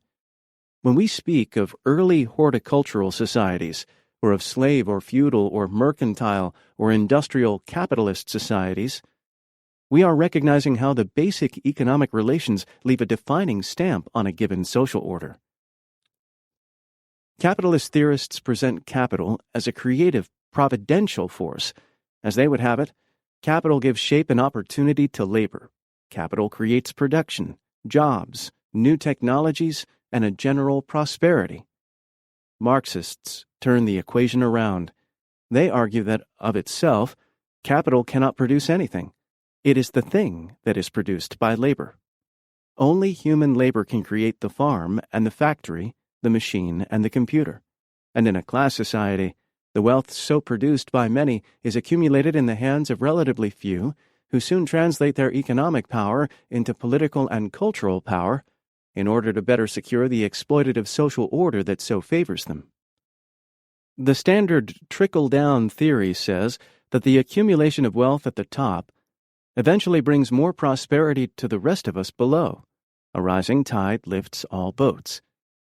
I would argue that in a class society, the accumulation of wealth fosters the spread of poverty. The wealthy few live off the backs of the impoverished many. There can be no rich slaveholders living in idle comfort without a mass of penniless slaves to support their luxurious lifestyle. No lords of the manor who live in opulence without a mass of impoverished landless serfs who till the Lord's lands from dawn to dusk. So, too, under capitalism, there can be no financial moguls and industrial tycoons without millions of underpaid and overworked employees. Exploitation can be measured not only in paltry wages, but in the disparity between the wealth created by the worker and the pay she or he receives. Thus, some professional athletes receive dramatically higher salaries than most people, but compared to the enormous wealth they produce for their owners, and taking into account the rigors and relative brevity of their careers, the injuries sustained, and the lack of lifelong benefits, it can be said they are exploited at a far higher rate than most workers. Conservative ideologues defend capitalism as the system that preserves culture, traditional values, the family, and community. Marxists would respond that capitalism has done more to undermine such things than any other system in history, given its wars, colonizations, and forced migrations, its enclosures, evictions, poverty wages, child labor, homelessness, underemployment, crime, drug infestation, and urban squalor. All over the world, community in the broader sense, the Gemeinschaft, with its organic social relationships and strong reciprocal bonds of commonality and kinship, is forcibly transformed by global capital into commercialized, atomized, mass-market societies. In the Communist Manifesto, Marx and Engels referred to capitalism's implacable drive to settle over the whole surface of the globe, creating a world after its own image. No system in history has been more relentless in battering down ancient and fragile cultures, pulverizing centuries-old practices in a matter of years, devouring the resources of whole regions, and standardizing the varieties of human experience. Big capital has no commitment to anything but capital accumulation, no loyalty to any nation, culture, or people. It moves inexorably according to its inner imperative to accumulate at the highest possible rate, without concern for human and environmental costs. The first law of the market is to make the largest possible profit from other people's labor. Private profitability rather than human need is the determining condition of private investment. There prevails a rational systematization of human endeavor in pursuit of a socially irrational end. Accumulate, accumulate, accumulate. More right than wrong. Those who reject Marx frequently contend that his predictions about proletariat revolution have proven wrong. From this, They conclude that his analysis of the nature of capitalism and imperialism must also be wrong. But we should distinguish between Marx, the chiliastic thinker, who made grandly optimistic predictions about the flowering of the human condition, and Marx, the economist and social scientist, who provided us with fundamental insights into capitalist society that have held painfully true to the present day. The latter Marx has been regularly misrepresented by anti-Marxist writers. Consider the following predictions. Business cycles and the tendency toward recession. Marx noted that something more than greed is involved in the capitalist's relentless pursuit of profit. Given the pressures of competition and rising wages, capitalists must make technological innovations to increase their productivity and diminish their labor costs. This creates problems of its own. The more capital goods, such as machinery, plants, technologies, fuels, needed for production, the higher the fixed costs and the greater the pressure to increase productivity to maintain profit margins. Since workers are not paid enough to buy back the goods and services they produce, Marx noted, there is always the problem of a disparity between mass production and aggregate demand. If demand slackens, owners cut back on production and investment. Even when there is ample demand, they are tempted to downsize the workforce and intensify the rate of exploitation of the remaining employees, seizing any opportunity to reduce benefits and wages. The ensuing drop in the workforce's buying power leads to a further decline in demand and to business recessions that inflict the greatest pain on those with the least assets. Marx foresaw this tendency for profits to fall and for protracted recessions and economic instability. As the economist Robert Heilbroner noted, this was an extraordinary prediction, for in Marx's day, economists did not recognize boom and bust business cycles as inherent to the capitalist system. But today we know that recessions are a chronic condition, and as Marx also predicted, they have become international in scope. Capital concentration. When the Communist Manifesto first appeared in 1848, bigness was the exception rather than the norm. Yet Marx predicted that large firms would force out or buy up smaller adversaries and increasingly dominate the business world as capital became more concentrated. This was not the accepted wisdom of that day and must have sounded improbable to those who gave it any attention. But it has come to pass. Indeed, the rate of mergers and takeovers has been higher in the 1980s and 1990s than at any other time in the history of capitalism. Growth of the proletariat. Another of Marx's predictions is that the proletariat, workers who have no tools of their own and must work for wages or salaries, selling their labor to someone else, would become an ever greater percentage of the workforce. In 1820, about 75% of Americans worked for themselves on farms or in small businesses and artisan crafts. By 1940, that number had dropped to 21.6%. Today, less than 10% of the labor force is self-employed. The same shift in the workforce can be observed in the Third World. From 1970 to 1980, the number of wage workers in Asia and Africa increased by almost two-thirds, from 72 million to 120 million. The tendency is toward the steady growth of the working class, both industrial and service workers, and, as Marx predicted, this is happening globally, in every land upon which capitalism descends. Proletarian Revolution. As capitalism develops, so will the proletariat, Marx predicted. We have seen that to be true. But he went further. With a growing misery and polarization, the masses would eventually rise up and overthrow the bourgeoisie and put the means of production under public ownership for the benefit of all. The revolution would come in the more industrialized capitalist countries that had large, developed working classes. What struck Marx about the working class was its level of organization and consciousness. Unlike previously oppressed classes, the proletariat, heavily concentrated in urban areas, seemed capable of an unparalleled level of political development. It would not only rebel against its oppressors as had slaves and serfs, but would create an egalitarian, non-exploitative social order as never before seen in history. In his day, Marx saw an alternative system emerging in the clubs, mutual aid societies, political organizations, and newspapers of a rapidly growing British working class. For the first time, history would be made by the masses in a conscious way, a class for itself.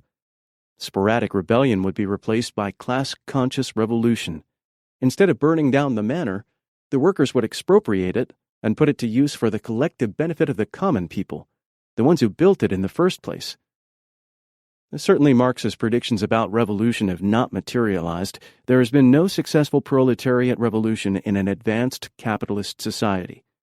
As the working class developed, so did the capitalist state, whose function has been to protect the capitalist class with its mechanisms of police suppression and its informational and cultural hegemony. Of itself, class struggle does not bring inevitable proletarian victory or even a proletarian uprising. Oppressive social conditions may cry out for revolution, but that does not mean revolution is forthcoming. This point is still not understood by some present-day leftists. In his later years, Marx himself began to entertain doubts about the inevitability of a victorious workers' revolution. So far, the prevailing force has not been revolution, but counter-revolution, the devilish destruction wreaked by capitalist states upon popular struggles at a cost of millions of lives. Marx also underestimated the extent to which the advanced capitalist state could use its wealth and power to create a variety of institutions that retard and distract popular consciousness or blunt discontent through reform programs. Contrary to his expectations, successful revolutions occurred in less developed, largely peasant societies such as Russia, China, Cuba, Vietnam, though the proletariats in those countries participated and sometimes, as in the case of Russia in 1917, even spearheaded the insurgency. Although Marx's predictions about revolution have not materialized as he envisioned, in recent years there have been impressive instances of working-class militancy in South Korea, South Africa, Argentina, Italy, France, Germany, Great Britain, and dozens of other countries, including even the United States. Such mass struggles usually go unreported in the corporate media. In 1984 to 1985, in Great Britain, a bitter, year-long strike resulted in some 10,500 coal miners being arrested, 6,500 injured or battered, and 11 killed. For the British miners locked in that conflict, class struggle was something more than a quaint, obsolete concept. So in other countries. In Nicaragua, a mass uprising brought down the hated Somoza dictatorship. In Brazil in 1980 through 1983, as Peter Worsley observes, the Brazilian working class has played precisely the role assigned to it in 19th century Marxist theory, paralyzing São Paulo in a succession of enormous mass strikes that began over bread and butter issues, but which in the end forced the military to make major political concessions, notably the restoration of a measure of authentic party political life. Revolutions are relatively rare occurrences, but popular struggle is a widespread and constant phenomenon. More wealth, more poverty.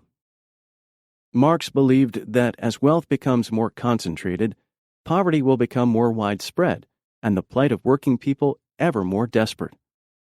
According to his critics, this prediction has proven wrong. They point out that he wrote during a time of raw industrialism, an era of robber barons and the 14-hour workday. Through persistent struggle, the working class improved its life conditions from the mid-19th to the mid-20th centuries. Today, mainstream spokespersons portray the United States as a prosperous middle-class society. Yet one might wonder, during the Reagan-Bush-Clinton era from 1981 to 1996, the share of the national income that went to those who work for a living shrank by over 12%. The share that went to those who live off investments increased almost 35%. Less than 1% of the population owns almost 50% of the nation's wealth. The richest families are hundreds of times wealthier than the average household in the lower 90% of the population. The gap between America's rich and poor is greater than it has been in more than half a century and is getting ever greater. Thus, between 1977 and 1989, the top 1% saw their earnings grow by over 100%, while the three lowest quintiles averaged a 3 to 10% drop in real income. The New York Times, June 20, 1996, reported that income disparity in 1995 was wider than it has been since the end of World War II. The average income for the top 20% jumped 44%, from $73,754 to $105,945 between 1968 and 1994, while the bottom 20% had a 7% increase from $7,202 to $7,762, or only $560 in constant dollars. But these figures understate the problem. The Times story is based on a Census Bureau study that fails to report the income of the very rich. For years, the reportable upper limit was $300,000 yearly income. In 1994, the Bureau lifted the allowable limit to $1 million. This still leaves out the richest 1%, the hundreds of billionaires and thousands of multimillionaires who make many times more than $1 million a year. The really big money is concentrated in a portion of the population so minuscule as to be judged statistically insignificant. But despite their tiny numbers, the amount of wealth they control is enormous and bespeaks an income disparity 1,000 times greater than the spread allowed by the Census Bureau figures.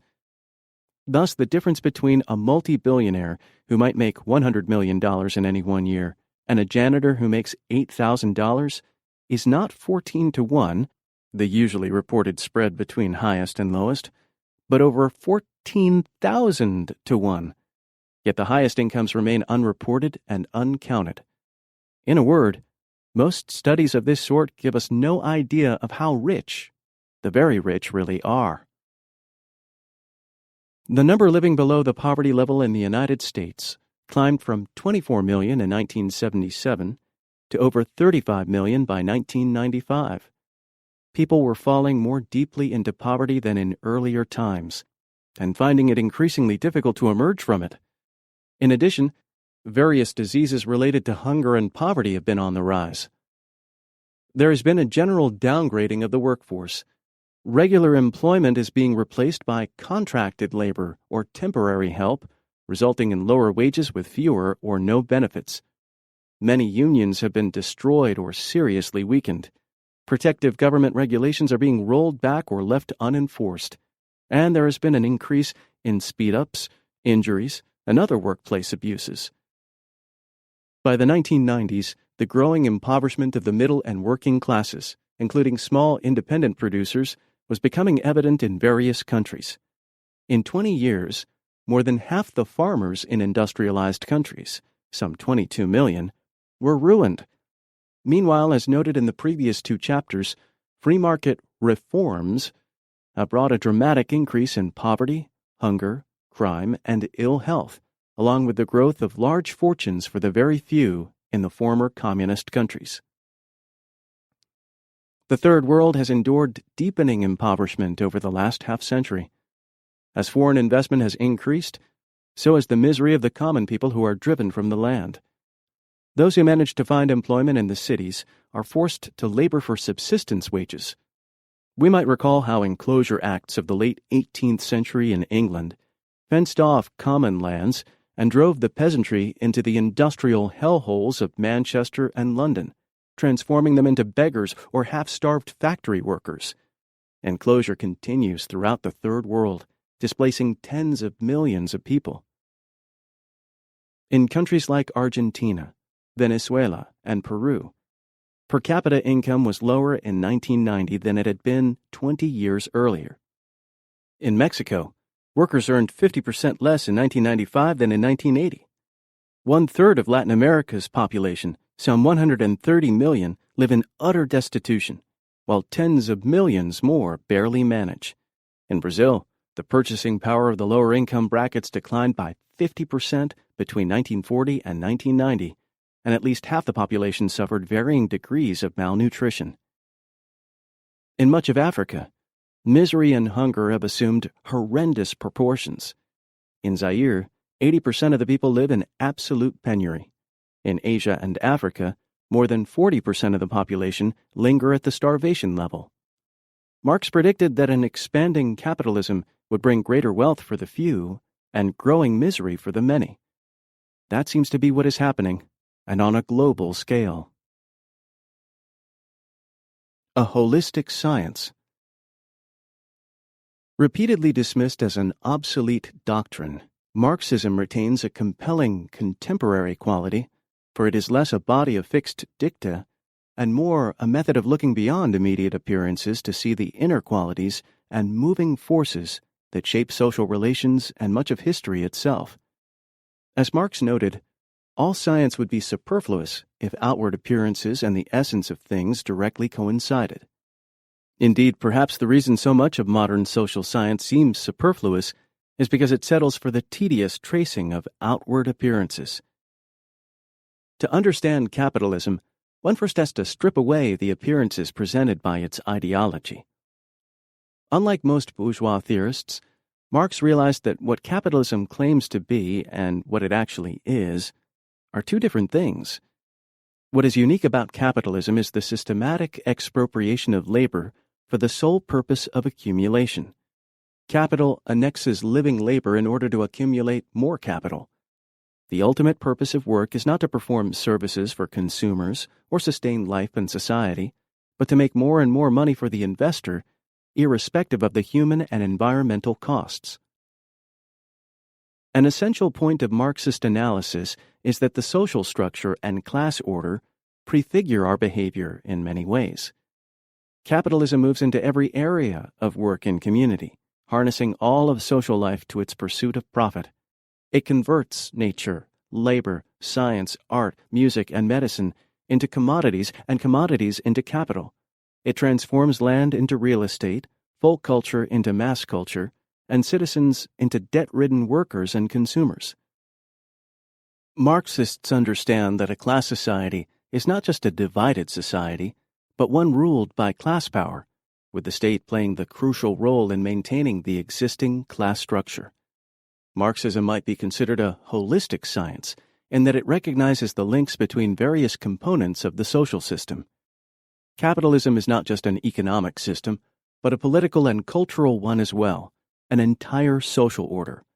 When we study any part of that order, be it the news or entertainment media, criminal justice, Congress, defense spending, overseas military intervention, intelligence agencies, campaign finance, science and technology, education, medical care, taxation, transportation, housing, or whatever, we will understand how the particular part reflects the nature of the whole. Its unique dynamic often buttresses and is shaped by the larger social system, especially the system's overriding need to maintain the prerogatives of the corporate class. In keeping with their system-sustaining function, the major news media present reality as a scatter of events and subjects that ostensibly bear little relation to each other or to a larger set of social relations. Consider a specific phenomenon like racism. Racism is presented as essentially a set of bad attitudes held by racists. There is little analysis of what makes it so functional for a class society. Instead, race and class are treated as mutually exclusive concepts in competition with each other. But those who have an understanding of class power know that as class contradictions deepen and come to the fore, racism becomes not less, but more important as a factor in class conflict. In short, both race and class are likely to be crucial arenas of struggle at the very same time. Marxists further maintain that racism involves not just personal attitude, but institutional structure and systemic power. They point out that racist organizations and sentiments are often propagated by well-financed reactionary forces seeking to divide the working populace against itself, fracturing it into antagonistic ethnic enclaves. Marxists also point out that racism is used as a means of depressing wages by keeping a segment of the labor force vulnerable to super-exploitation. To see racism in the larger context of corporate society is to move from a liberal complaint to a radical analysis, Instead of thinking that racism is an irrational output of a basically rational and benign system, we should see it as a rational output of a basically irrational and unjust system. By rational, I mean purposive and functional in sustaining the system that nurtures it. Lacking a holistic approach to society, conventional social science tends to compartmentalize social experience. So we are asked to ponder whether this or that phenomenon is cultural or economic or psychological, when usually it is a blend of all these things. Thus, an automobile is unmistakably an economic artifact, but it also has a cultural and psychological component, and even an aesthetic dimension. We need a greater sense of how analytically distinct phenomena are often empirically interrelated and may actually gather strength and definition from each other. Marxists do not accept the prevalent view of institutions as just being there, with all the natural innocence of mountains, especially the more articulated formal institutions such as the church, army, police, military, university, media, medicine, and the like. Institutions are heavily shaped by class interests and class power. Far from being neutral and independent bastions, the major institutions of society are tied to the big business class. Corporate representatives exercise direct decision-making power through control of governing boards and directorships. Business elites usually control the budgets and the very property of various institutions, a control inscribed into law through corporate charters and enforced by the police powers of the state. Their power extends to the managers picked, the policies set, and the performances of employees. If conventional social science has any one dedication, it is to ignore the linkages between social action and the systemic demands of capitalism, avoiding any view of power in its class dimensions and any view of class as a power relationship.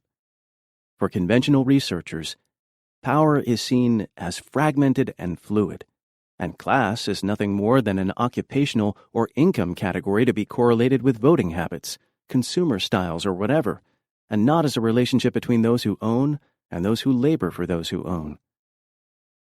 In the Marxist view, there can be no such thing as a class as such, a social entity unto itself. There can be no lords without serfs, no masters without slaves, no capitalists without workers. More than just a sociological category, class is a relationship to the means of production and to social and state power. This idea, so fundamental to an understanding of public policy, is avoided by conventional social scientists who prefer to concentrate on everything else but class power realities. It is remarkable, for instance, that some political scientists have studied the presidency and Congress for decades without uttering a word about capitalism, without so much as a sidelong glance at how the imperatives of a capitalist politico-economic order play such a crucial role in prefiguring the political agenda. Social science is cluttered with community power studies that treat communities and issues as isolated autonomous entities. Such investigations are usually limited to the immediate interplay of policy actors, with little said about how issues link up to a larger range of social interests. Conservative ideological preconceptions regularly influence the research strategies of most social scientists and policy analysts. In political science, for instance, 1. The relationships between industrial capitalist nations and third world nations are described as A. Dependency and interdependency, and as fostering a mutually beneficial development, rather than B. An imperialism that exploits the land, labor, and resources of weaker nations for the benefit of the favored classes in both the industrial and less developed worlds. 2. The United States and other democratic capitalist societies are said to be held together by A. Common values that reflect the common interest, not by B. Class power and domination. 3. The fragmentation of power in the political process is supposedly indicative of A. A fluidity and democratization of interest group pluralism rather than B. The pocketing and structuring of power in unaccountable and undemocratic ways. 4. The mass propagation of conventional political beliefs is described as A. Political socialization and education for citizenship and is treated as a desirable civic process rather than B, an indoctrination that distorts the information flow and warps the public's critical perceptions. In each of these instances, mainstream academics offer version A, not as a research finding, but as an a priori assumption that requires no critical analysis, upon which research is then predicated. At the same time, they disregard the evidence and research that supports version B. By ignoring the dominant class conditions that exercise such an influence over social behavior, conventional social science can settle on surface factualness, trying to explain immediate actions in exclusively immediate terms. Such an approach places a high priority on epiphenomenal and idiosyncratic explanations, the peculiarities of specific personalities and situations. What is habitually overlooked in such research and in our news reports, our daily observations, and sometimes even our political struggles, is the way seemingly remote forces may prefigure our experiences. Learning to ask why.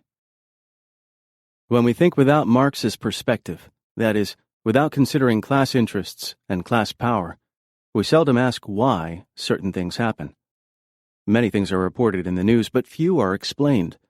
Little is said about how the social order is organized and whose interests prevail.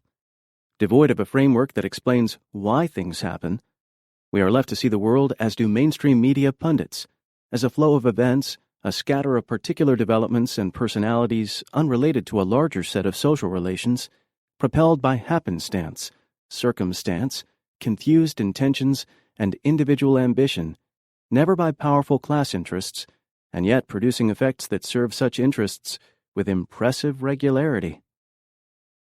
Thus we fail to associate social problems with the socio-economic forces that create them, and we learn to truncate our own critical thinking. Imagine if we attempted something different. For example, if we tried to explain that wealth and poverty exist together, not in accidental juxtaposition, but because wealth causes poverty, an inevitable outcome of economic exploitation both at home and abroad. How could such an analysis gain any exposure in the capitalist media or in mainstream political life? Suppose we started with a particular story about how child labor in Indonesia is contracted by multinational corporations at near starvation wage levels. This information probably would not be carried in right-wing publications, but in 1996 it did appear, after decades of effort by some activists, in the centrist mainstream press. What if we then crossed a line and said that these exploitative employer-employee relations were backed by the full might of the Indonesian military government? Fewer media would carry this story, but it still might get mentioned in an inside page of the New York Times or Washington Post. Then suppose we crossed another line and said that these repressive arrangements would not prevail were it not for generous military aid from the United States, and that for almost 30 years the homicidal Indonesian military has been financed, armed, advised, and trained by the U.S. national security state. Such a story would be even more unlikely to appear in the liberal press, but it is still issue-specific and safely without an overall class analysis, so it might well make its way into left-liberal opinion publications like The Nation and The Progressive. Now suppose we pointed out that the conditions found in Indonesia, the heartless economic exploitation, brutal military repression, and lavish U.S. support, exist in scores of other countries. Suppose we then crossed that most serious line of all, and instead of just deploring this fact, we also asked why successive U.S. administrations involve themselves in such unsavory pursuits throughout the world. And what if then we tried to explain that the whole phenomenon is consistent with the U.S. dedication to making the world safe for the free market and the giant multinational corporations, and that the intended goals are A, to maximize opportunities to accumulate wealth by depressing the wage levels of workers throughout the world and preventing them from organizing on behalf of their own interests, and B, to protect the overall global system of free market capital accumulation. Then what if, from all this, we concluded that U.S. foreign policy is neither timid, as the conservatives say, nor foolish, as the liberals say, but is remarkably successful in rolling back just about all governments and social movements that attempt to serve popular needs rather than private corporate greed. Such an analysis, hurriedly sketched here, would take some effort to lay out and would amount to a Marxist critique, a correct critique of capitalist imperialism. Though Marxists are not the only ones that might arrive at it, it almost certainly would not be published anywhere except in a Marxist publication. We cross too many lines. Because we tried to explain the particular situation, child labor, in terms of a larger set of social relations, corporate class power, our presentation would be rejected out of hand as ideological. The perceptual taboos imposed by the dominant powers teach people to avoid thinking critically about such powers. In contrast, Marxism gets us into the habit of asking why, of seeing the linkage between political events and class power. A common method of devaluing Marxism is to misrepresent what it actually says and then attack the misrepresentation.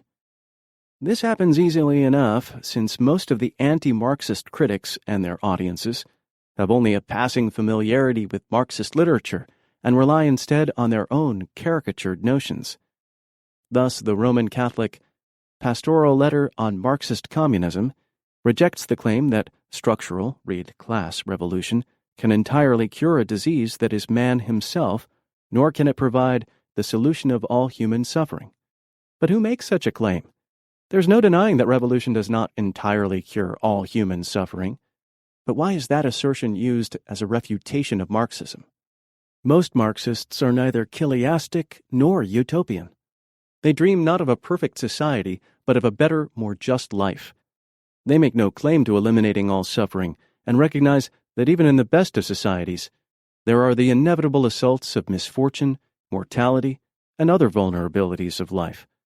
And certainly in any society there are some people who, for whatever reason, are given to wrongful deeds and self-serving corruptions. The highly imperfect nature of human beings should make us all the more determined not to see power and wealth accumulating in the hands of an unaccountable few, which is the central dedication of capitalism. Capitalism and its various institutions affect the most personal dimensions of everyday life in ways not readily evident. A Marxist approach helps us to see connections to which we were previously blind, to relate effects to causes, and to replace the arbitrary and the mysterious with the regular and the necessary. A Marxist perspective helps us to see injustice as rooted in systemic causes that go beyond individual choice, and to view crucial developments not as neutral happenings, but as the intended consequences of class power and interest.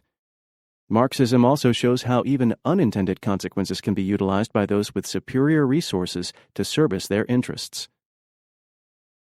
Is Marx still relevant today?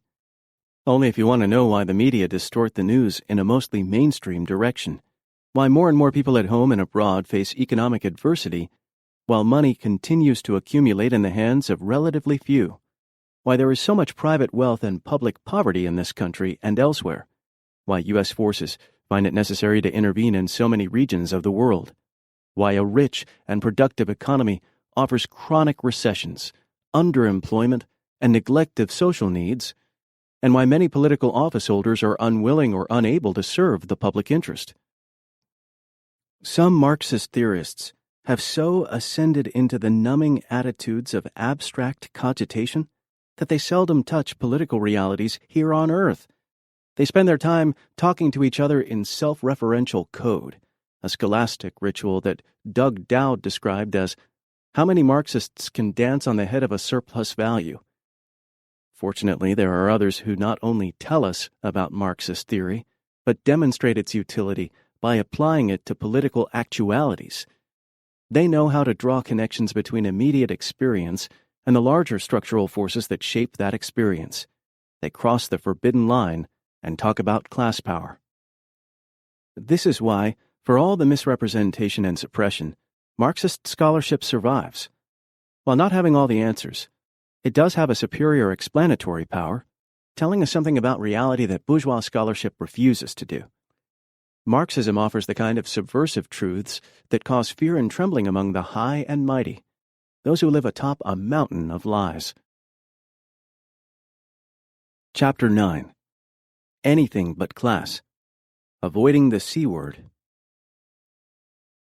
Class is a concept that is strenuously avoided by both mainstream writers and many on the left.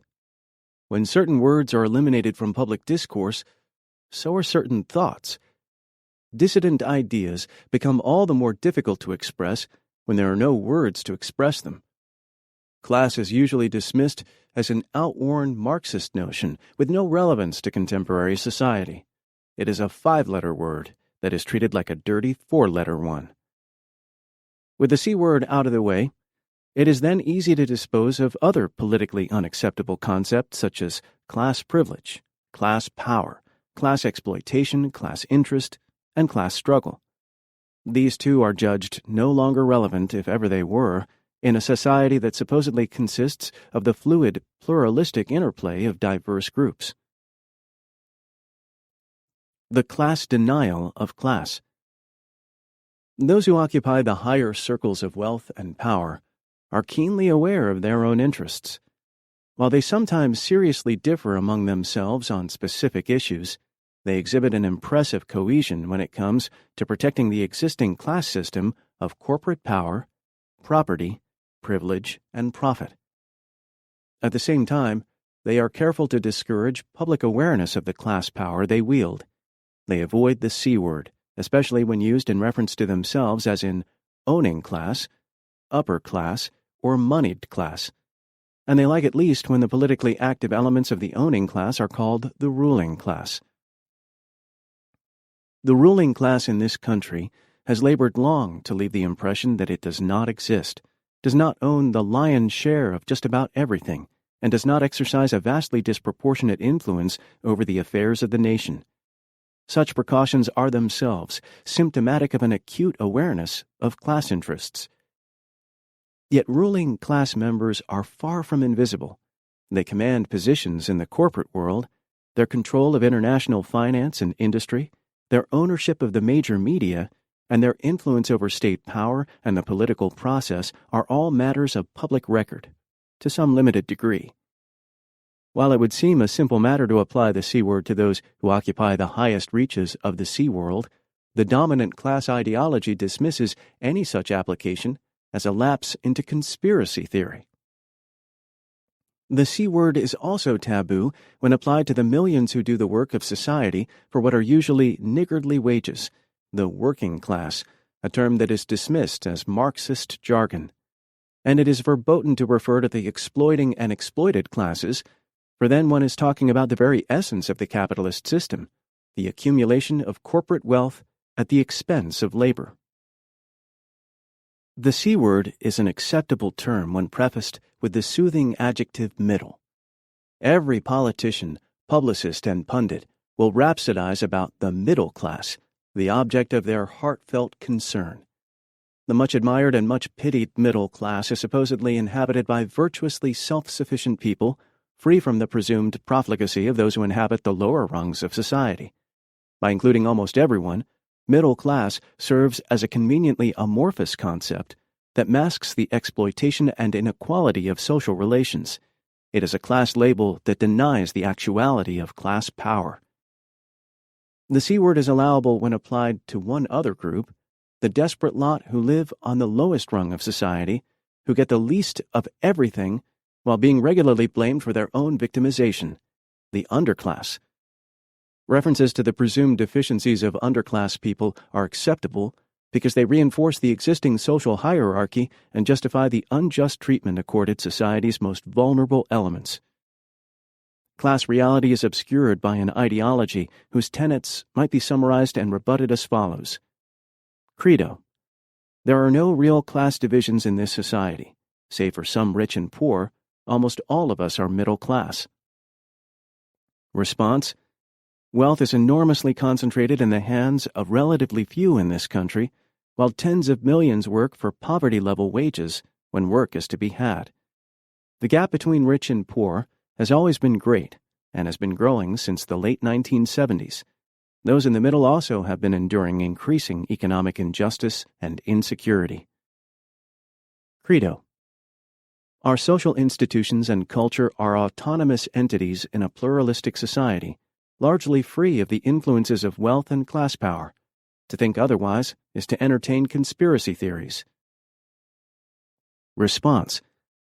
Great concentrations of wealth exercise an influence in all aspects of life, often a dominating one. Our social and cultural institutions are run by boards of directors, or trustees or regents, drawn largely from interlocking, non-elective, self-selecting corporate elites. They and their faithful hirelings occupy most of the command positions of the executive state and other policy-making bodies, and manifest a keen awareness of their class interest when shaping domestic and international policies. This includes such policies as the General Agreement on Tariffs and Trade, GATT, designed to circumvent whatever democratic sovereignty exists within nations. Credo. The differences between rich and poor are a natural given, not causally linked. Individual human behavior, not class, determines human performance and life chances. Existing social arrangements are a natural reflection of largely innate human proclivities. Response. All conservative ideologies justify existing inequities as the natural order of things, inevitable outcomes of human nature. If the very rich are naturally so much more capable than the rest of us, why must they be provided with so many artificial privileges under the law, so many bailouts, subsidies, and other special considerations at our expense? Their naturally superior talents include unprincipled and illegal subterfuges such as price fixing, stock manipulation, insider trading, fraud, tax evasion, the legal enforcement of unfair competition, ecological spoliation, harmful products, and unsafe work conditions. One might expect naturally superior people not to act in such rapacious and venal ways. Differences in talent and capacity as might exist between individuals do not excuse the crimes and injustices that are endemic to the corporate business system. The ABC theorists. Even among persons normally identified as progressive, one finds a reluctance to deal with the reality of capitalist class power. Sometimes the dismissal of the C word is quite categorical. At a meeting in New York in 1986, I heard the sociologist Stanley Aronowitz comment, "When I hear the word class, I just yawn." For Aronowitz, class is a concept of diminishing importance used by those he repeatedly referred to as orthodox Marxists. Another left academic, Ronald Aronson, in a book entitled After Marxism, claims, in the face of all recent evidence, that classes in capitalist societies have become less polarized, and class exploitation is not an urgent issue nowadays because labor unions have achieved power to protect their members and affect social policy. This at a time when many unions are being destroyed, workers are being downgraded to the status of contract laborers, and the income gap is wider than in decades. Many who pretend to be on the left are so rabidly anti-Marxist as to seize upon any conceivable notion except class power to explain what is happening in the world. They are the anything-but class ABC theorists who, while not allied with conservatives on most political issues, do their part in stunting class consciousness. The left ABC theorists say we are giving too much attention to class. Who exactly is doing that? Surveying the mainstream academic publications, radical journals, and socialist scholars' conferences, one is hard put to find much class analysis of any kind. Far from giving too much attention to class power, most U.S. writers and commentators have yet to discover the subject. While pummeling a rather minuscule Marxist left, the ABC theorists would have us think they are doing courageous battle against hordes of Marxists who dominate intellectual discourse in this country, yet another hallucination they hold in common with conservatives. In their endless search for conceptual schema that might mute Marxism's class analysis, left ABC theorists have twaddled for years over a false dichotomization between early Marx, culturalistic, humanistic, good, and later Marx, dogmatic, economistic, bad. As Marxist scholar Bertel Ullman notes, this artificial counterpoising transforms a relatively minor development in Marx's work into a chasm between two ways of thinking that have little in common. Some ABC theorists labored hard to promote the writings of the late Italian Communist Party leader Antonio Gramsci as a source of cultural theory to counteract a Marxist class analysis. Refer to, for instance, publications like Paul Picconi's Telos during the 1970s and early 1980s. Gramsci, they said, rejected the economistic views of Marx and Lenin and did not treat class conflict as a central concept, preferring to develop a more nuanced analysis based on cultural hegemony. So Gramsci was made into the Marxist who's safe to bring home to mother, as the historian T.J. Jackson put it, and as Christopher Phelps added, Gramsci has become safe, tame, denatured, a wisp of his revolutionary self. Academics seeking to justify their retreat into highly abstruse theories have created fanciful illusions about their counter-hegemonic activity. They have created a mythical Gramsci who holds views he never did, including an opposition to revolutionary socialist organization of the sort that he, following upon Lenin, held indispensable. Gramsci himself would have considered the representations made about him by ABC theorists as oddly misplaced.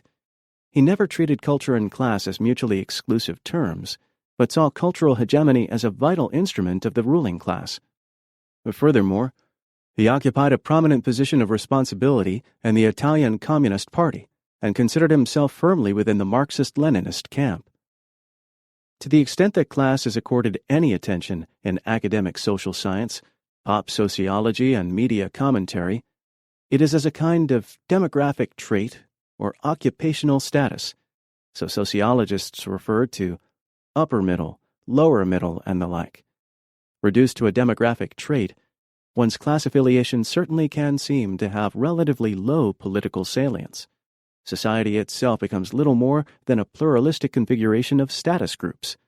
Class is not a taboo subject if divorced from capitalism's exploitative accumulation process. Both mainstream social scientists and left ABC theorists fail to consider the dynamic interrelationship that gives classes their significance. In contrast, Marxists treat class as the key concept in an entire social order known as capitalism, or feudalism, or slavery, centering around the ownership of the means of production, factories, mines, oil wells, agribusinesses, media conglomerates, and the like, and the need, if one lacks ownership, to sell one's labor on terms that are highly favorable to the employer. Class gets its significance from the process of surplus extraction. The relationship between worker and owner is essentially an exploitative one, involving the constant transfer of wealth from those who labor but do not own to those who own but do not labor. This is how some people get richer and richer without working, or with doing only a fraction of the work that enriches them, while others toil hard for an entire lifetime, only to end up with little or nothing. Both orthodox social scientists and left ABC theorists treat the diverse social factions within the non-capitalist class as classes unto themselves. So they speak of a blue-collar class, a professional class, and the like. In doing so, they claim to be moving beyond a reductionist, Marxist dualistic model of classes. But what is more reductionist than to ignore the underlying dynamics of economic power and the conflict between capital and labor? What is more misleading than to treat occupational groups as autonomous classes, giving attention to every social group in capitalist society except the capitalist class itself, to every social conflict except class conflict? Both conventional and left ABC theorists have difficulty understanding that the creation of a managerial or technocratic social formation constitutes no basic change in the property relations of capitalism, no creation of new classes. Professionals and managers are not an autonomous class as such.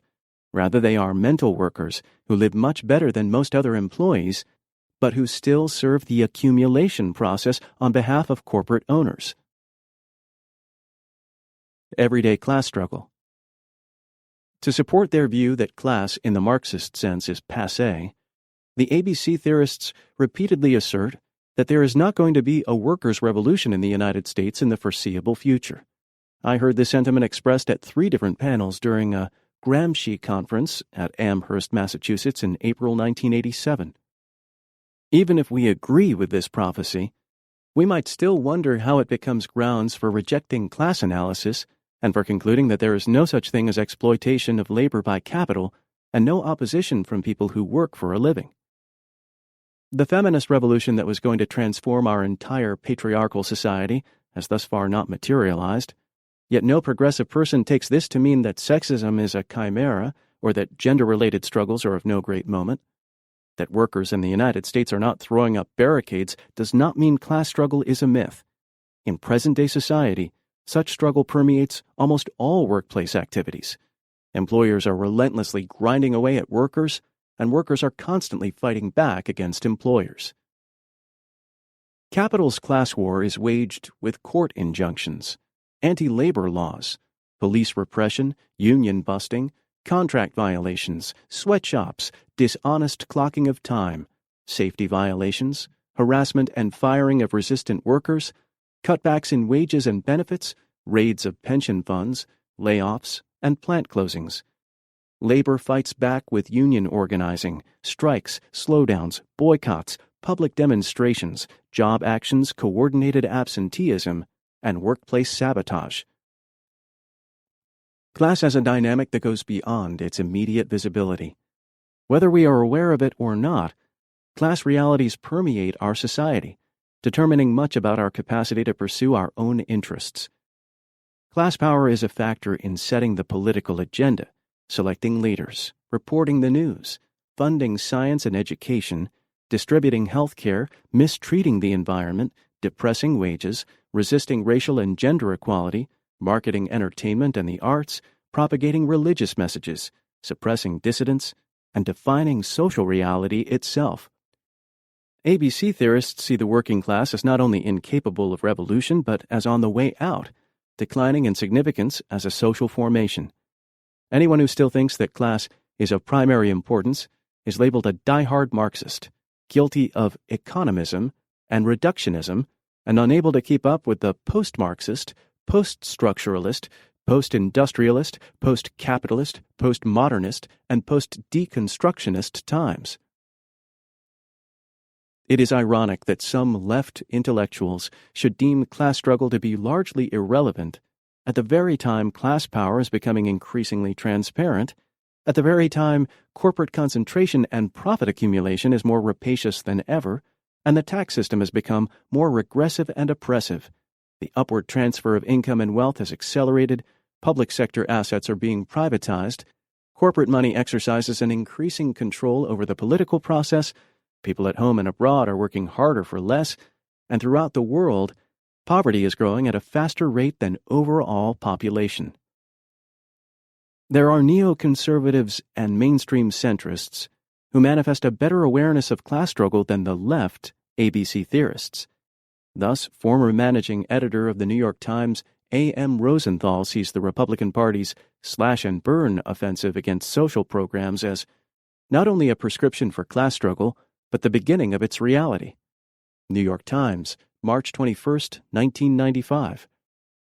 Rosenthal goes on to quote Wall Street financier Felix Rohatyn, who notes that the big beneficiaries of our economic expansion have been the owners of financial assets in what amounts to a huge transfer of wealth from lower-skilled middle-class American workers to the owners of capital assets and to the new technological aristocracy.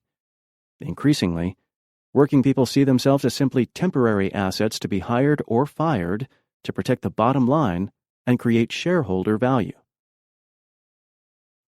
It says little for left ABC intellectuals when they can be outclassed by establishment people like Rosenthal and Rohatyn.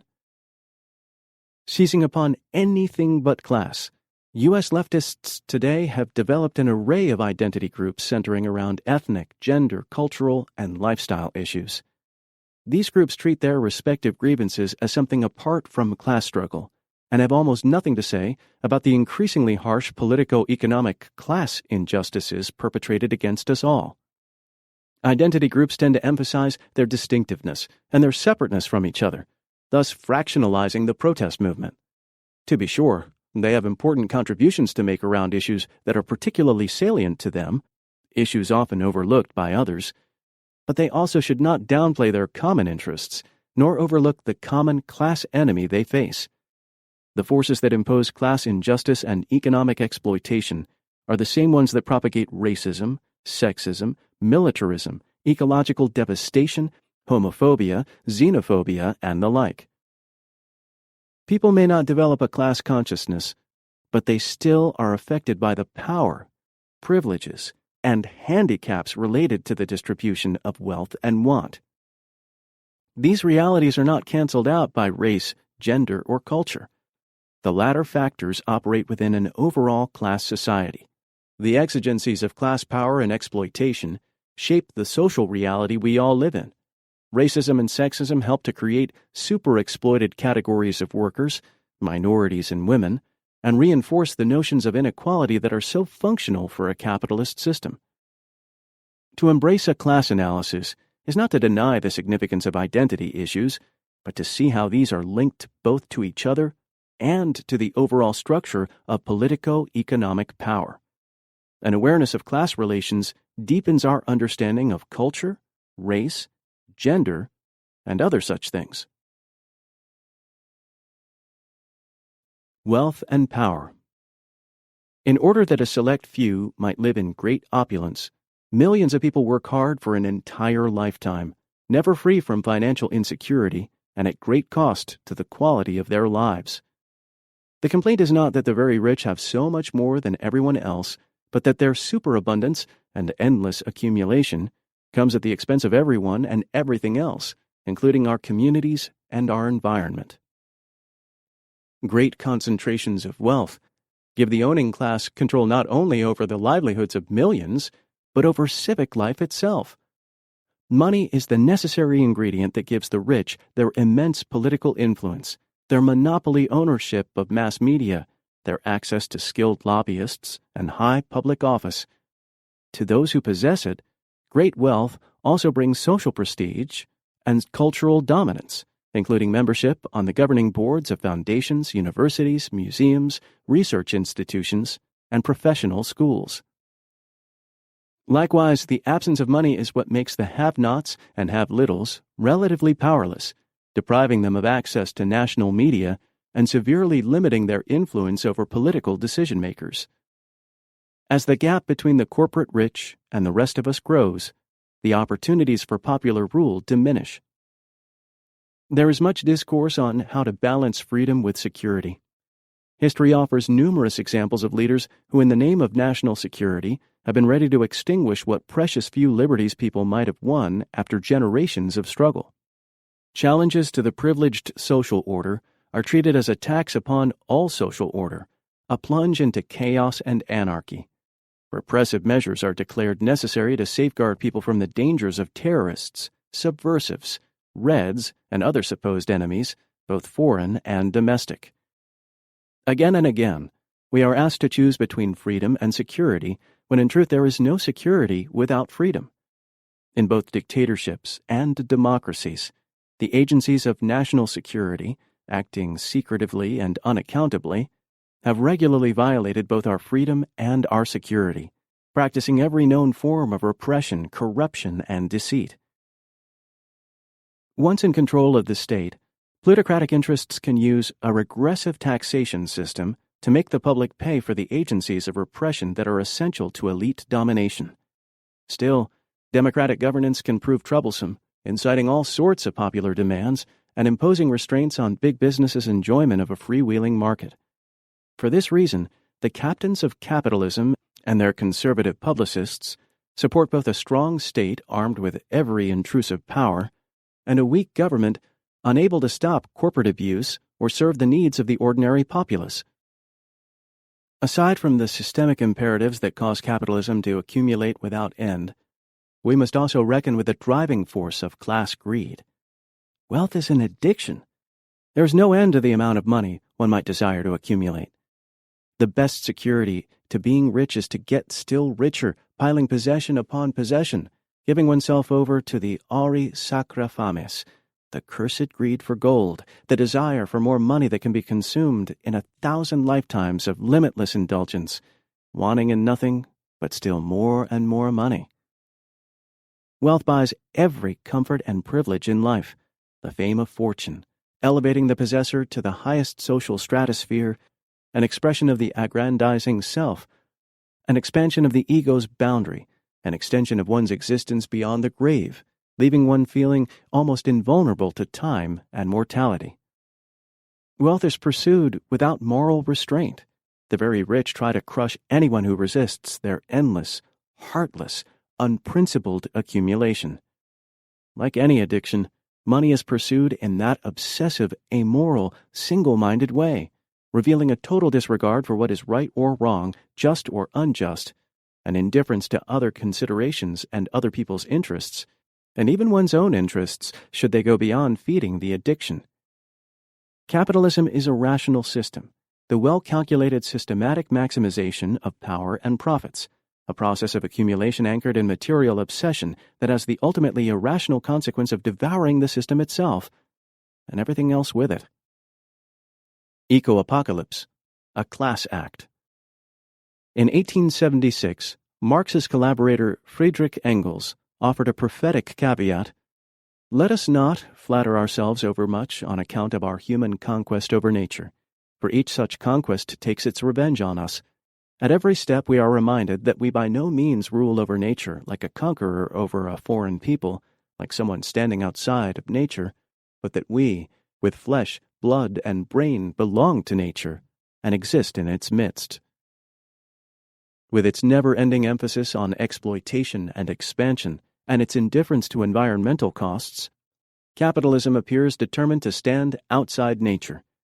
The essence of capitalism, its raison d'être, is to convert nature into commodities and commodities into capital, transforming the living earth into inanimate wealth. This capital accumulation process wreaks havoc upon the global ecological system. It treats the planet's life-sustaining resources, arable land, groundwater, wetlands, forests, fisheries, ocean beds, rivers, air quality, as dispensable ingredients of limitless supply, to be consumed or toxified at will. Consequently, the support systems of the entire ecosphere, the planet's thick skin of fresh air, water, and topsoil, are at risk, threatened by such things as global warming, massive erosion, and ozone depletion.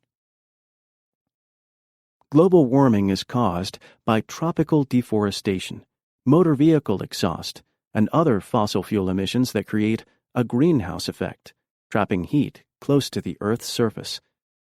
This massed heat is altering the atmospheric chemistry and climatic patterns across the planet, causing record droughts, floods, tidal waves, snowstorms, hurricanes, heat waves, and great losses in soil moisture. We now know that the planet does not have a limitless ability to absorb heat caused by energy consumption. Another potential catastrophe is the shrinkage of the ozone layer that shields us from the sun's deadliest rays. Over 2.5 billion pounds of ozone-depleting chemicals are emitted into the Earth's atmosphere every year, resulting in excessive ultraviolet radiation that is causing an alarming rise in skin cancer and other diseases. Increased radiation is damaging trees, crops, and coral reefs, and destroying the ocean's phytoplankton, source of about half of the planet's oxygen. If the oceans die, so do we.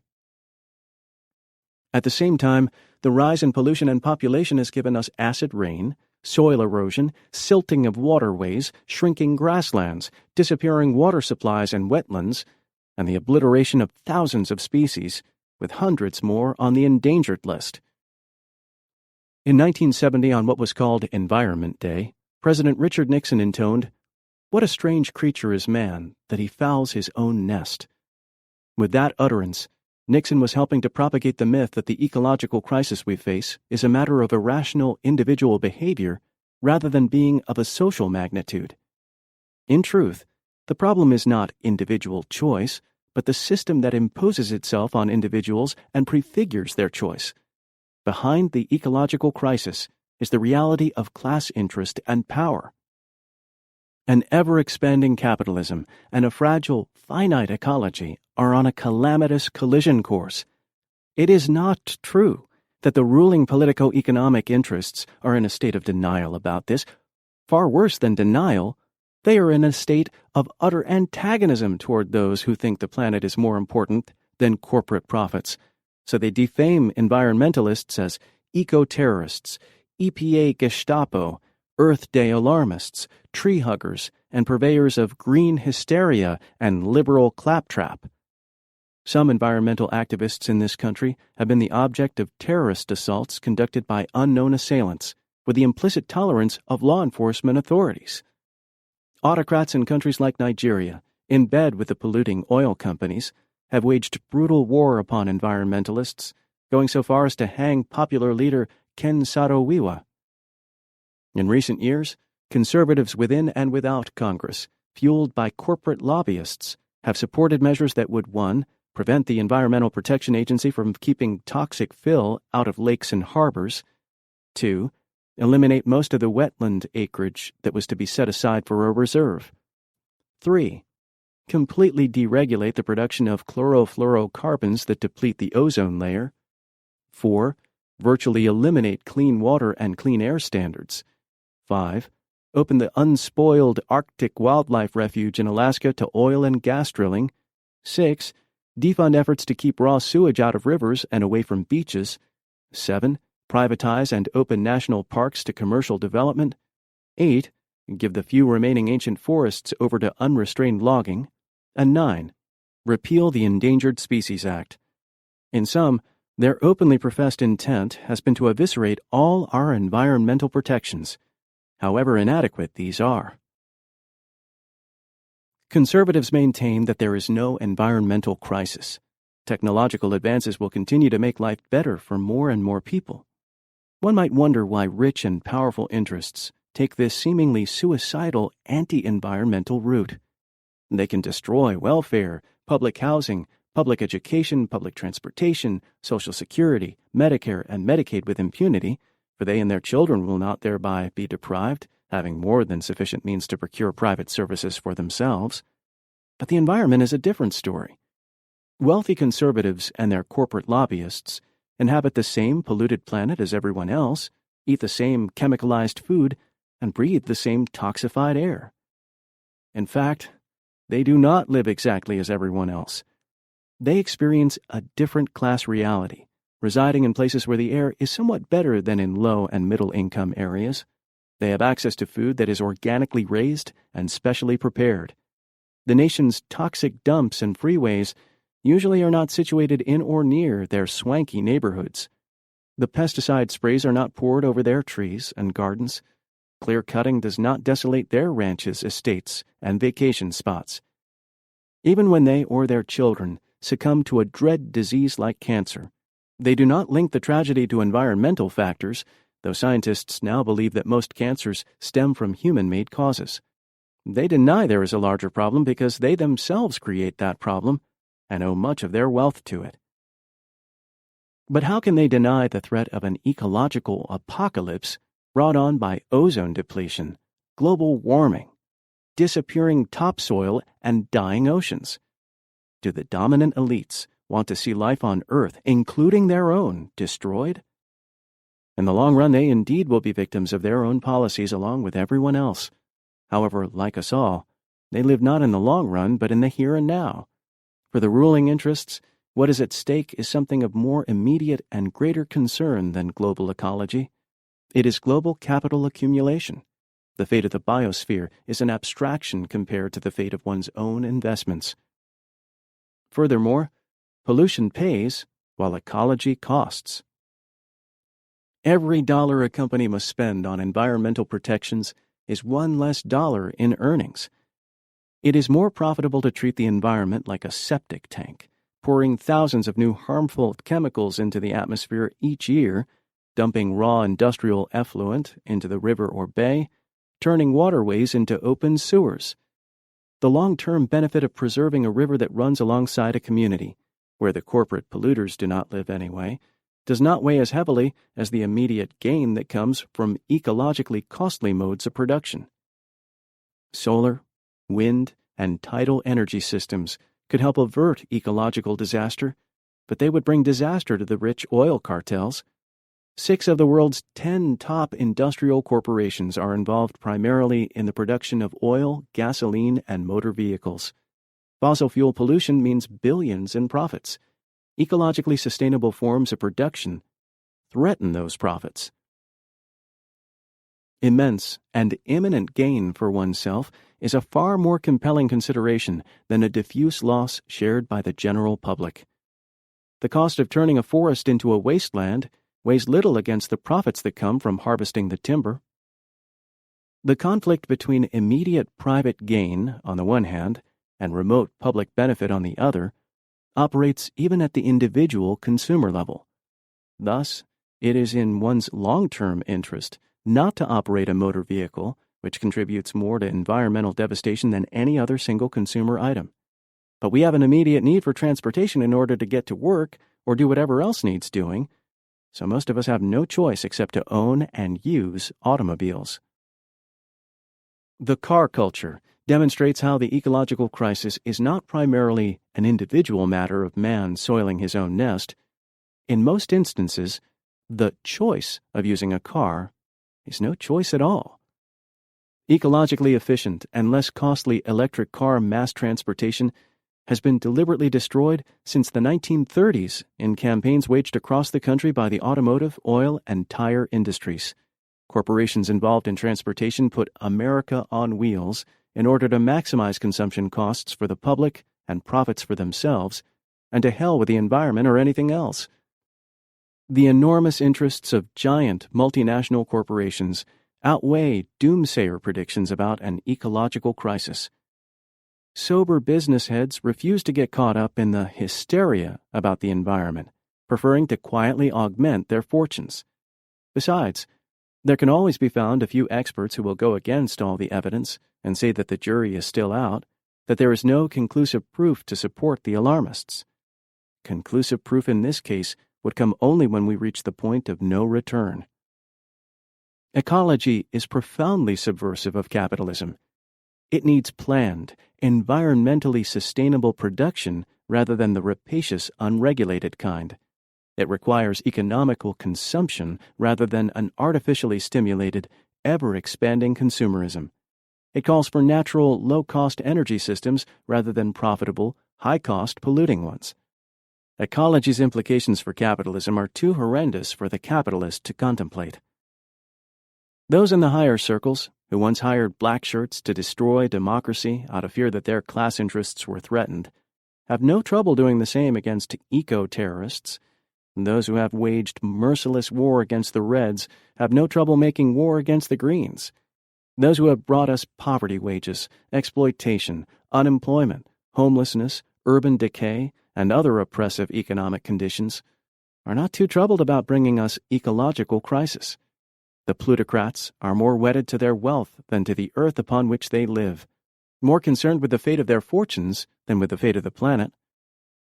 The struggle over environmentalism is part of the class struggle itself, a fact that seems to have escaped many environmentalists. The impending eco-apocalypse is a class act. It has been created by and for the benefit of the few at the expense of the many. The trouble is, this time the class act may take all of us down once and forever.